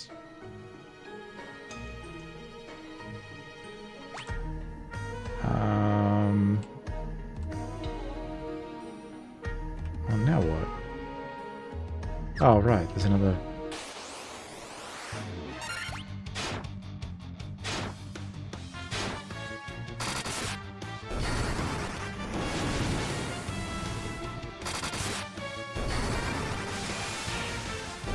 I'm guessing that Tiamat's going to have probably a couple of thousand health.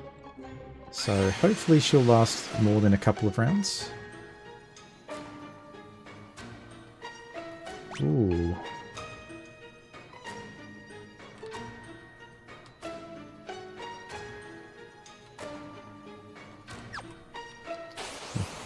Giant empty room here.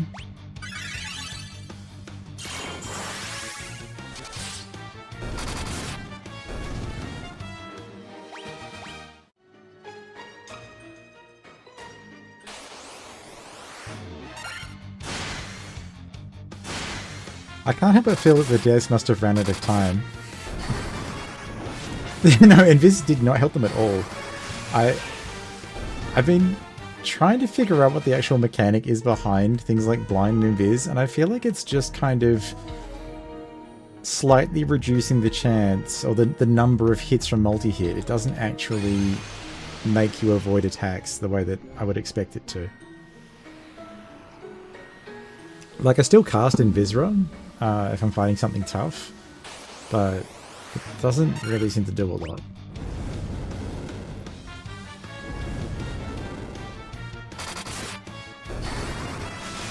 The bridge.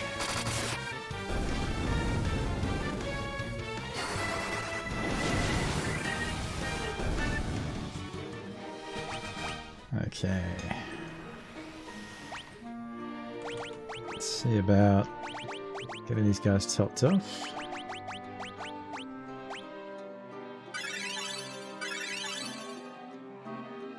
That's good. And I think I'm going to go ahead and use... I'm just going to use some ethers, I think, on my black mage. There we go. On the white mage as well.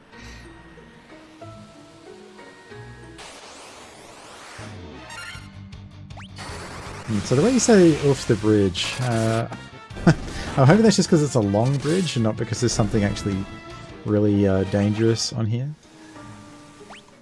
Let's have a look. Okay, yeah, there's the crystal. Alright. The Lich, Marilith, the Kraken, you defeated 3 fiends and reached my lofty perch.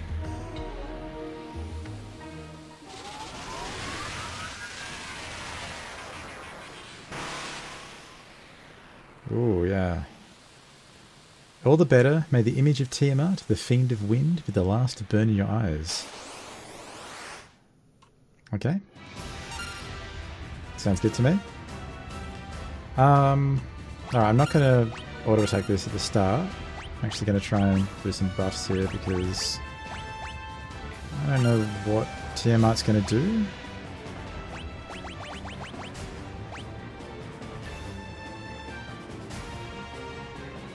Now, I doubt this is going to work on Tiamat. Maybe slow roller?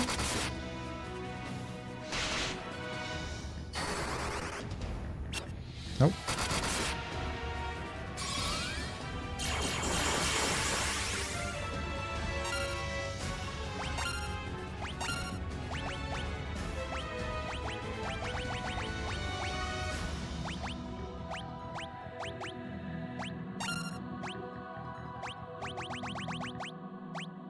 Alright, well, fight the Zaga.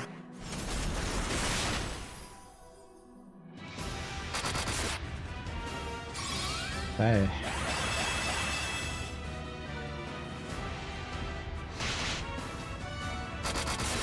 "31 hit to my fighter." That's kind of concerning.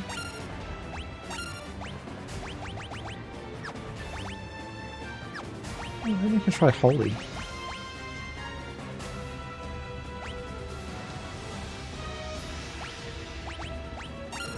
Yeah, it seems like it. You can see it's taking very little damage from anything at the moment. So I tried Blizziger, that did 150. I'll try Thundiger and see if it does any more.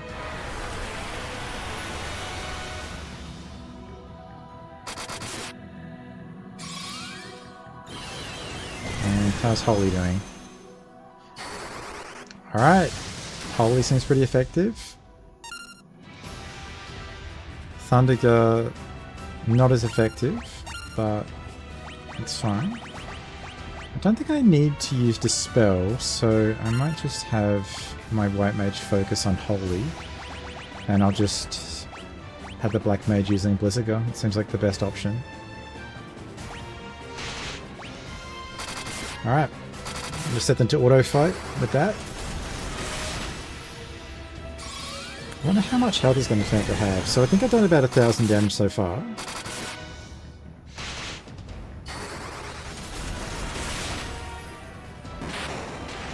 And there it is. This is what I mean about, like, every boss fight's been like this so far in the game. It's just the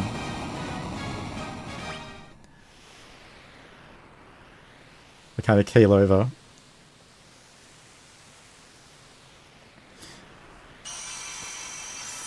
And you get flashbanged by the crystal.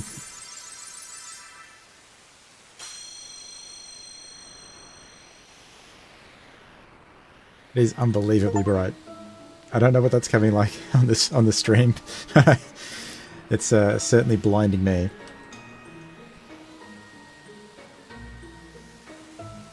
Yeah, it's kind of weird. I don't know what the idea is of nerfing it.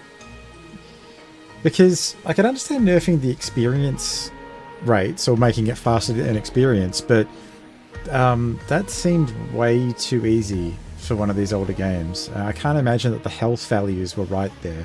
Like, that seemed like it should have had probably 10 times that amount of health to make it a proper fight.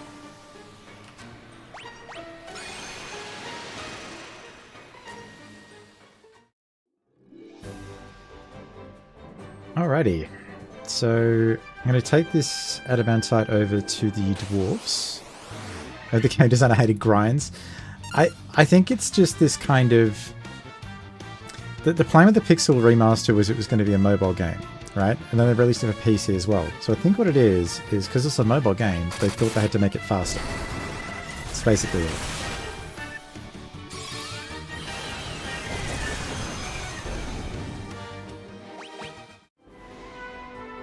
Because the thought process was probably that anything that you would be doing in the game has to be completed within maybe 15 minutes. And so that's what they based a lot of the times around for the fights and balance.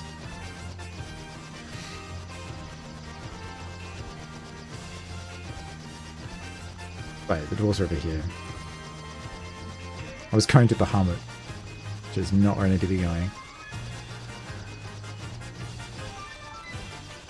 Now the thing is, I'm pretty sure that I don't need the upgrade from the dwarves. Wait, where are they again?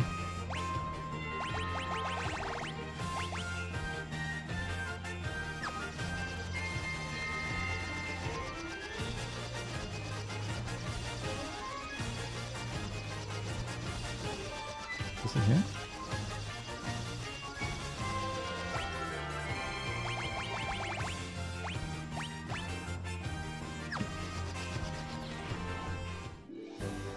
I wonder what this guy's going to give me. Alright. There's the adamantite. See, when he first mentioned it in adamantite, I thought I had to fight an adamantoise for it. Gonna make you the finest sword you'll ever wield. Awesome.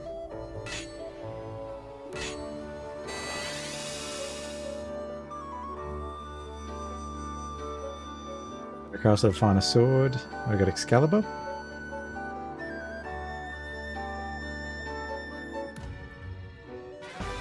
Yep.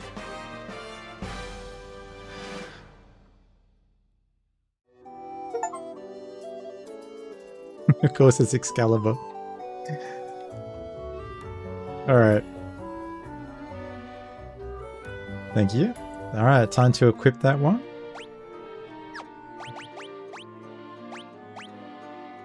Wow, okay, that is a big upgrade. Okay, a sword crutcher from legendary metal, effective against all types of enemies. We'll see about that one. Do you have any further dialogue after that, actually? I was going to say. I'm sure you'll put Excalibur to good use. Alright. I didn't know you had to get it from a strange woman in a pond, so that's always nice.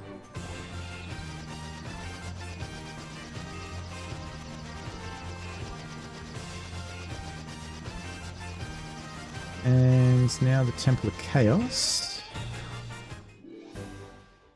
Wait, is this Temple of Chaos? No, it's Matoya's Cave.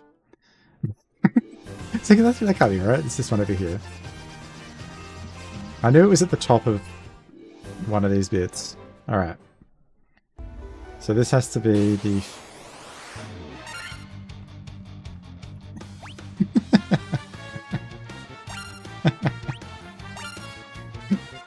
Oh man, of course.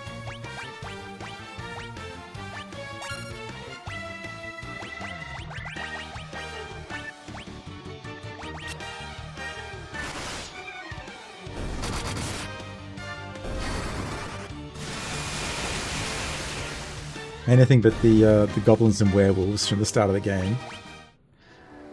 Okay. Although it occurs to me, why on earth am I going into what's presumably the final part of the game and not using recovery item?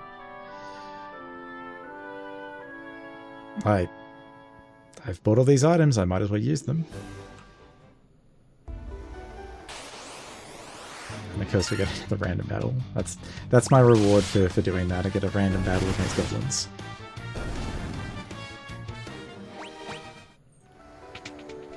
Okay. We've got all 4 crystals. Well, no, we didn't. Did we acquire the... That's it, yeah, so we did acquire the crystals. Alright. Focus the light of the 4 shining crystals, fire, earth, water, and wind on the black crystal. The flow of time surges and space begins to warp. Just one step forward and you will travel back 2,000 years in time? Wait, what? Okay, I wasn't expecting Final Fantasy 1 to have time travel at the end of the game. Okay, so I go back 2,000 years, and now what?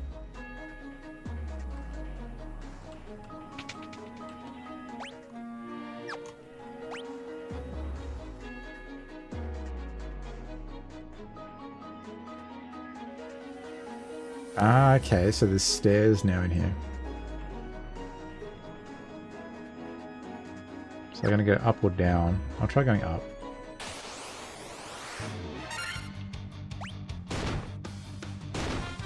Whoa, okay, these guys are hitting hard. I am very glad I used that cottage.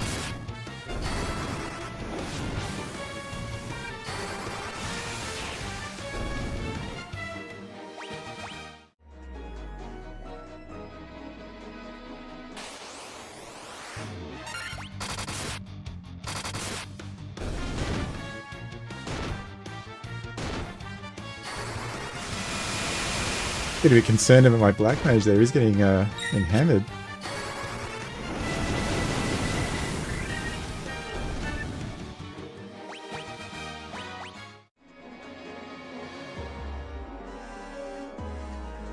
Yeah, it seems like it. Oh.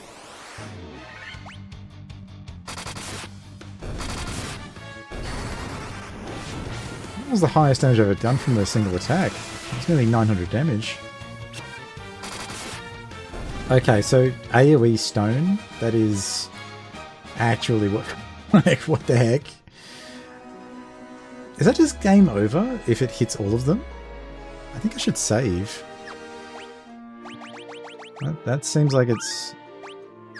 That's a potential... like actual game over moment, right?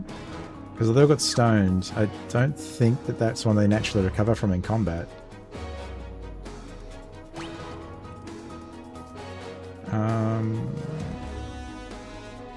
What the heck?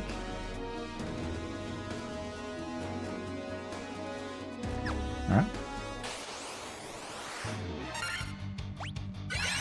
Yeah, again, I know quick save for sure was not in the original game, but, you know, it's here and I'm going to take advantage of it.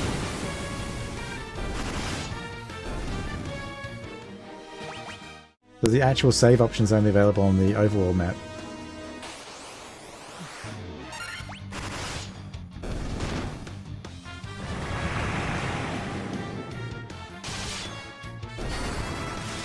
I don't think anything got poisoned by that, right? No, they're all good.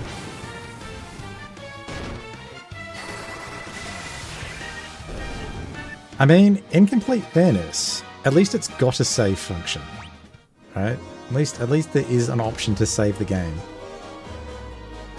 Like, I think about the number of games I played back in the early 90s where there was no save. It was just, you got maybe a code to enter into the game to start from the level you finished at.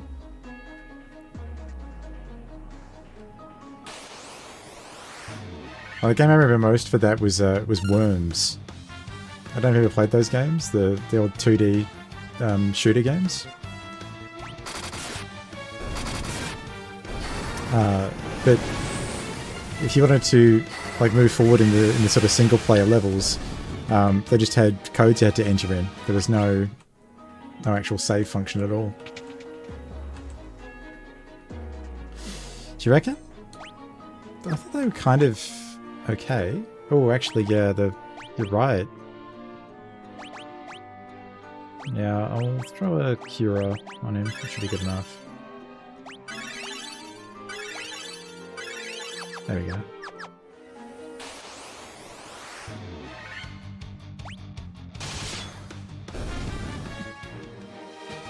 Yeah, like, the thing with the Black Mage is that it can look deceptively fine, but it's like, if I go against something strong, if something hits it for like 200, it could just, you know, keel over. If you get an unlucky string of attacks, it's... yeah.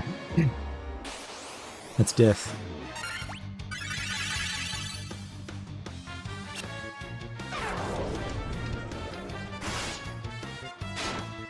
Okay, so everything's been slowed. I'm not quite sure what that's actually doing to me. I think it's just reducing multi-hit. Right.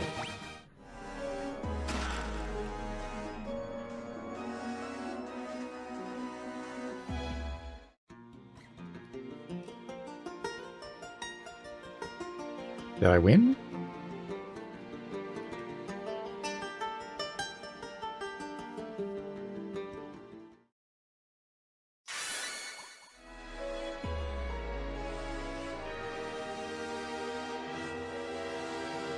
Find out. Okay, so... got these 2 rooms I can go into now. Oh, there's actually 4 rooms here I can go to.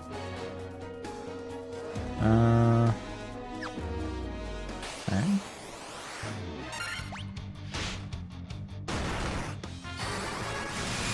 That gives some easier mobs at least for this combat. Yeah, my fighter is hitting a lot harder now. I guess obviously with Excalibur. One thing I do like is that I can use the map to check if there's any loot in the other rooms. So now I know those other rooms are basically pointless. There's no reason to go in there.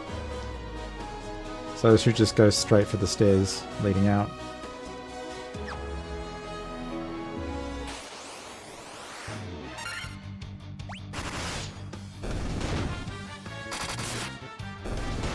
Yeah, it's definitely a time saver because there's been so many... I've noticed that a lot of the dungeons have had rooms which are just empty. And so you'll see it on the map and go, oh, I should go check that room. No, nothing there. It's just an empty room.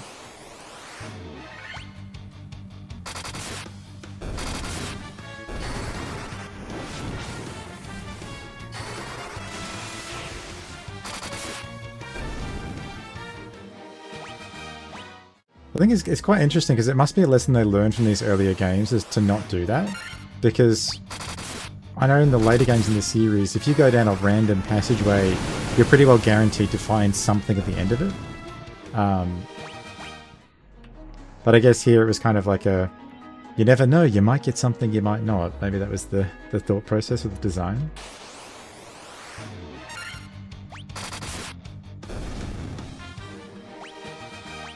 I do feel like just, you know, you should put a chest at the end of a long passageway or a, you know, a dead end. It shouldn't just be you know, get wrecked, you took the wrong turn.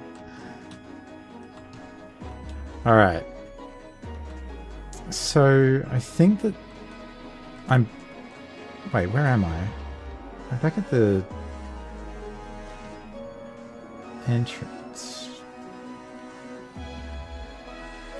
I'm trying to figure out...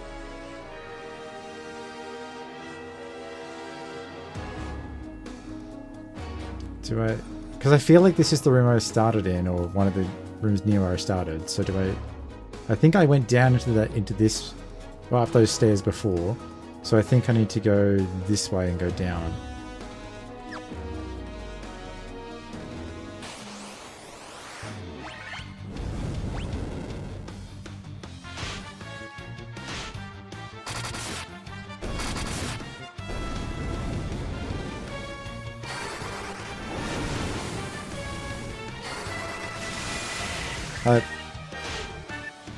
Well, that's one of the things from the games back in the day is, did this game have a map in the original version of the game for the levels, or did you have to just remember where you'd been?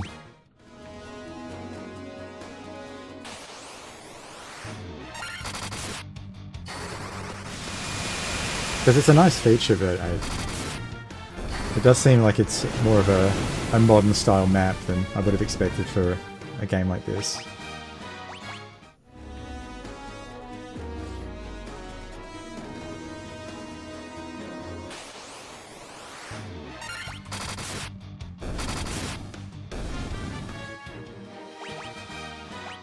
Ah, okay.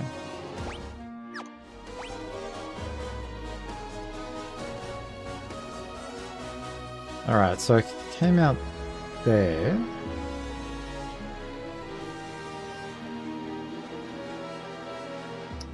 Wow, this place is huge. Like I was thinking, oh yeah, you know, just got to get through the Chaos Shrine. How bad could it be? Turns out it's... Oh, there's my first over 1,000 hit. I think surely it wouldn't be that big. Oh, your first was FF7. Nice, dude.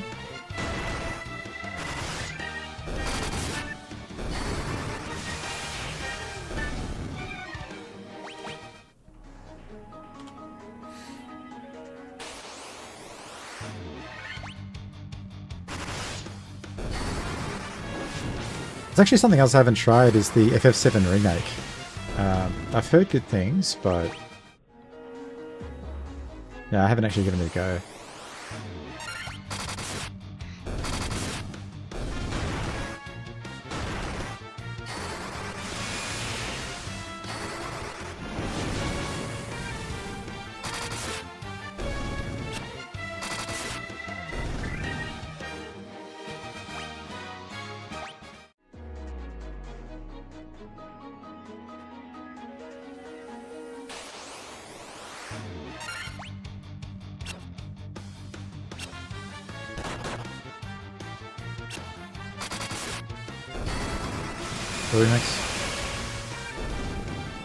Oh, okay, so it's a sort of continuation of the story of 7? Or like a...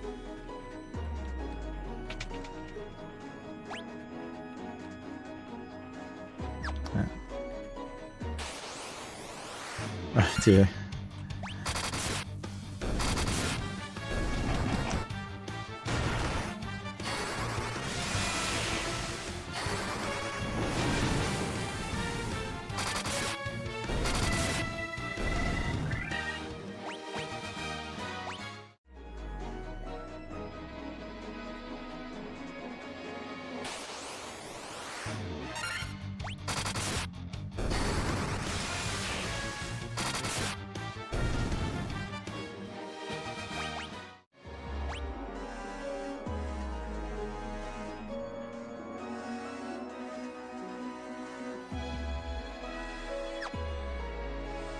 I do like rooms like this though. I think it's cool that there's just this sort of giant room with like an altar in it. There's nothing else going on here, but I do like the design. It's sort of giving you the feel that you're actually going through a giant temple of some sort. Okay, so you've got... I know this guy. I've seen this guy before. Skydiving. That's pretty wild. Have you been before, or is it going to be your first time?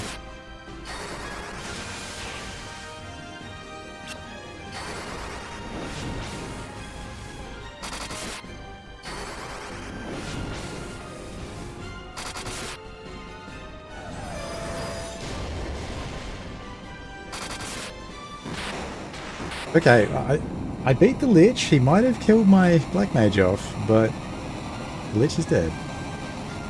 So yeah, first time skydiving. It's something I've wanted to do for a while as well, mainly because I have a fear of heights, and for me personally, if I'm afraid of something, I try to face it. I want to beat it. I don't like being afraid of things. So yeah, I've always disliked heights, but I think the biggest things I've done is going on like roller coasters and stuff like that to try and get past it. Go on roller coasters, go on I've been at the Eiffel Tower, that kind of thing, and sort of looked out over the side just to kind of get past it.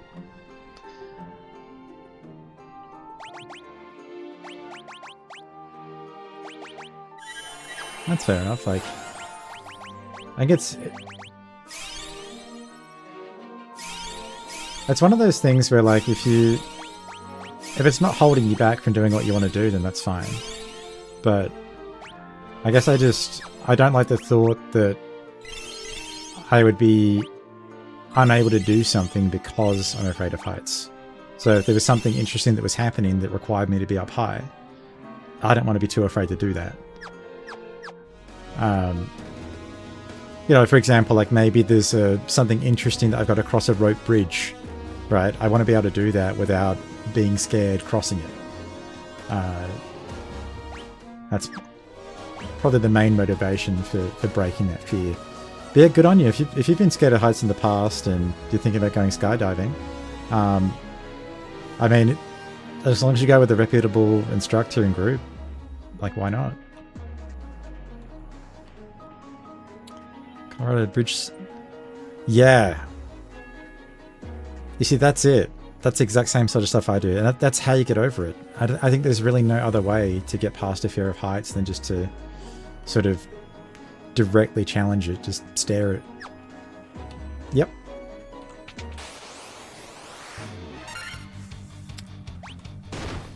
Yeah. No, I mean, like one of my mates,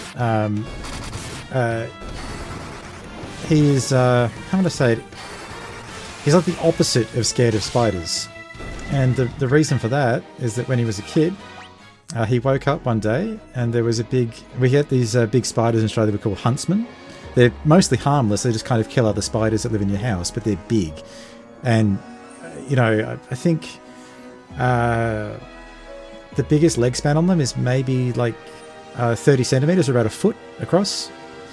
Anyway, when he was about 8, he woke up to one of these things sitting across his face. And he killed it as an 8-year-old kid, punched it and killed it. And he's never been afraid of spiders his whole life because of killing that spider. And me personally, I avoid them. I'm not scared of huntsmen, but I respect them. It's a big thing. They can't really hurt you, but it's not something I want to be bitten by, that's for sure.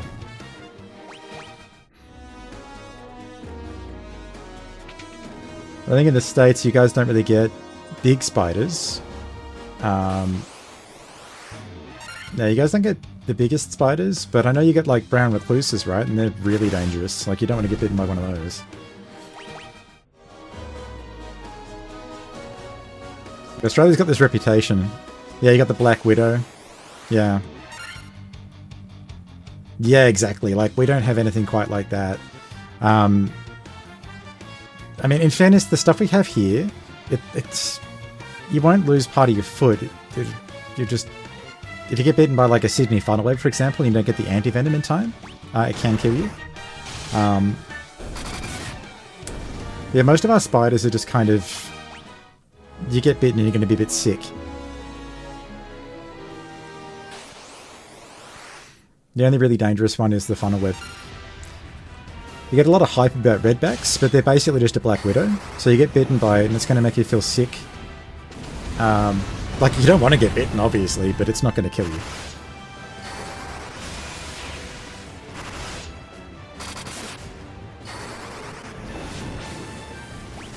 Might actually start using Fire.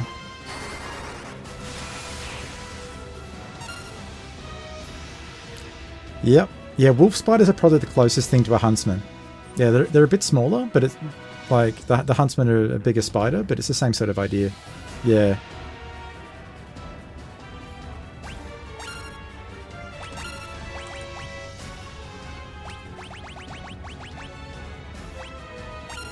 I mean, they probably do. They're probably cannibalistic, like most spiders are, but yeah.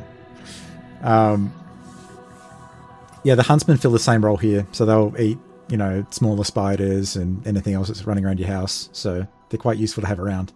Like, I don't know, I mean, you're on a farm, you probably do the same thing. If you catch it inside your house, the most you're going to do is probably just move it, you know. It's not the kind of thing you really want falling in your face in the middle of the night or something, but by the same token, they're useful to have around. Yeah, exactly. Yeah, the jumping spiders and the wolves are really useful to have around.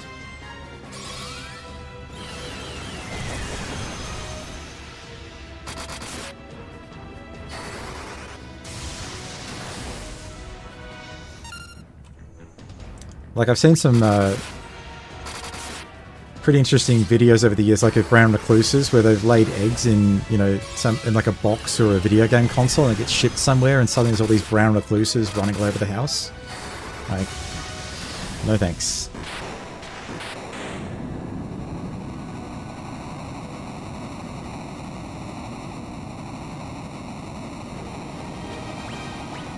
To be honest, I actually think that the scariest things in Australia aren't spiders, it's snakes. The snakes will definitely get you. And things in the water. So, like the blue-ringed octopus, for example. If you get stung by one of those, you're probably dead. I don't think there's any known anti-venom for it. And I think this is the same with the cone snails. They're really dangerous as well. You get stung by one of those and it's pretty much, you know, good luck.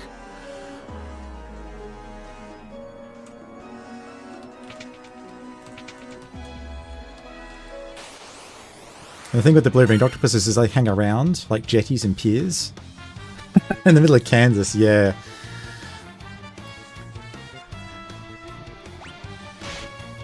Yeah, no, like most Australians, I live in a coastal city, so you grow up learning about the dangers of the ocean or learning how to swim, because if you don't know how to swim, that's a pretty serious risk living around here. Oh, in the UK, yeah. Yeah, it's only a small island, so you're going to be pretty close to water wherever you go. At least comparatively. I mean, Australia's a bit like the States in that, you know, it's a really big country. Like, I don't even know how long. I think it takes about a week or thereabouts to drive from one side to the other. Like if you're following the road around the sort of south coast. So I think the US is a little bit bigger by land area.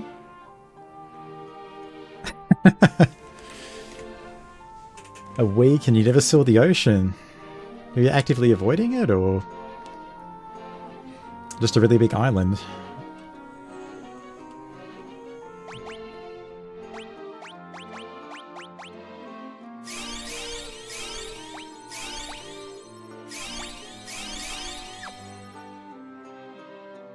Fair enough, say no more, say no more.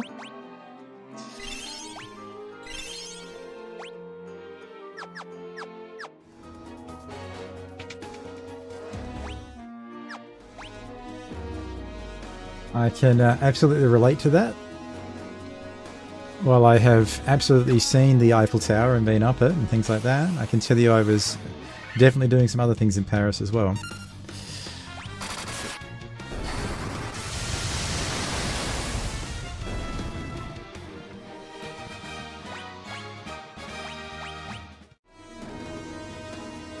My favourite class?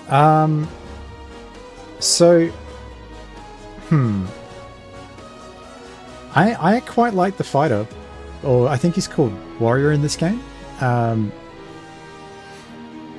Yeah, I think he's probably my favourite. This is very straightforward. Big damage. The Black Mage is probably the most useful though, overall. I just realised this is a dead end. Or, oh no, there's the exit here. That's right.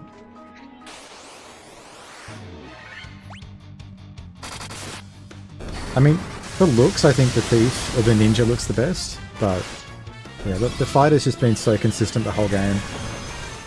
Basically carried me the whole way through.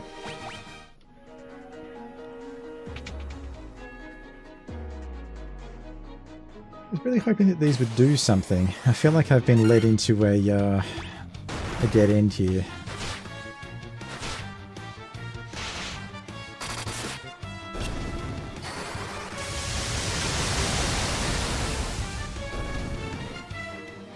Do 4 white mages, you reckon?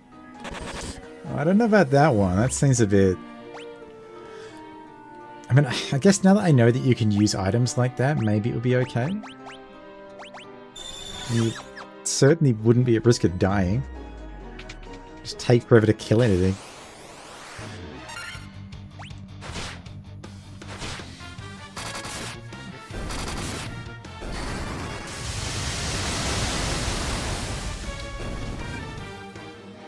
Yeah, pure red mage would probably work.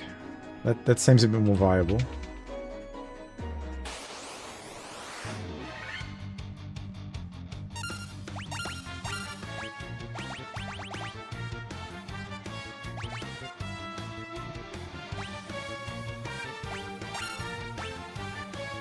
Oh, wait, one red mage and the other 3 dead.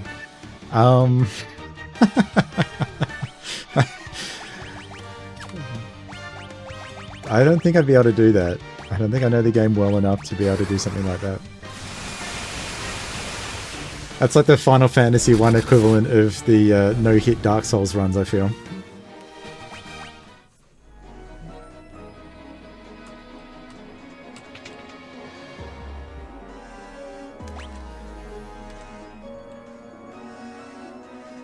Okay, now the question is, did I need to go through there? Oh, right. I was supposed to just exit and take the stairs that way. I'm pretty sure I came down from there. Yeah. Oops.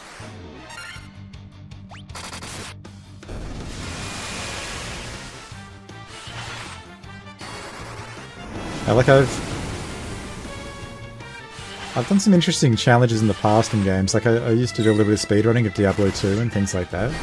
I wasn't like really good at it or anything, but I enjoyed it. Yeah, doing a single red mage playthrough. Like something I thought actually earlier on in the run was that a party of entirely fighters would probably actually do really well.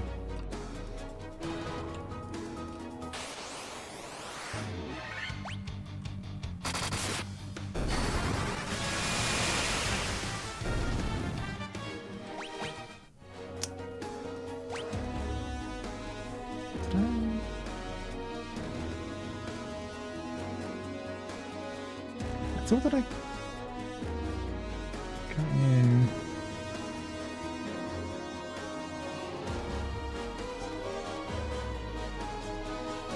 Wait, hang on a minute, did I miss something here? I thought that I came in through there before.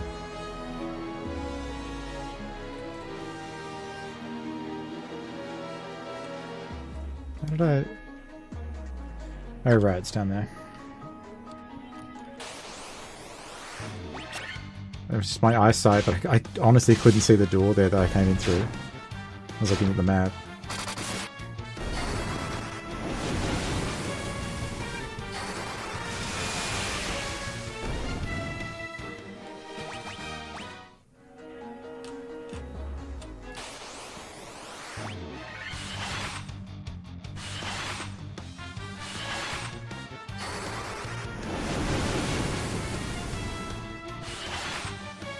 Yeah, I kind of do want to see what the other classes are like. Because the monk sounded really interesting, and I very nearly went with... I think I was going to try monk, red mage, white mage, black mage was one of the parties I was seriously thinking about at the start. And the reason why I went with this group, which is I think the default setup, was it just seemed like the most balanced party.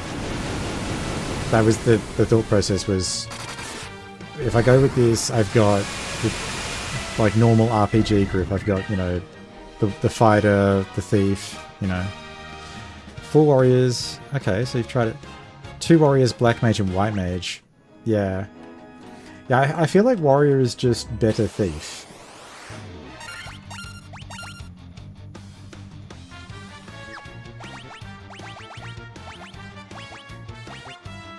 Like, I haven't been able to figure out what the advantage is of using the thief.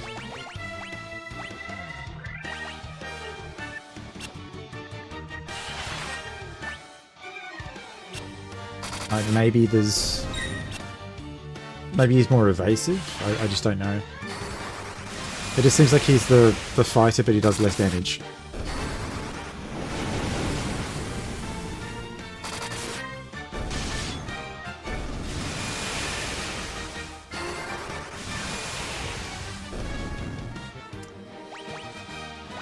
Okay. I was supposed to... That way it's...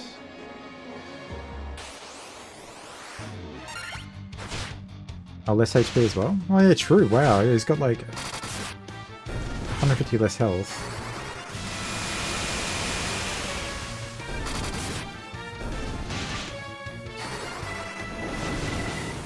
Alright.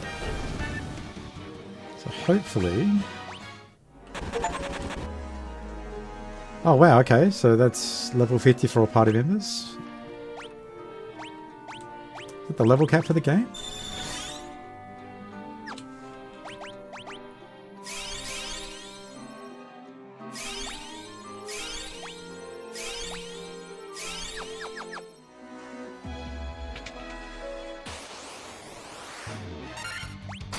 So, I've noticed like poison doesn't really do a great deal, but the sound it makes is so annoying that I remove it instantly. I just don't want to deal with hearing that sort of poison tick sound as I'm walking around. Stone is like way more dangerous. Yeah, it's basically irrelevant amounts of damage. Okay, here we go. So we've got... This is the water one, right? Yeah. The Kraken.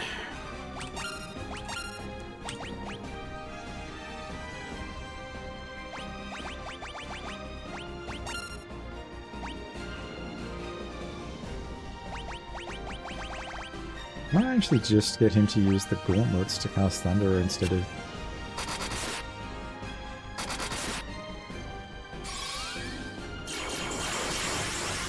Okay, so... I'm casting Invisora because I'm hoping it's doing something to make them avoid his attacks and magic.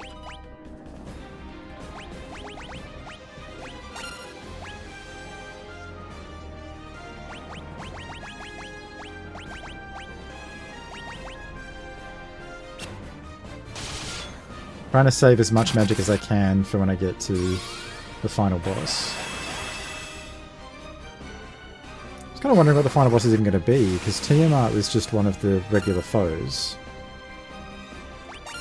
Well, I said regular, it was like a, you know, one of the bosses. Final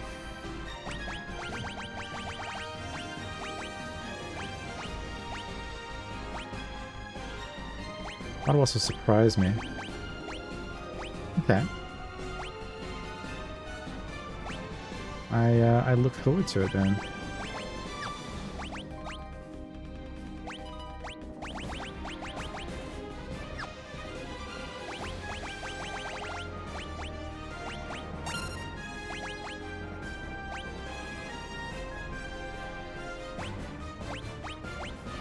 Oh wow, okay, so I can...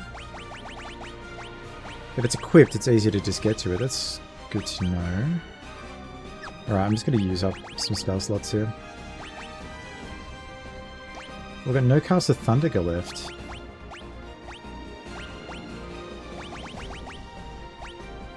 I don't have Thundara. I never learned it. Right.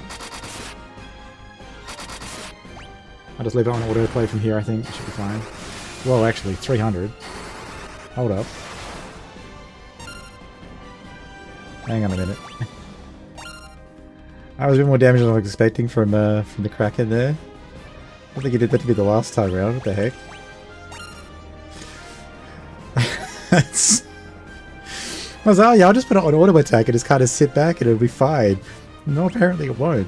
Apparently the Kraken's got different plans.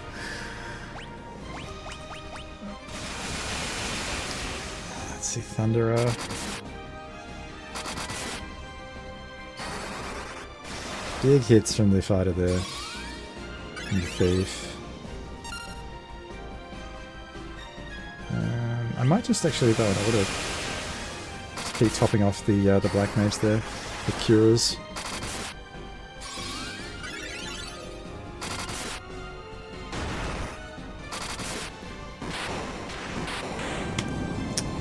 Alright. So, given that that's the water one taken care of, I'm guessing that I've got to deal with Tiamat again. Make the most sense.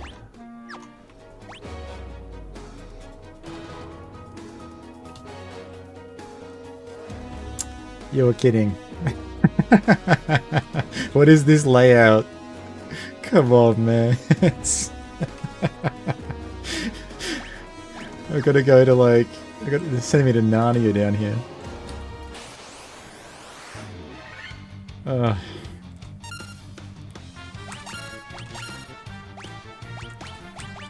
So if I get all the way down there and it turns out to be something that I don't even need. It'd be like...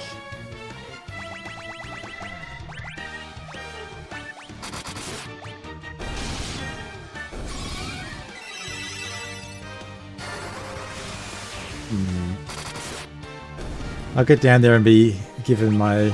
What are we thinking? It's going to be a potion? Or like 2,000 gil?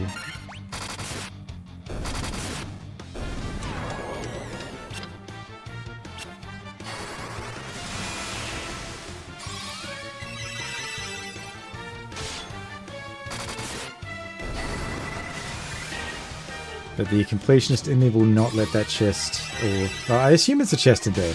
I think the funniest actual thing would be if the room is just empty. That would actually be priceless if I get in here and it's just an empty room.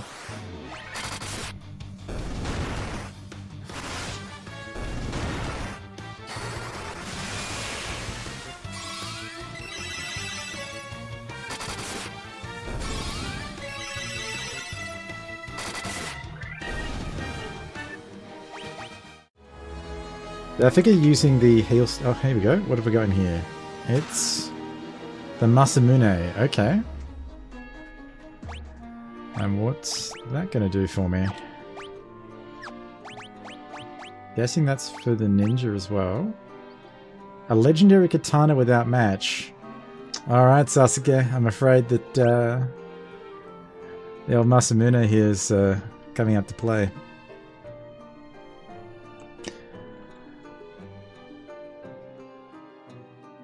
Yeah, very happy about that.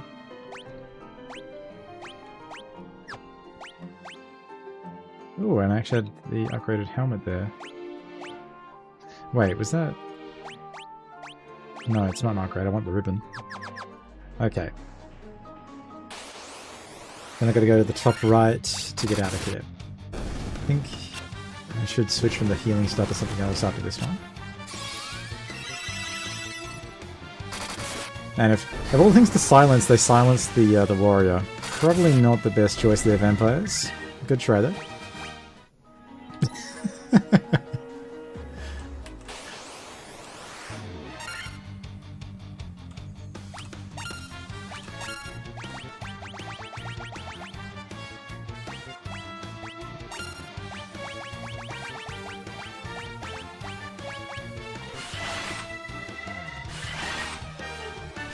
Yeah, true. I'm sitting on a whole pile of ethers.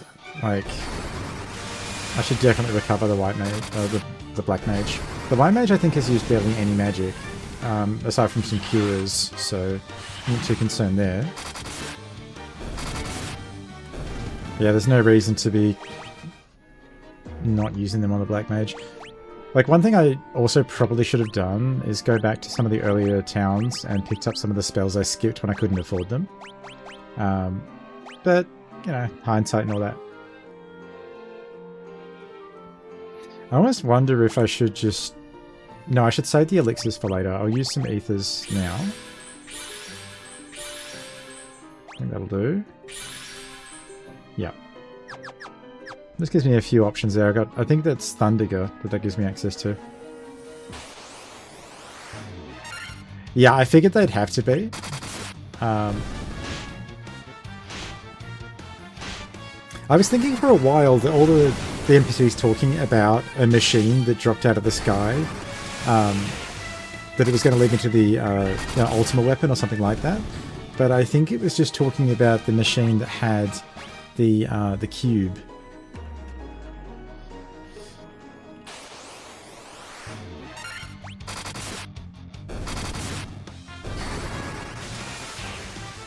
I was sort of thinking that there might be something else later that I could go and grab, but I don't think there is.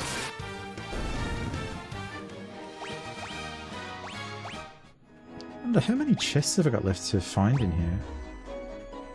Alright, 9 of 13, so there's 4 more things to find.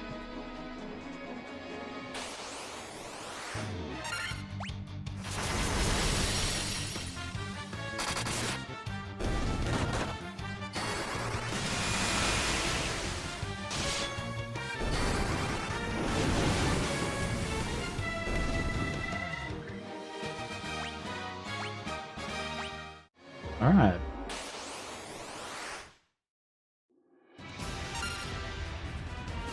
You know what? Let's try auto-attacking Tiamat. I think that'll be fine.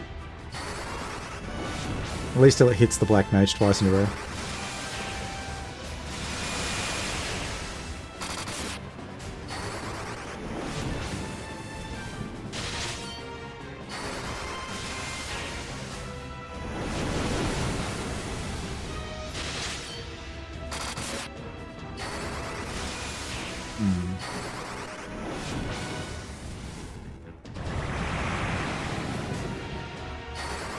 None of them got poisoned.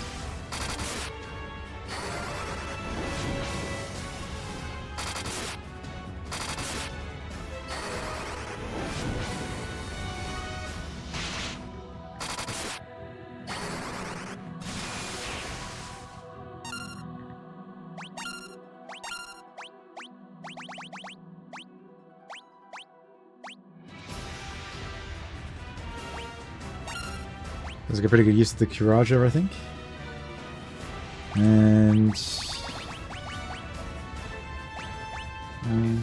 let's see... I'll try Blizzaga.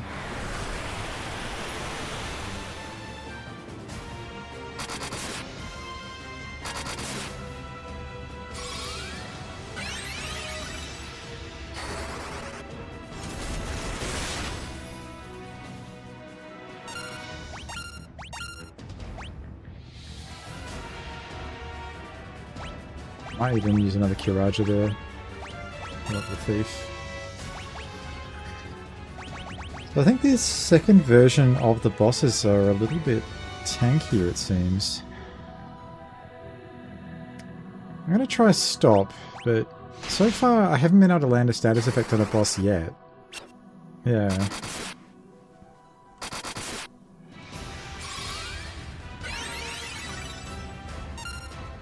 Seems like they're all immune. I mean, it makes sense. It wouldn't be good to bring them back just at the same power level that they were at before.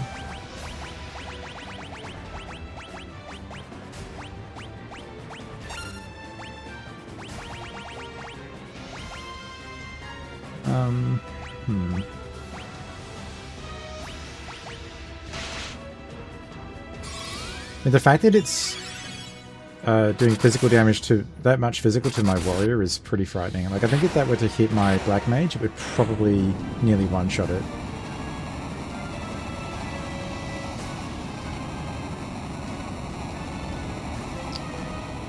Okay, so it's Tiamat dealt with.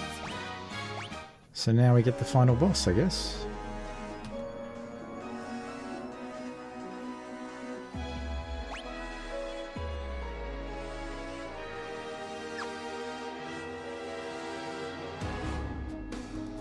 About two. Ooh. I guess not. I bet we get the stone golem times 4.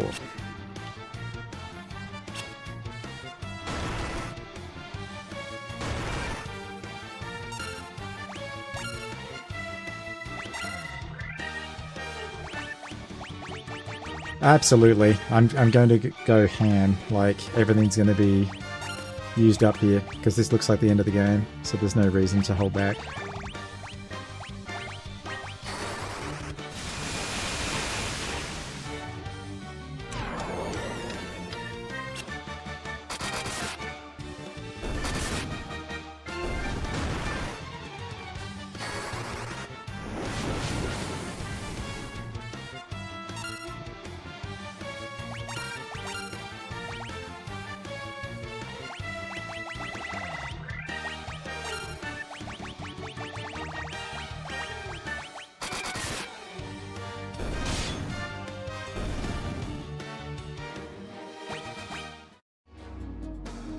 There. And I don't know if it's going to start the moment I step through that door, so I better do it now.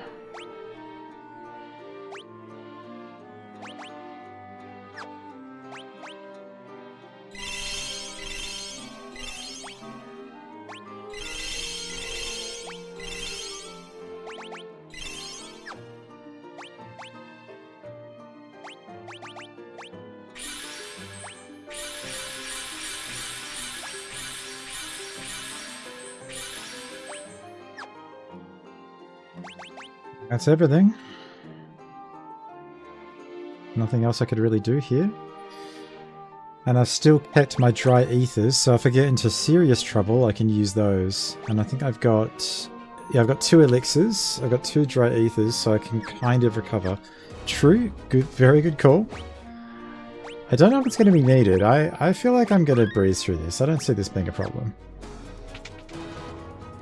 The only problem here might be if it gives me the game over screen and I can't go back and get the last couple of chests that I'm apparently missing. I don't know how I missed 4 chests, but... alright. Hang on a minute. This guy looks... do you remember me? I was once the most renowned knight of Cornelia. Yes, you were that one guy from the start of the game that went to the Chaos Shrine. Alright. How was this guy's name? Garland. Okay. You did defeat me, but the 4 great forces saved me by sending me back through time. Okay. Once here, I sent the 4 fiends into the future, where they shall once again use the 4 great forces to send me into the past. What? In 2,000 years, I'll remember none of this. Hey, what the hell? Okay. So... he's created a time loop for himself. Alright, we were born again here, so even as you die again and again, I shall return. Born again into this endless cycle I've created. Alright, Garland.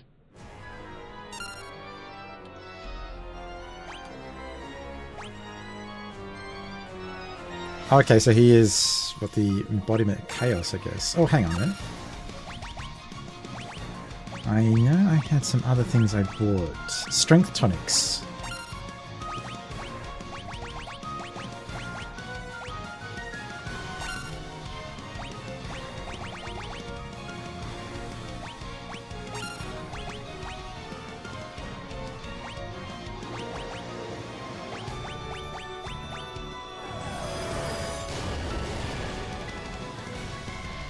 Oh, hey, that was quite a big hit.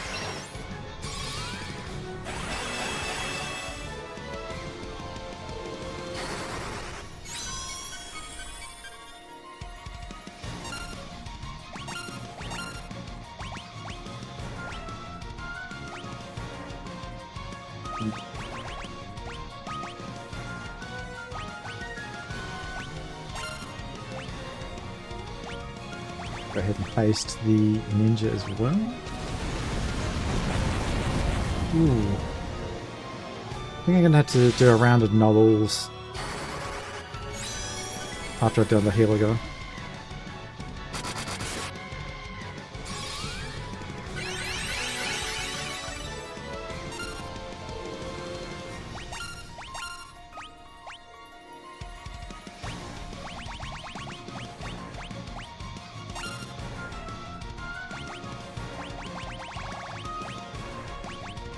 Oh, there's a guy. It's the strongest spell he's got. If he does something.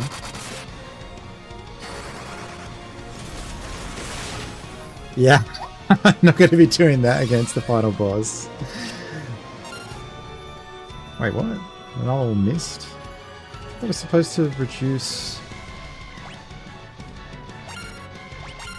Did I misread the spell?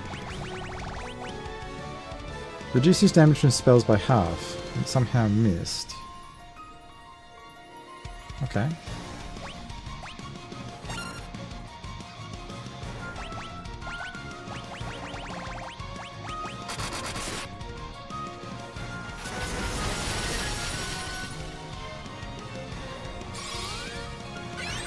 Gonna have to keep using Healer, I think. He's gonna keep spamming all those big AoEs constantly. It's gonna get rough.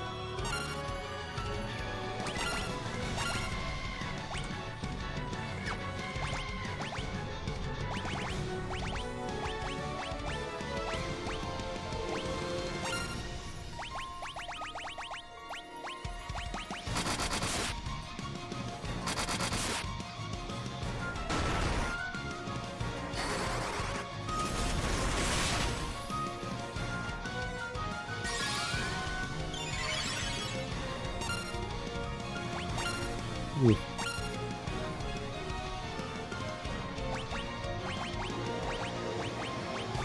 We'll keep using Kiragas and just hope to get through it.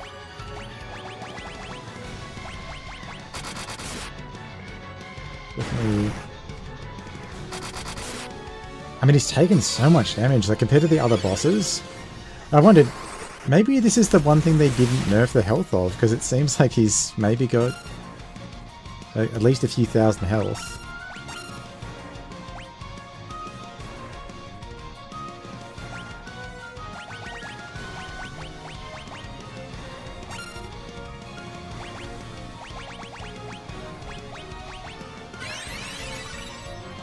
No, he just crushes himself for 10,000. What the heck was that? No.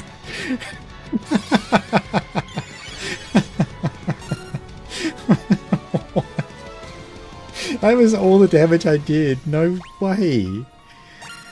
Oh, what the heck, dude? I can't believe that. He just healed his entire health bar.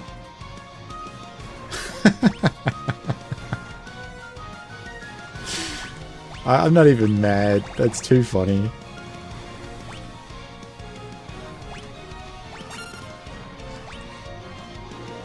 Do I have anything to stop his spells? I've got silence. The thing is, like...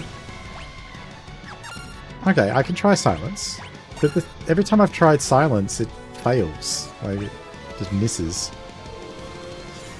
I'll give it a shot. I'll try silence, I can try... I'll try dark on him as well, I'll blind him. Let's see if that works. Tsunami. I haven't seen that one before. Nope, that's a miss. Warp run away, yeah. Seems that way. No, he's...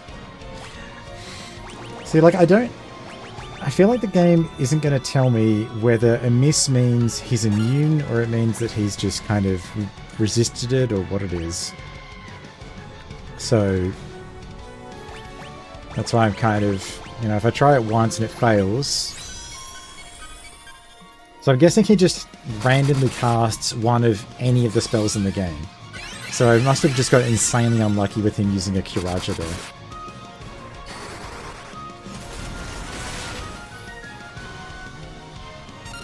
One thing I probably can do, I think that my white mage has Dispel.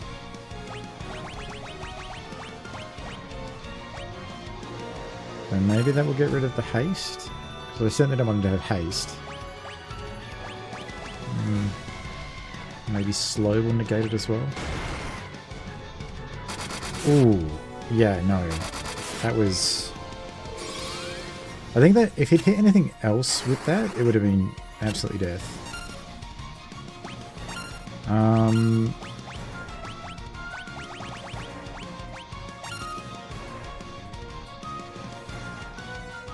don't know. But he's hasted at this point. I can't seem to get rid of it. He's just killed my fighter. Rider's gonna whiff.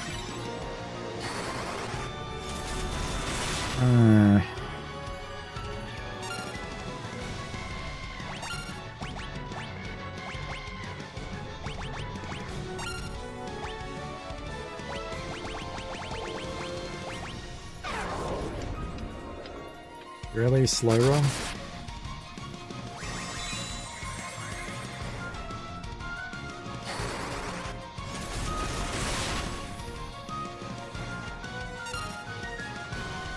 Yeah, this is a bit of a problem. Let's hope I can get the Kiraja off on my warrior before he dies again. But I was not expecting the back-to-back... oh, really, Blizzaga?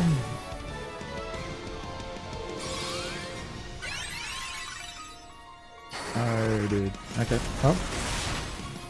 I think what I'll do is I will queue up a res on him and...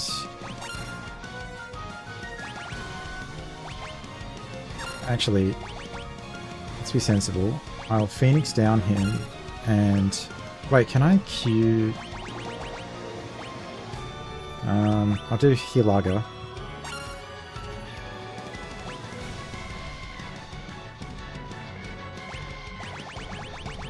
I don't know what else to do.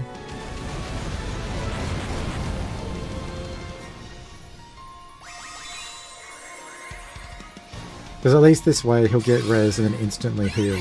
Even if it's not a lot, but it'll be enough to keep him alive, provided the boss doesn't, you know, hit him again for 700 damage.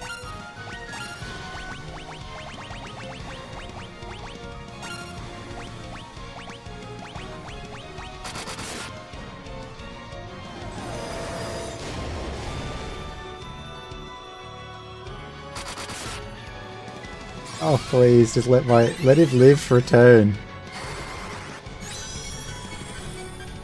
There's one turn. He got back-to-back hit for 700 damage. Yeah, he absolutely hates it. Yeah, maybe.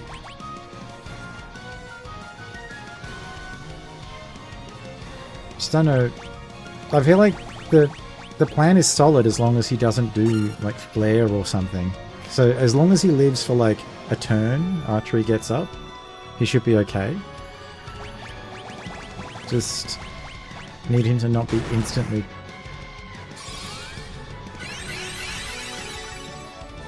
Good lord. Yeah. Paralysis. That's really unfortunate.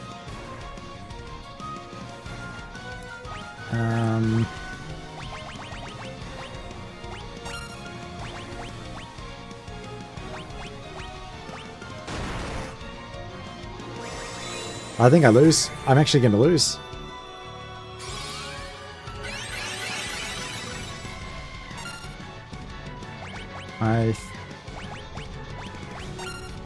This is a massive step up. Like, nothing else has been even close to this difficult. Okay, we're out of heals.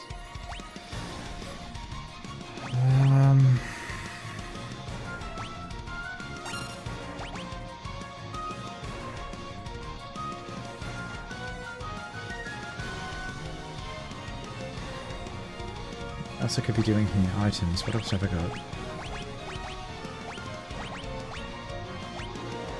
Casts heal when used. That's going to be nothing. Cast some Visro when used. You know what? Maybe that's something.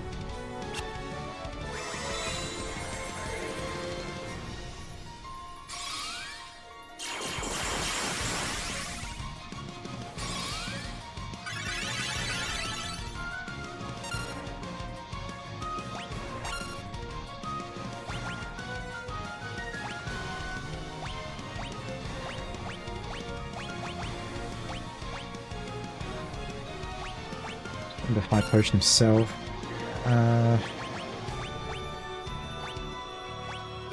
Okay, I'm all out of Curages because I bloody wasted them.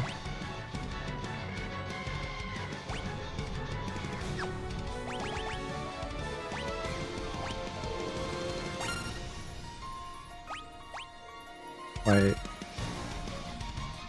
Do I want to use... I've got dry ethers, I've got elixirs. I think I dry ether on my white mage to get back the Curages.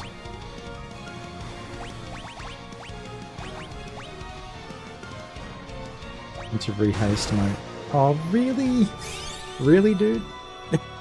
Instant perfect day. He just gets a 700 damage hit to the face. Oh, I mean, at least I hadn't cast another Curage on him, right? Yeah, could be worse.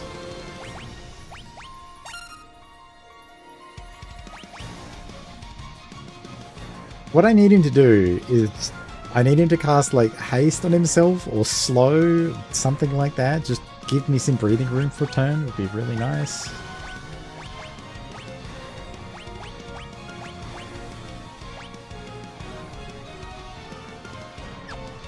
What do I actually use a Karaja on?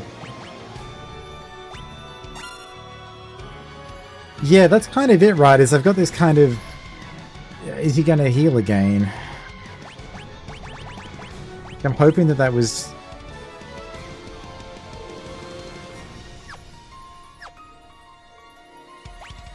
kind of a scripted thing, where like he's not going to do it again. Okay, he hasted himself again, that's fine.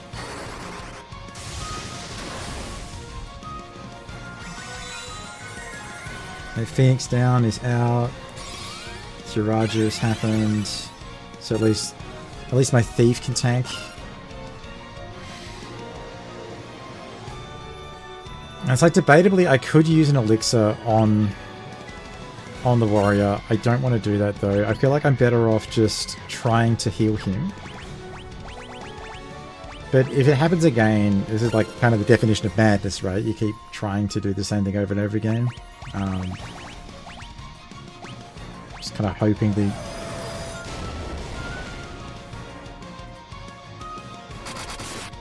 Please just let him live for a turn. Just a turn, I beg it. I beg of you. I beg of you, Chaos. Just one turn. I'm actually going to attack with the Thief and use the mages to try and res them.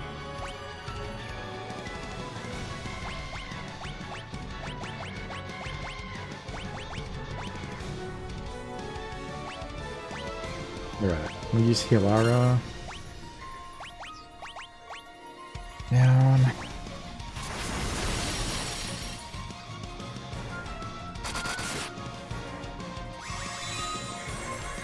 It's also the fact that like he's taking almost no damage from anything apart from the warrior.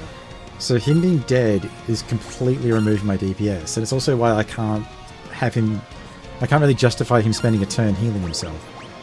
You know what though? I'm really sick of him just instantly dying. So Elixir it is. Like if he can at least live for the next round, then maybe I've got a chance of winning.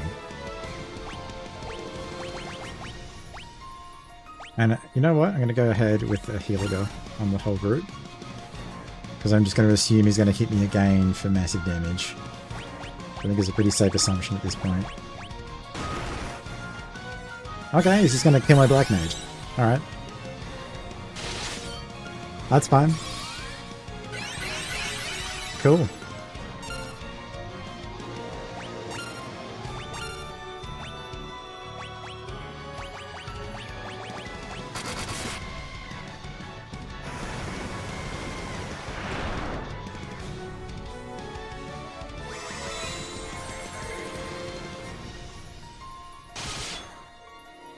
53? What?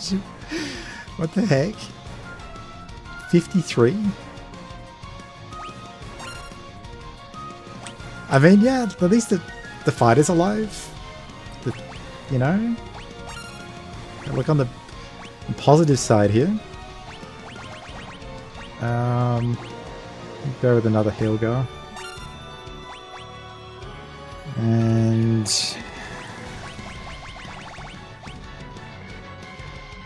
get into Castle Visra.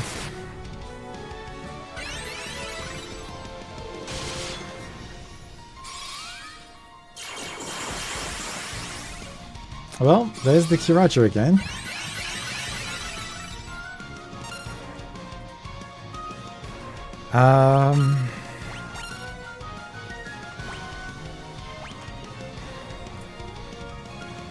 This is not what I was expecting, I got to admit.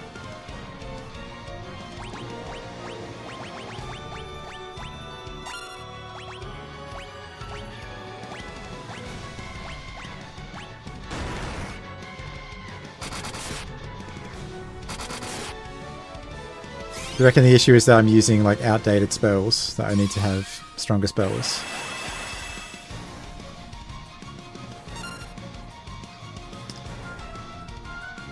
That's kind of annoying.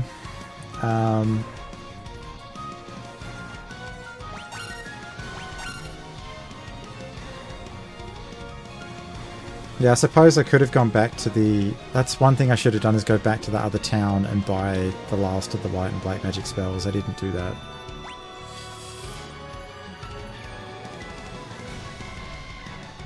I didn't think I'd need to. Like, nothing else has even come close to this in terms of difficulty for the entire game.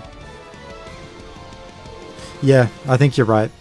I think I actually... This is my first loss. The entirety of the run...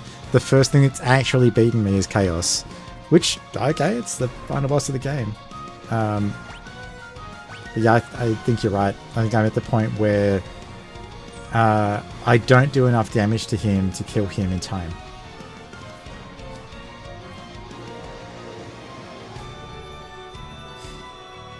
Yeah, I feel like I did do about... maybe 5,000 damage to him before he healed himself to full with the Kiraja. I'm guessing he must have like 9999 health. That would make the most sense. He's got like, you know, a hit point cap.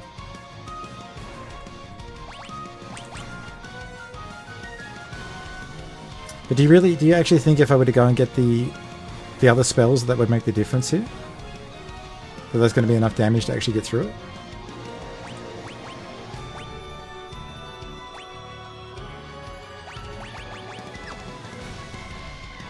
Like, I definitely agree that it's not going anywhere at the moment. I can't even hurt him.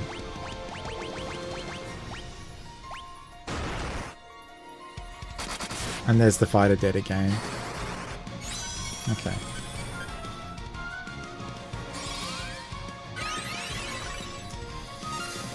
15 to 20k. I mean, it's probably... It would be less than that in this Pixel Remaster. There's no way he's got that much health, because that would... I'm just going to put them on auto attack and just let them die here. This would be a novel experience. I've not seen the game over screen yet.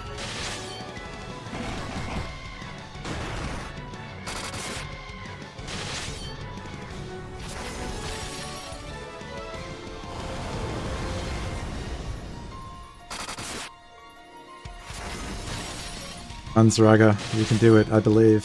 Kill him. No. Alright. The party was defeated. Well, that's not too surprising. Start from recent save data. Yes, okay. Also, thanks for reminding me to save. Gonna be back in a sec. That took a little bit longer than I was expecting, but yeah, I'll head back and try and buy some stuff. So, catch you in a sec.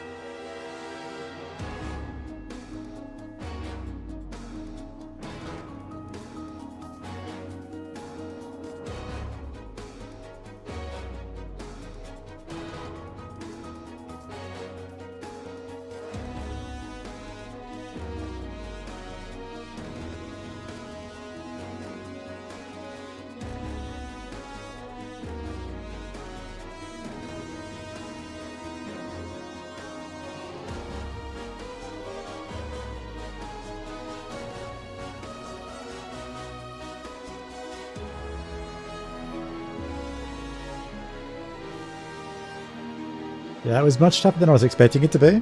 I'm absolutely going to go and get some better spells. Now, let's see if I can figure out how to get out of here quickly.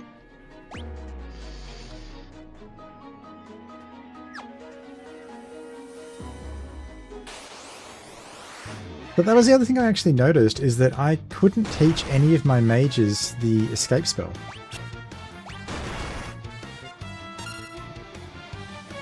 I couldn't learn it. I tried to learn it from the magic shop and it wasn't available. Like, it said that neither of my mages could learn it. Nope. Yeah, so I've seen those spells in the shop, but I couldn't actually learn them when I was there the last time round. So I'm wondering if maybe... You see, I thought Black Mage should be able to learn Warp as well, but when I was at the shop that sold it, it wasn't available. So I figured maybe it was something for Red Mages?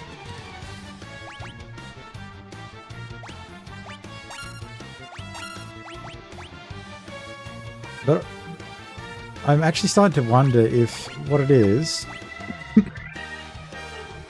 On my Black Mage, you reckon I got Warp?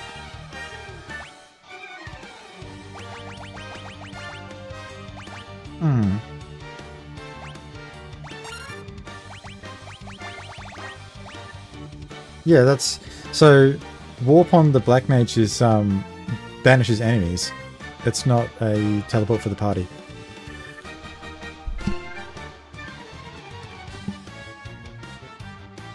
Yeah. That's all good, dude.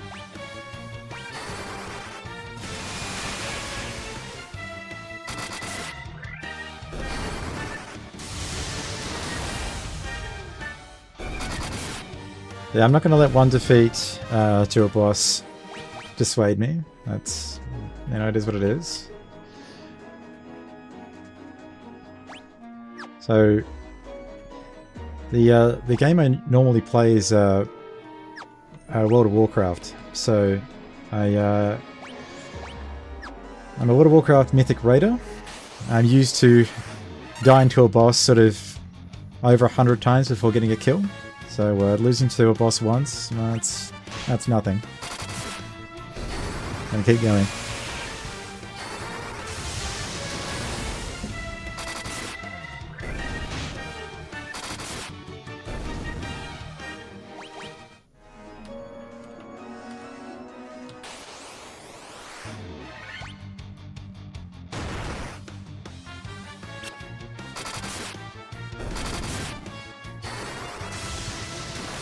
I'm also sort of disappointed in myself for not thinking about going to get the spells before heading all the way over here. I should have thought of that. Like, I remembered to go... I think I was so excited to go and get the sword with the adamantite that I forgot about going to get the spells. How do I get out of this bit? Yep.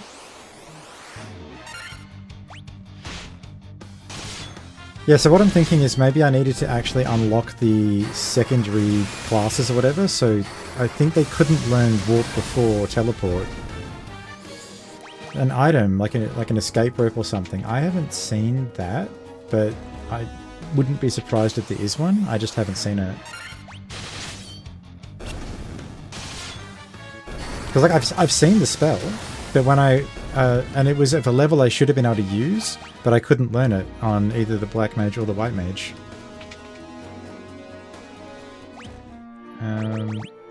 I'll check my items and see if I've got something in here that will let me leave. So I'm pretty sure I've got it sorted so that all of my single-use items are at the top. Yeah, there's nothing there that would let me leave, I think.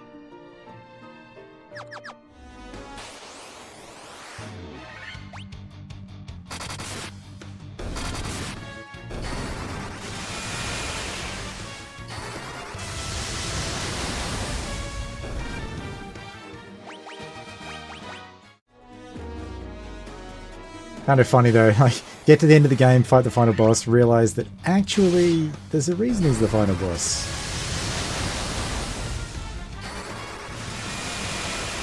Although I do think that giving him Curaja is a little bit of a... that's a bit much. Like... true. Yeah, I'm going to go back in there with some extra levels. I just... The fact that he was healing all the damage I did was crazy to me. Like, I haven't actually seen that from a boss before in a game. The idea that it would just completely negate everything I'd done. Kind of a fun concept, though.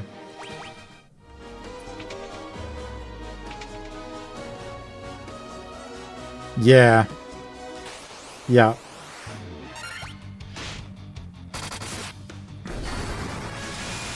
Well, what I'm going to do is I'm going back to the town that I know for sure has high-level magic spells that I didn't pick up the last time I was there. And I'm going to hope that one of those is the solution I need. I'm trying to remember what the way out of here is, so I must have to go down here and through one of these doors.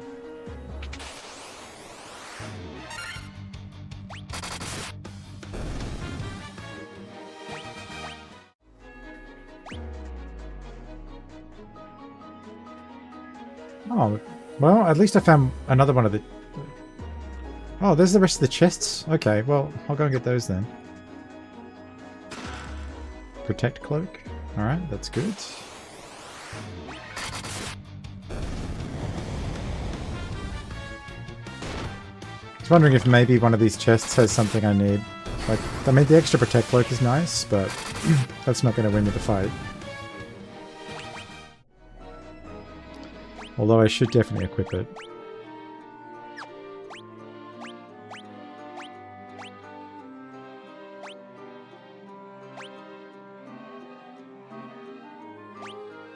Okay.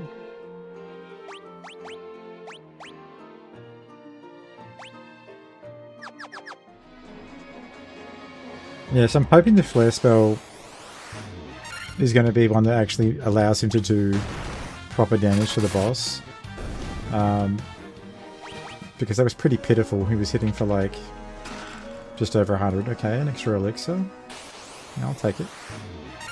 Because the other thing as well I should definitely do when I go back, after I've bought all my spells, I should just stock up on elixirs and things like that, so I've got them ready to go. Because, I mean, what else am I spending the gil on if I've beaten the game, right? Once I kill the chaos, it's game over.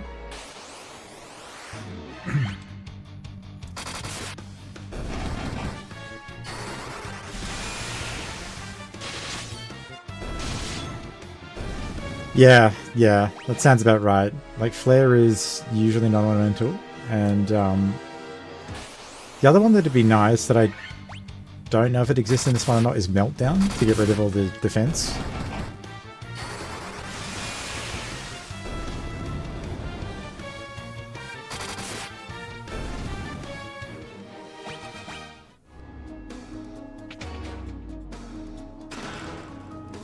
The protect ring, we don't need that.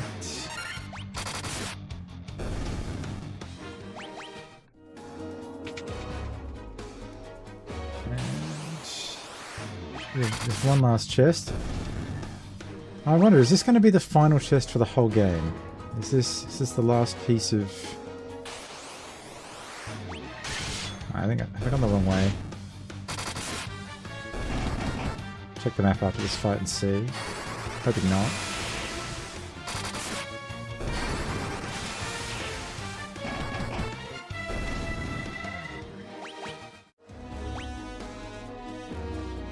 I'll be fine. Let's go right this way. There we go. And I do enjoy the fact that the fighter, like... Wait, what? I guess if I were running 2 thieves, I'd be really happy right now, maybe. Or 3, because I've got the Masamune anyway, so I don't need that.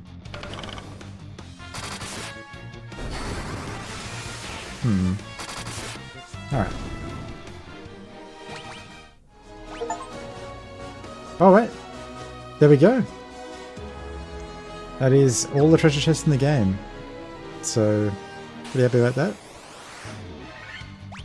That definitely scratches that completionist itch.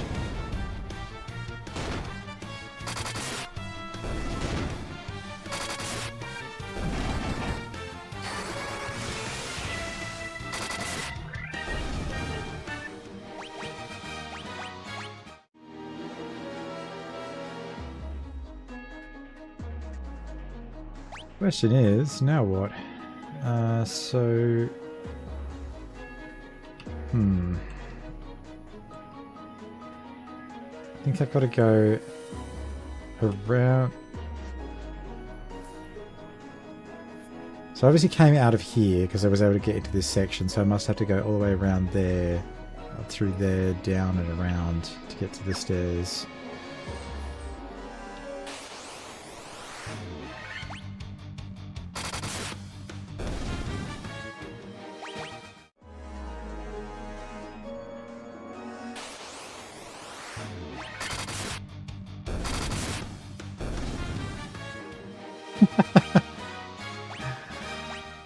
Yeah, like, I think there's nothing worse than when your PC's down, and something goes wrong and you need to replace a part. I've got some replacement RAM that I'm picking up tomorrow, so hoping that's going to improve things a little bit.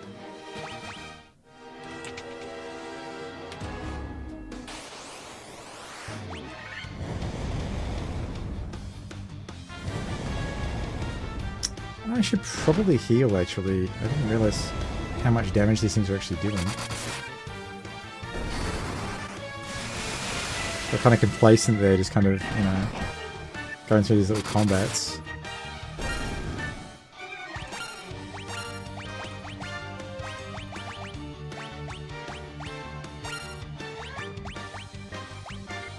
Taking risks I don't need to.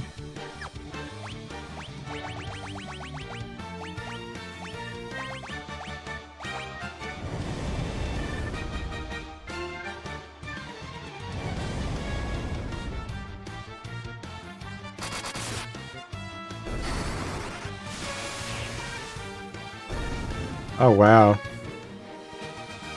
Yeah, because it's the middle of summer over there, right? So...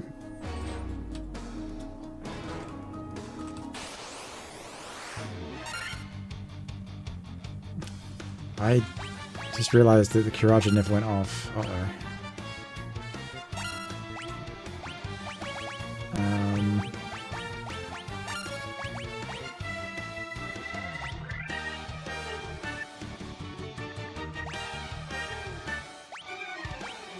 I got hit by a bad storm as well, that's no good, mate. Alright.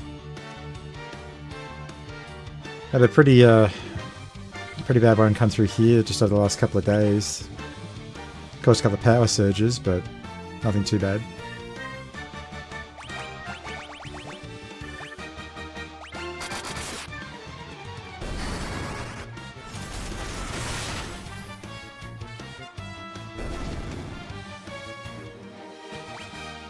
Quickly heal everybody up to full, I think.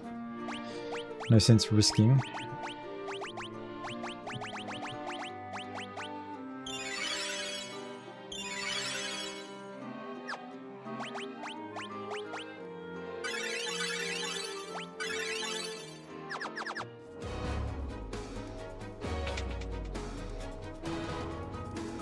I just thought about how many floors of this I got to get through to get back at the end.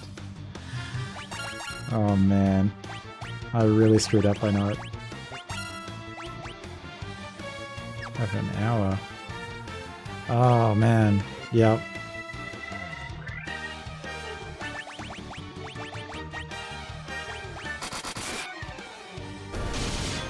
Yeah, I don't think we've had a storm come through here that bad for a long time. Is that like a rare sort of bad storm for you guys as well, or is that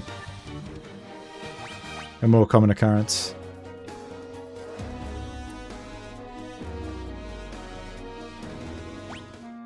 Like, we get sort of bad storms like that come through maybe, I want to say once a decade?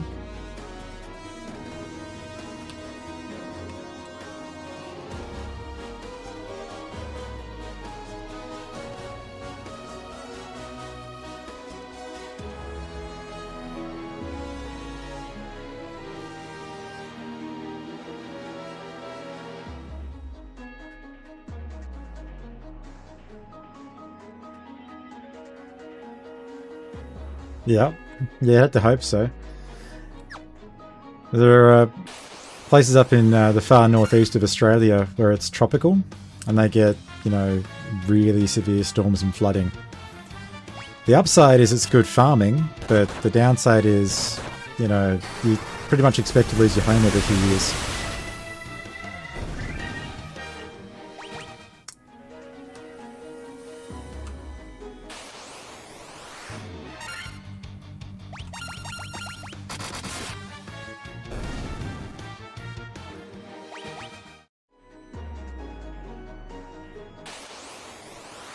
I mean, you got, over in the US, you got the, what is it, Tornado Alley, I think, where you just get tons of tornadoes coming through, and you pretty much, your home is not built to even survive it. I think most people there are just building around the idea that they'll lose the home and then just rebuild, and it's cheaper for them that way. But I just couldn't imagine, like, dealing with that. Now the wind. Oh, okay, yeah. I don't think so. Yeah, cannot blame you for that one. Yeah, luckily I think I live in one of the sort of, oops, I just got my wrong commands there.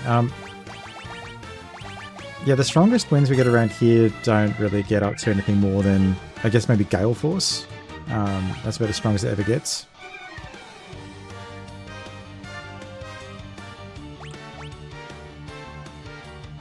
But yeah, I live in the temperate zone, so Perth, which is the sort of southwest of the country, and it's just very mild weather. Like, it does get hot, but we don't get any like really severe storms or anything through here.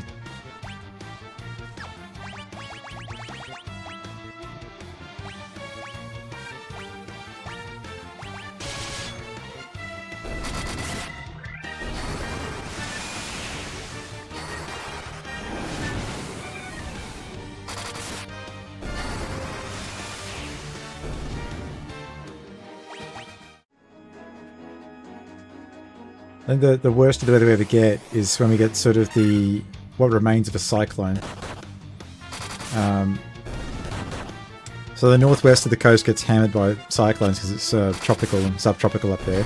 And occasionally one of them will sort of bounce down the coast and make its way to us. But it's, by the time it gets here, it's, I don't know what they call it, like maybe like a tropical storm or something like that. But the winds are probably, I think at most, if I put it into freedom units, like 100 miles, 110 mile an hour winds, about that.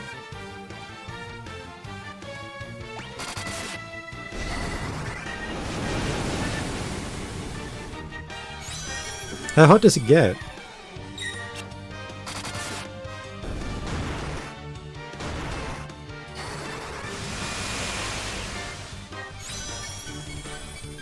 Actually curious, because where I am, trying to think about it in Fahrenheit, in summer it does not go below about 90 Fahrenheit here, I think.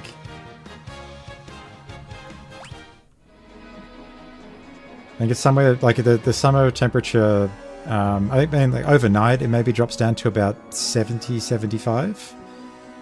Yeah, so your summer is probably about the same temperature range as mine then.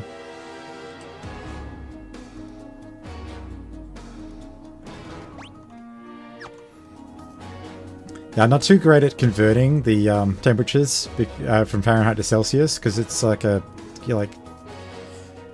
remember there's something like you take 30, add 32 or something to it and multiply it.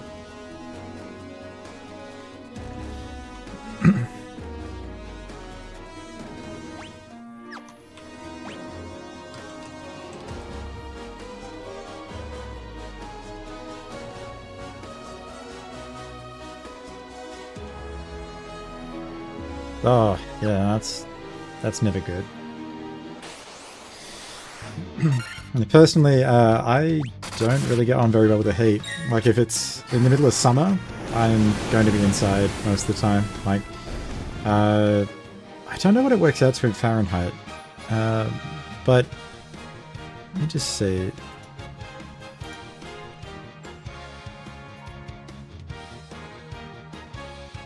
So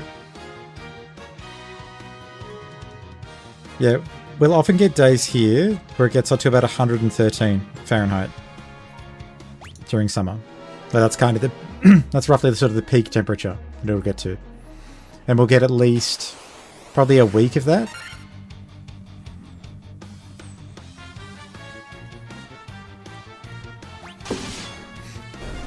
And I think in that kind of temperature it's unbearable. Like anything over sort of 95, 100, I feel like most people don't want to be outside in that.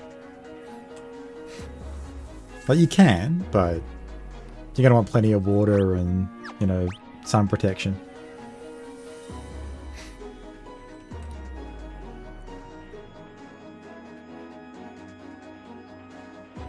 Okay. Wait, hang on. Have I gone the wrong way?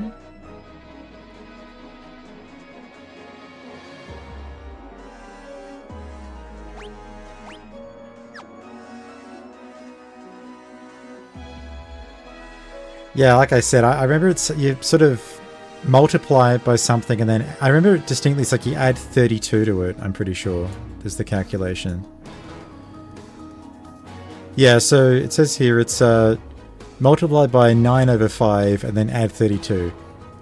Yeah, I'm pretty good at maths, but I'm not going to try and do that in my head. Like, it's not happening.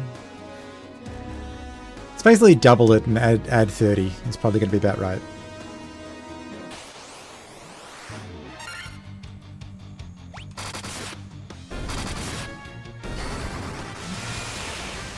I'm trying to think, like, is heading out of here a fool's errand at this point? I'm trying to think about how on earth to even get out of here, because I remember I had to fight a whole bunch of liches and I was going up and down multiple staircases. Oof, yeah, no, that sounds no good. I mean, you've got AC though, right? So it's just horrible because you can't do anything. You can't really go outside.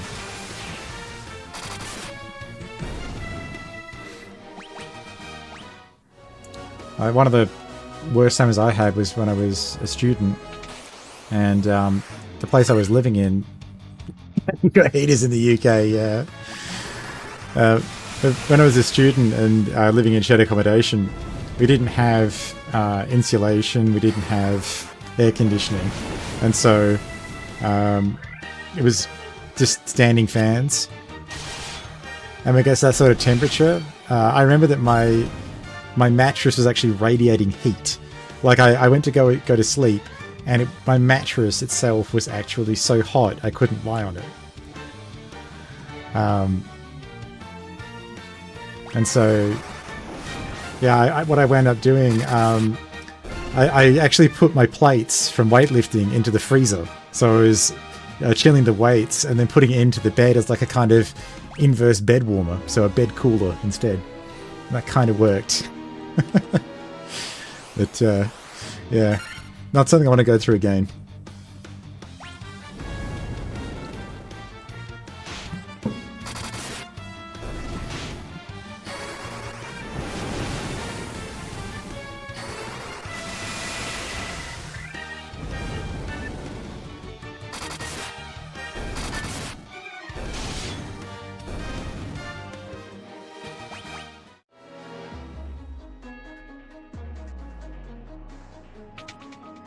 Okay, I remember the ladder, so I think I'm getting close to being able to leave. I can go and get that. Window AC units you put in every summer, take out. Yeah, I've seen those. I've never actually used one myself. Like, I've got ducted air conditioning, so it sort of just comes out of a hole in the ceiling. Does the job. Okay, so we've got this guy here blocking my path and being able to leave. I'm not sure this was a wise choice for him to block me. Alright.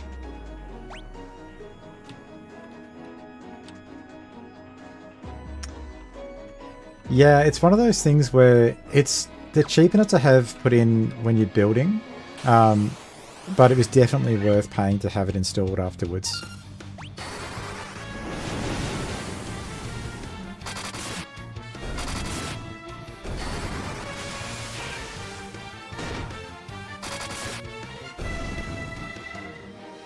I kind of wish that I'd gone the extra and gone for the refrigerated air conditioning systems, but at the time it's just prohibitively expensive. Like, so I've got an evaporative air conditioning system. So I don't know if you guys have those over there or not. They're kind of the older style. So they work really well unless it's humid. And in the moment there's even a little bit of humidity, it's completely useless. Ah, yeah. Is it heritage listed then at that age, so you can't make changes to it, or is it just the owners are too tight?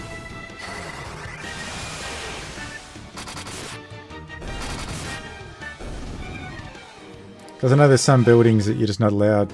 Yeah, it could be that they're not allowed to do it. I know at some places it's, you know, if anything's over about 100 years old, you kind of expect that it's going to be heritage listed and they won't let you make changes to it. At least that's over here. I don't know about the States, but I figure you guys care about your history as well, so I would imagine you got the same sort of stuff going on.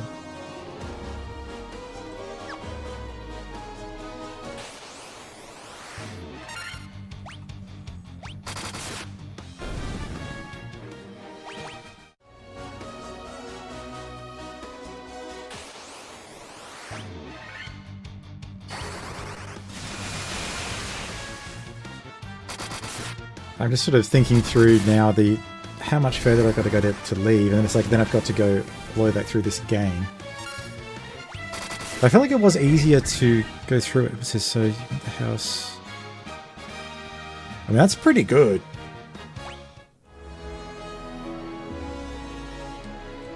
That's pretty good for a month.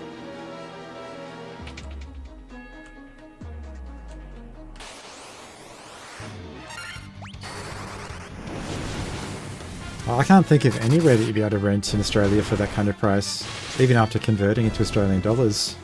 Yeah, surely I've nearly got out of here, right? Wait, am I going the right way here? I'm not, am I? I'm in some random room.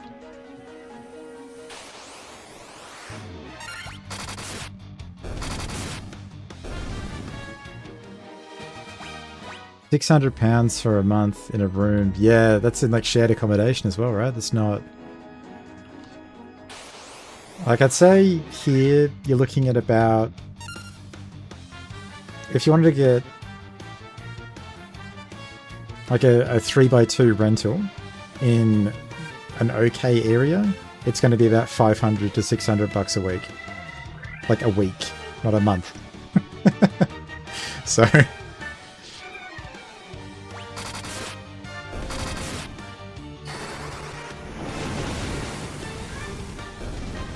Yeah, about 2,500 Australian dollars a month. That's pretty typical.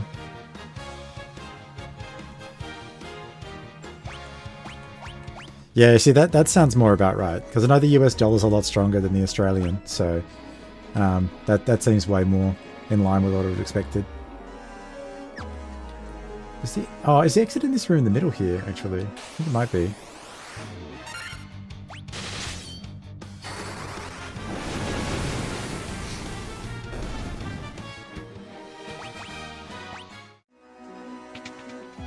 Yeah, there we go.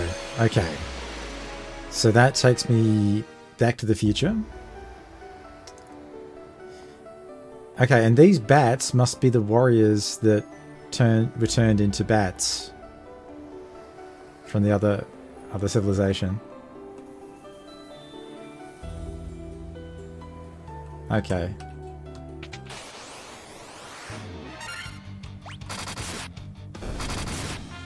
All right. So that should be it. I'm out. I'm free. Okay, and then get into this, and we go up all the way up here, and hopefully this is where I can get some better spells and restock all my stuff. Yep, in spells items, absolutely. I think I'll do the spells first, because it's right here. So we'll check this one first. Alright, you've got Blizzaga and Break. I'm not even going to bother learning Break. Wait, I have... Am I guild capped? Alright then.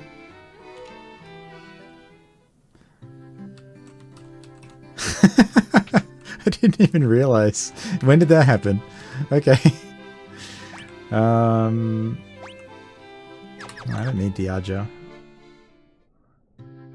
So I guess I can afford whatever I want. It's probably in this shop here. No. Got Kill, which is probably useless. Holy, Null All, and Dispel. So I did learn everything I found.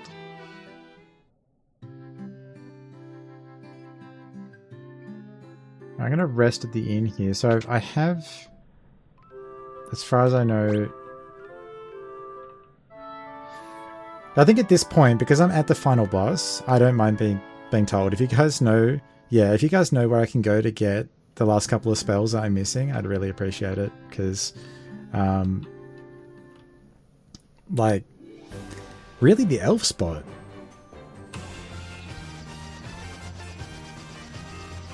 Huh? But here? Or this city where I already was? Or the other village? This one? This one here? Top right at the elf spot.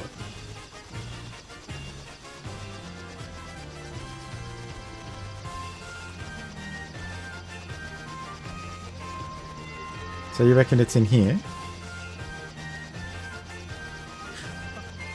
Oh. Oh, you did mean the other one. So the ancient city?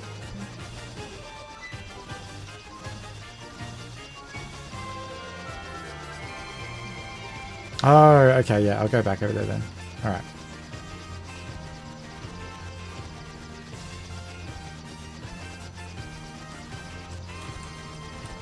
Is there anywhere nearer to this I can land, or am I forced to land like over here? Because I couldn't find anywhere else I could land. This seems a bit...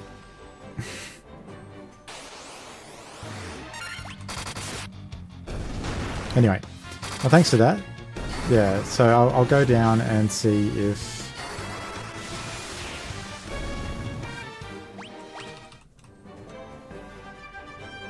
See if I can get Flare.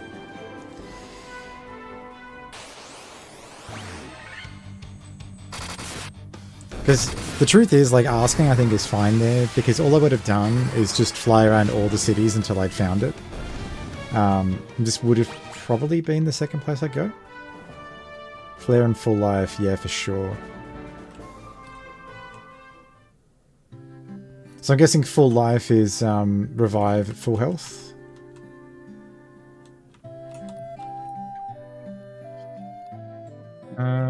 So you reckon it was in here?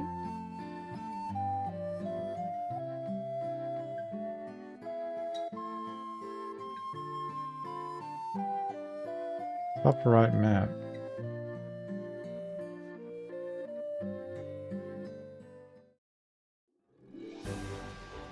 What do you mean?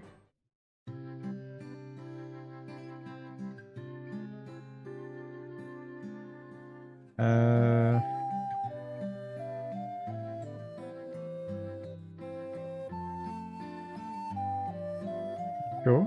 These guys just seem to be...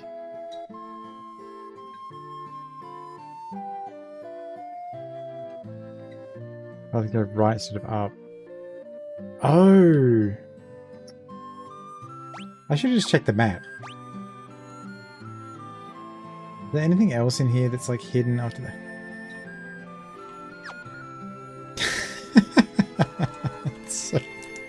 That's so frustrating. Okay. There we go. Yeah, so obviously if I'd seen this, I would have bought this immediately. Thanks for that. Oh. Painful. Alright. That's Full Life. Okay, so Null All didn't seem to do anything. I'm just gonna get rid of null all.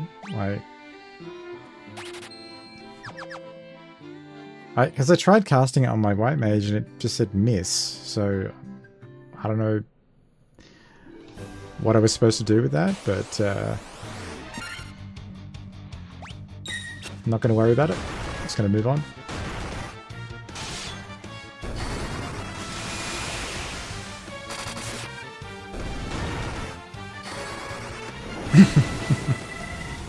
Yep, that's about right. Alright, so now I'll go back to the other town, just spend all my gil on recovery items, and then head back over, and hopefully this time I won't have as much of a problem with chaos. Because like, the thing is, like, full life obviously allows me to get around him instantly killing any of my characters. Well, except the white mage. If the white mage gets killed twice in a row, that's going to be a problem. But otherwise, it should be fine.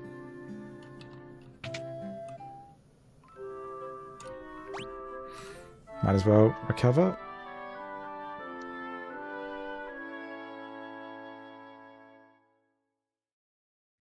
I wonder if I can buy those elixirs or not from the shop. Can't recall if they were sold here or not.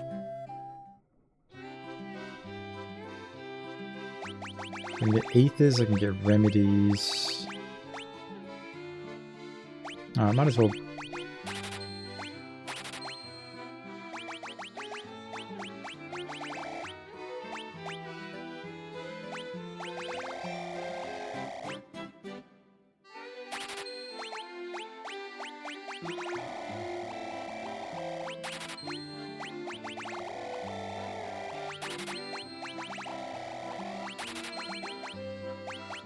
I mean, at this point,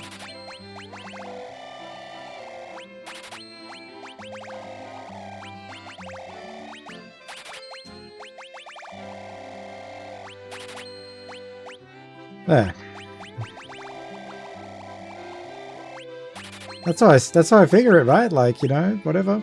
I've got all my best in slot equipment as far as I know. I don't need anything else. I'm not going to bother buying like 99 tents and so on. That just seems completely silly. This guy just sells, yeah, cat claws, which I guess are for monk. And then he's already got that stuff. Or doesn't need it. Yeah, the shop owner should be very happy with that. Like, you know, just this random guy just comes in out of nowhere, buys out your entire stock. Why not?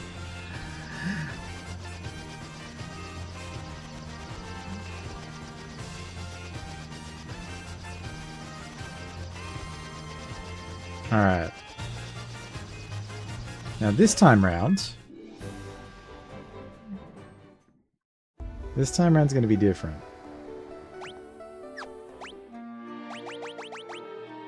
Probably not the worst idea, actually. I might nip out and do a full save.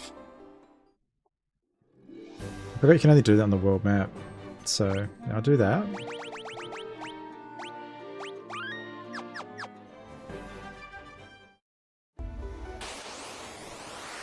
The classic two-step into a random encounter. I really hope so. Like, I've got Flare, I've got all the elixirs. Yeah, no worries, mate. Figure by the time Losada gets back, I'll probably have just about reached chaos.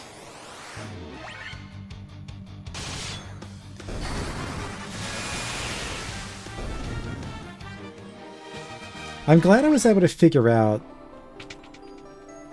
how to get through the whole game. I do wonder though how much information... Like, if I'd followed a walkthrough, this would have been so much quicker. I just think it... Chaos, yeah. Wait, whoops, wrong way. You reckon Chaos will drink the elixirs? I hope not.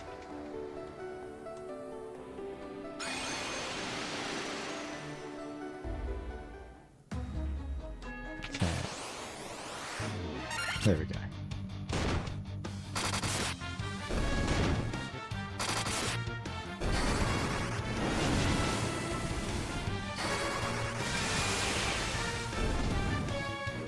Yeah, I was very surprised by Chaos using Kiraja, and the fact that he did it twice, like, I just don't know. Even with Flare, I don't know how I'm supposed to beat that.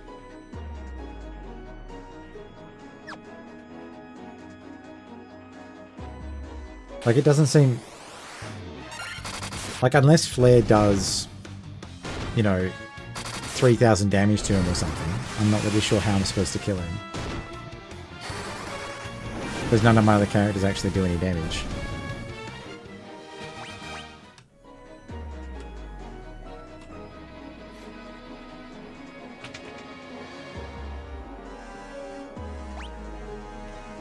I just did the same thing I did the last time, didn't I? That stupid room. There's nothing in it. That's the goldfish memory coming to play there.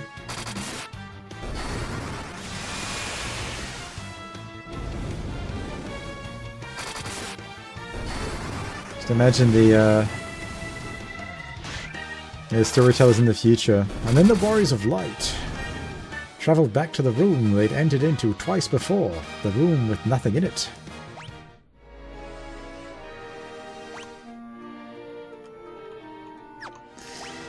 Yeah, I feel like he's going to. I think that's his plan. He's just going to make my warrior stay dead for as long as possible. Okay, I'm trying to remember. Which way did I come from? This way, maybe?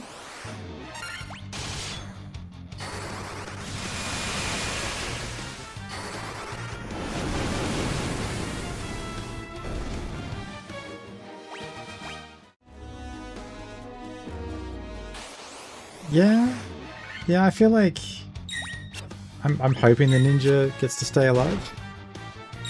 We'll find out.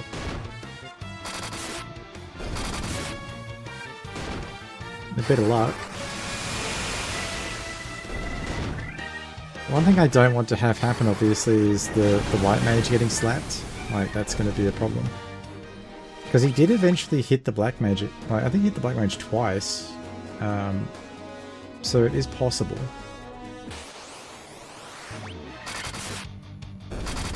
But I'm really hoping that Flare is going to carry me. And that between Flare and full life, I'm able to get through the fight.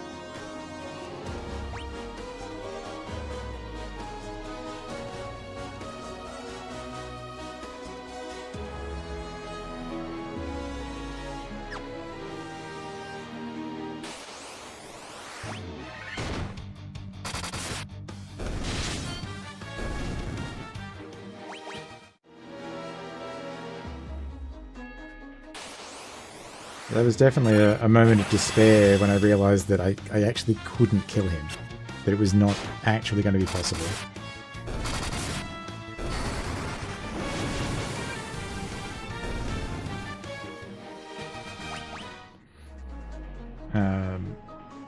Because I have to hope that the way that it works is that he uses Kiraja every so many turns.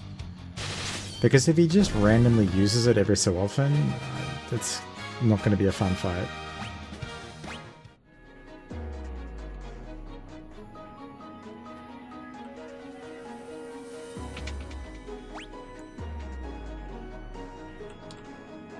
Because there's a couple of ways I could think of they may have built the encounter. And for me, the absolute worst case scenario would be that they've built it so that it randomly picks an ability every time. Because it is called Chaos, so it could just be, oh well, you know, it's completely randomized. If that's the case, then it's going to take ages to kill him.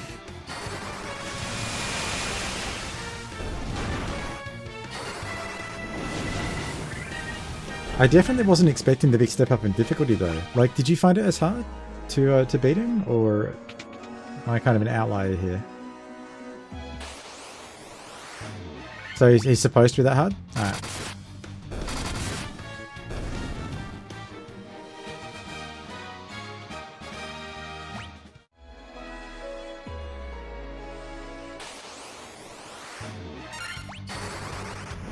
I think that the problem might be that I suspect he's one of the few enemies in the game that they didn't nerf. Or at least that they nerfed him, it wasn't by as much. And so compared to everything else, he feels like, you know... Well, he feels like an actual challenge. Like, I'm excited to beat him. But what it reminds me, though, is like, you know, sometimes the bosses in World of Warcraft that are mathematically impossible to beat. And that's what it felt like. It felt like, okay, I'm just going to be here forever. That's why when, like Lopsided pointed out, it's like, yeah, it's just stuck in an infinite loop. There's no escaping it. He's just going to keep on doing his thing.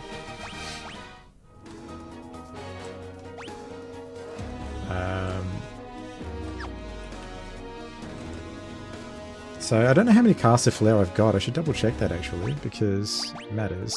Yeah, the map is huge. So I've got 9 casts of flare, and luckily enough there's nothing else relevant there. That was the one type of magic I forgot to check for, to see if I could actually use it now, was warp and so on, so I could leave easily if it turned out I couldn't beat it. But I feel like if I can't beat it with this setup, I'm not going to beat it at all, right? Wrestling fans. Man. Like, I know some of the stuff from, I think it was the Attitude Era, like, you know, the 90s wrestling, but it's not something I follow. Oh no! Wait, really? Hulk Hogan? So we lose Ozzy yesterday, and now Hulk Hogan. That's... oh, rest in peace. I think he's easily the most recognisable wrestler, right? You got the Hulk Hogan and The Rock, I think, are the only ones that are sort of internationally famous.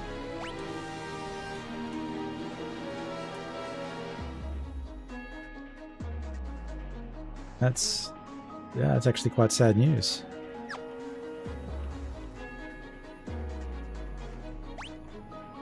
Look at how old he was. Is he... he must have been in his 80s, surely.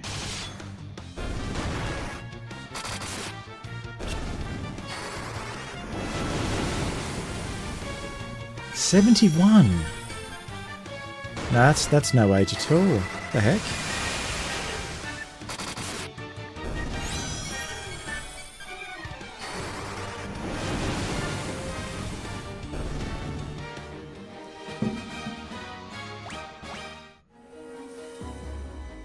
Ah, 71's way too young.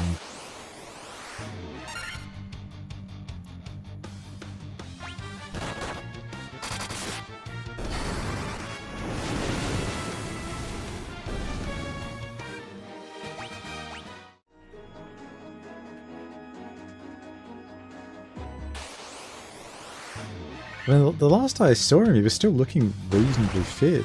I mean, not that I watch a lot of wrestling content, but I've seen interviews with him from only a year or two ago, and he seemed to be still relatively healthy. Ah, heart surgery. Yeah, that'll do it. That can get you at any time, though. Ah.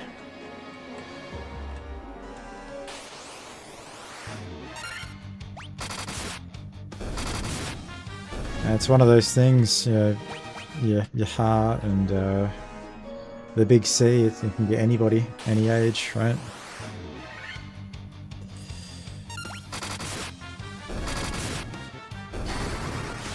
Ultimate Warrior. Ah, yeah.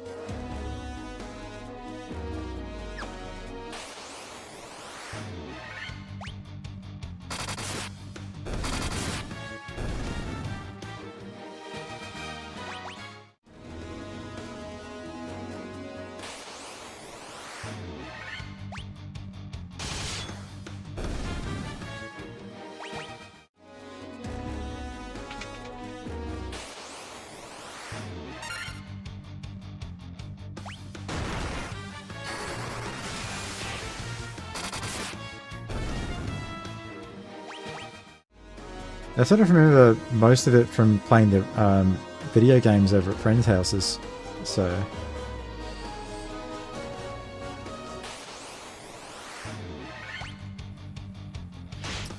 Like, I definitely don't know any of the sort of the storylines and things like that, because I know there's a lot to it.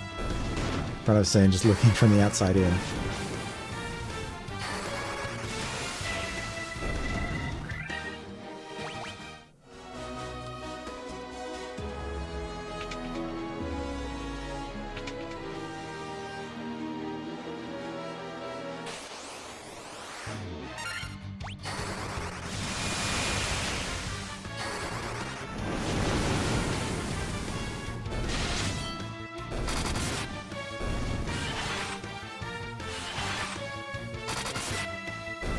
Well, at least I've nearly made my way back to the chaos fight, I think. I hope.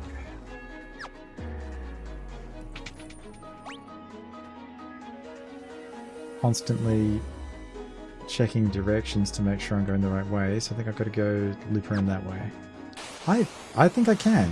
I think this time around's gonna be better. Like, thanks again for both of you for pointing me in the right direction to go and get some better spells.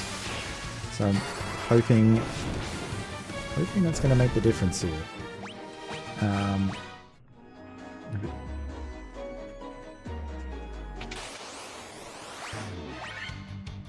going to need Flare to do about 5,000 damage a shot. That's what I need to do. But if it could do about 1,000, that's going to be good enough, I think.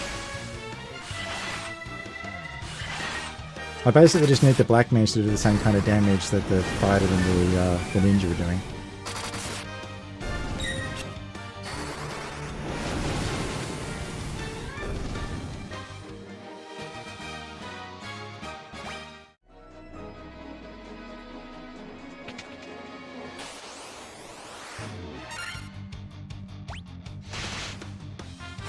It's these kind of battles here where you're against 9 foes, that's where the Black Mage comes in useful. But the whole rest of the time, if it's a single foe, it's just... just like no damage.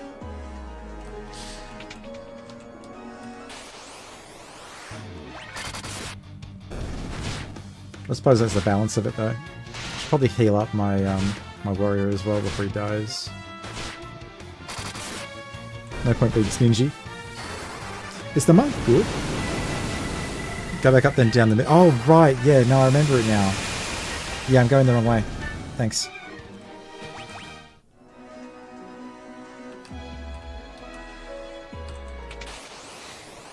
Yeah.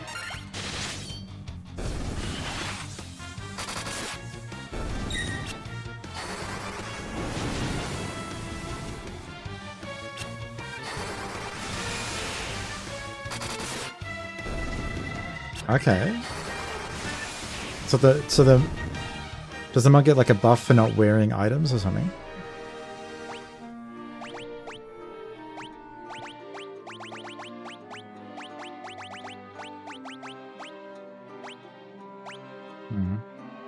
I might as well just use this and then I can just pop elixirs when I get further down.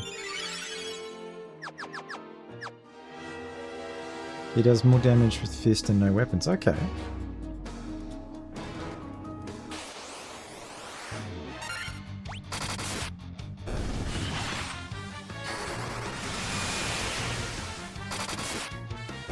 Now that makes sense. It's typical for the monk.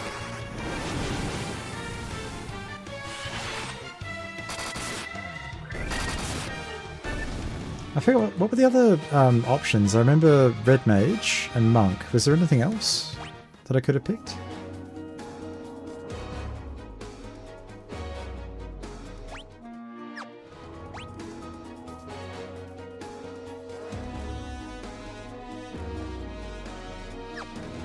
Oh yeah. That's still a decent variety though for the time.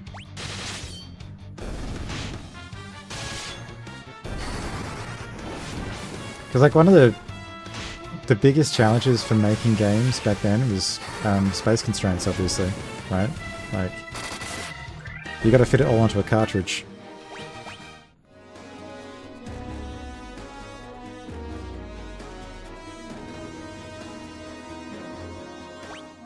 The only real experience I've had with developing games on restricted hardware like that was making games for the graphics calculators, and that was pretty difficult, right? Try making an entire game that's got to be under 32,000 characters, and that includes so the code for the game had to be under 32 kilobytes, but also you needed to leave some like headroom, so it was like 28K was probably the biggest you could make a game on those calculators.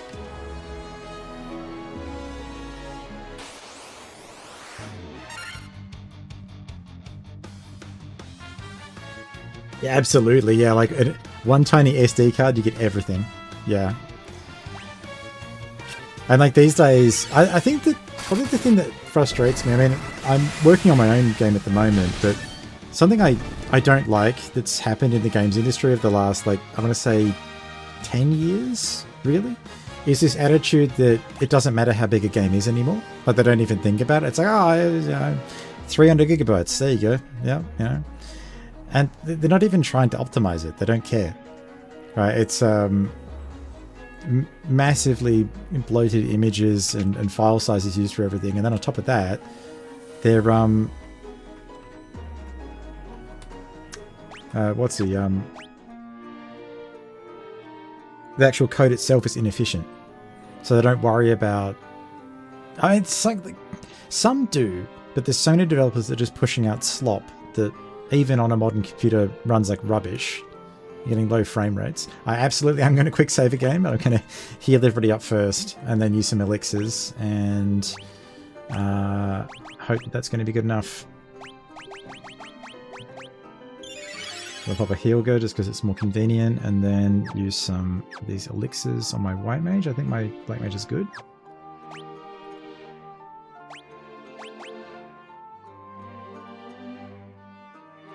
Resident Evil 2 on N64. Yeah, 64 megabyte cartridge for Nintendo, and the PlayStation 2 was using was it using Blu-rays, the PlayStation 2?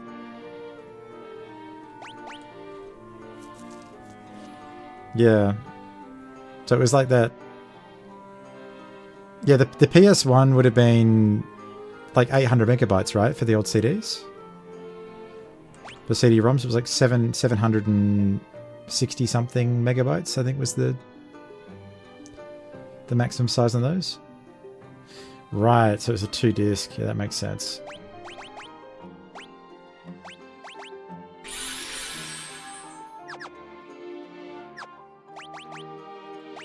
Alright. There's the quick save.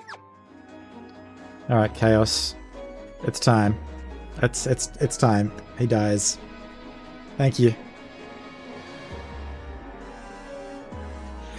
Alright, so my battle plan is I'm going to use the Black Mage to pop haste on both of my melees. It's currently 0-1. He's currently got me beat, but yeah, so buff up the melees, and oh, I did actually, you're right. I have killed him once. You're right.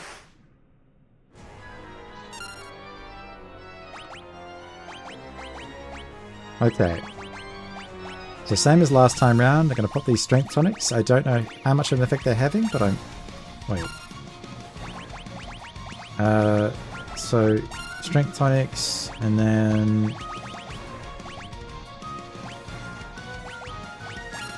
Terror... Haste... Perfect, he just hasted himself first turn. I think half the trouble I had as well was once the warrior died, I couldn't get the breathing room to re-protect him. So he was just getting instantly killed over and over again. Okay, I think that's everything I need him to do. So now it's just going to be auto attacks. Visra. Haste. Yeah, exactly. Yeah, the full life is going to be the game changer here, I think.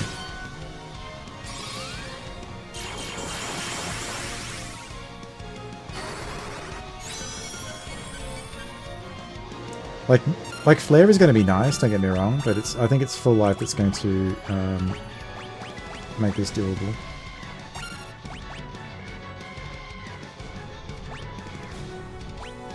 Alright, let's try flare.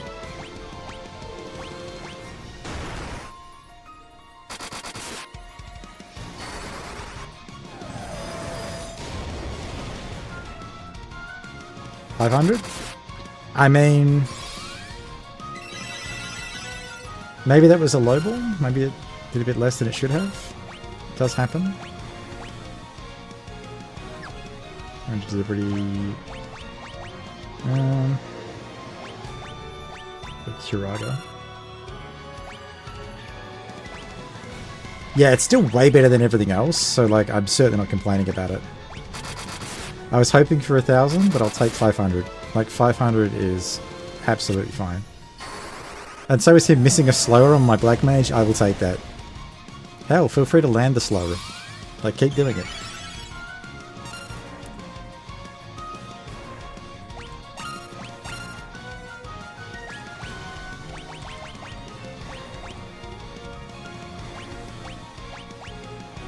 I think we'll go with Hilara here. And another flare.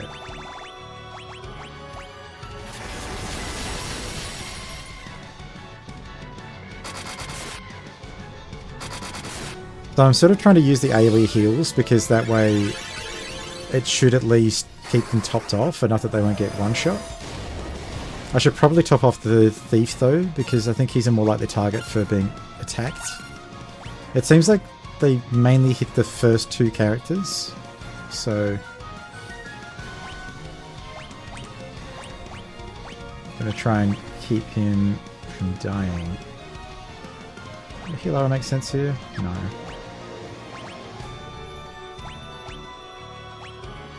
Oh, actually, it might be better to just throw a high potion.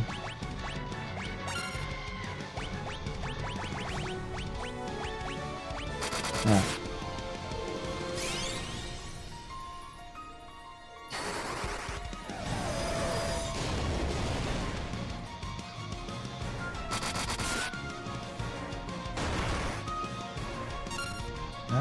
There's the first death.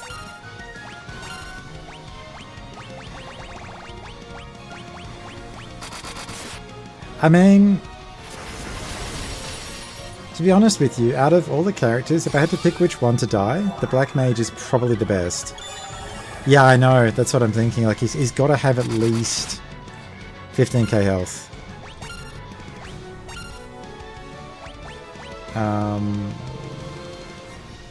I should probably throw a Cura at least on this guy. I don't think it's worth throwing out Protect.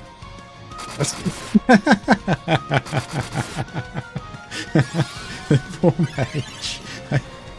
I can't believe it. Oh man. This poor mage, he didn't deserve that. That's not fair. No, apparently not. He's not happy about Flare.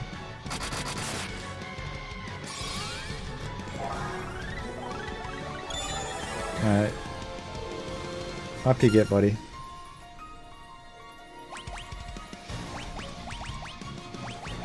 I wonder though... Notice my damage is a bit lower. Oh wait, no, it's still active, right? Strength tonic? Invisra... Yeah, it's still active. Okay. Well, the White Mage is still doing its job. I think I'll be okay.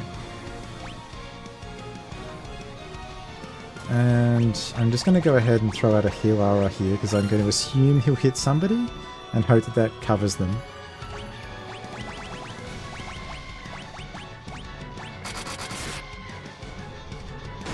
What I'm thinking is that if the White Mage starts running out of MP, I'll just start using the Black Mage's turns to throw MP to the White Mage, just to keep everybody alive.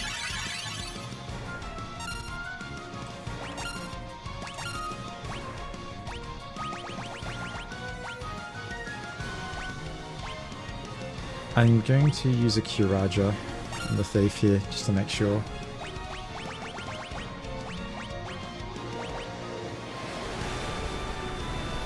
I don't know if he lives this tsunami, actually. No, he doesn't.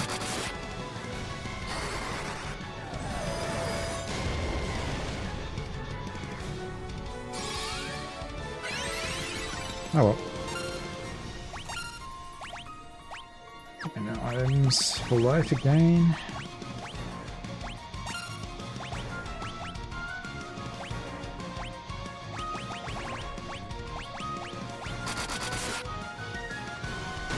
He's got to be close to death. Oh no. He really doesn't like that black mage.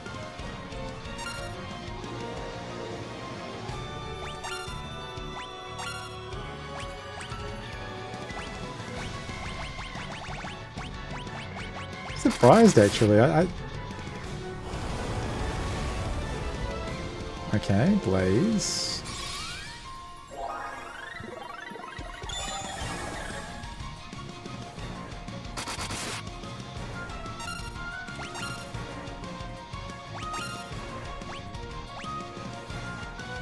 I'm just so surprised that it's, you know, going in so hard on the black mage. I don't know why.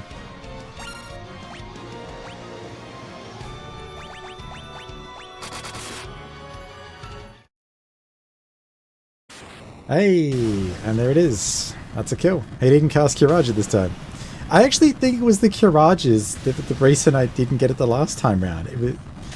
Thanks, man. Cheers. Yeah.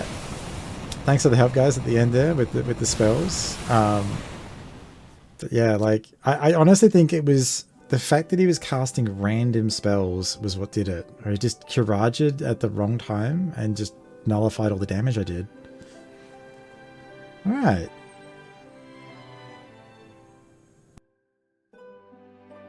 Okay, cool. Time loop was severed at last.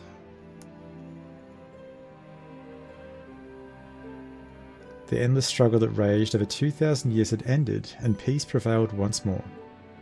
That's good to know. I wonder...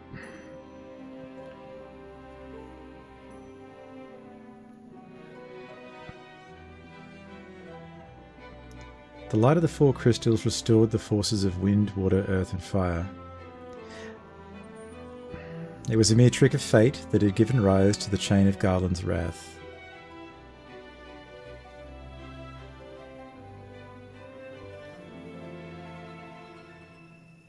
But magnified by the four forces meant to guide our world, that trick of fate also gave birth to the fiends. Okay.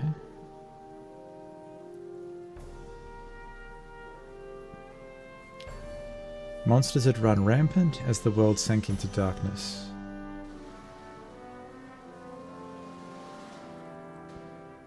But all that is now past.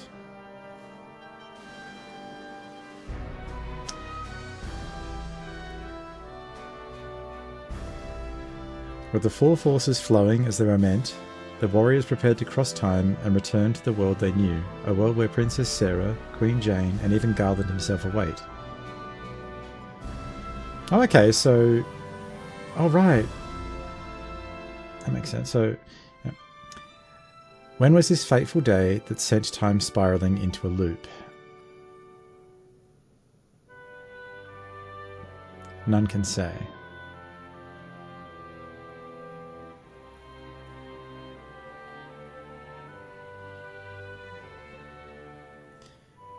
It seemed the cycle into which time had fallen would last forever.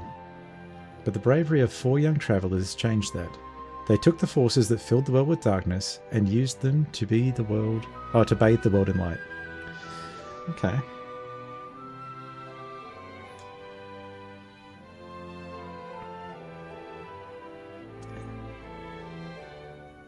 None will ever recall the struggle the four endured, for the breaking of the chain means that it never existed. I like that, so it's a closed loop.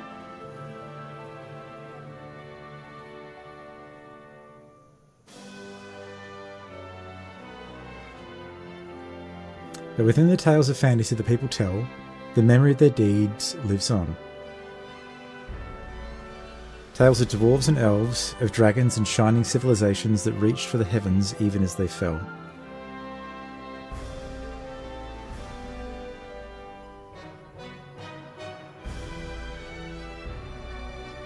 And now their return is upon us. Oh, okay.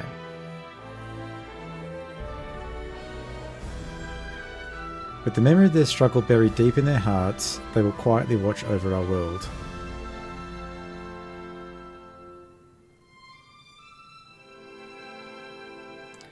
Remember always that the forces of the world must be used as they were intended, that the power of light must never be used for dark, and that the true crystals reside in your heart.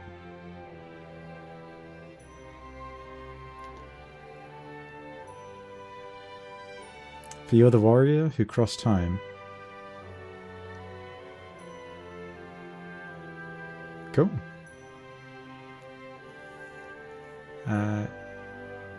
You are the bringer of light.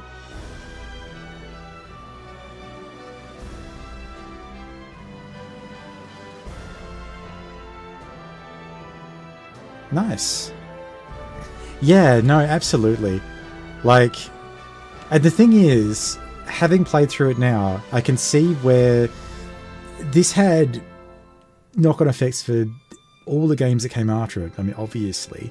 But the crystal themes, the Warriors of Light, the Sid the Inventor, like all those characters, there's only a handful that didn't come or see their first origins in this game, which I think is really cool. I also like the way that, like, the end there's like, yeah, it's a closed loop, the time loop that was created by Garland. So breaking it meant that, you know, you pretty much could just return to the world as it was. Because I was thinking, like, how are you going to get out of this? A paradox.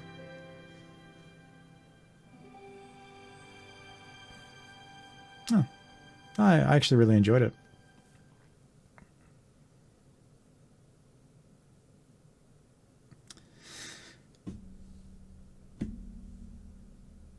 Oh, nice. That's a nice message as well.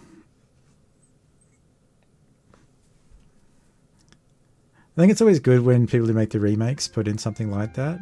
Like a sort of a thank you both to the fans and also to the original developers. But I don't think I'll be watching the credits though. Yeah, well, maybe I will. I think, yeah, we'll go ahead and skip that. I'm not going to watch all the credits. Much as I like the ending theme. Save completed game data. Data saves progress up to the final boss. Sure. I'll put that in file 2. So that way, if I do decide I want to go and explore the world, I can hop out on file 1 and go and do other stuff. Because I don't know if this is going to mean I can't actually do anything if I load it up. It just loads me up into like a victory screen or something.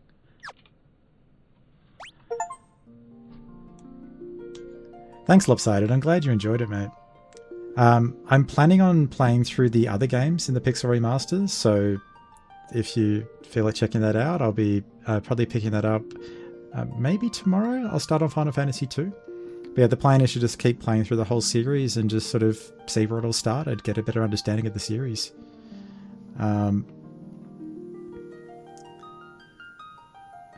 Awesome, mate. I'll catch you on for the next one. So, don't know if you can see my stream schedule or not, but I adhered the schedule, but not necessarily what I'm going to be playing. So, yeah, I usually try to go for about 5 or 6 hours, but I just wanted to try and get this one done tonight, so I pushed a little bit further. Yeah, I'll be doing Final Fantasy 2. I'll say that tomorrow for sure. So, see you there. Thanks for checking it out, guys, and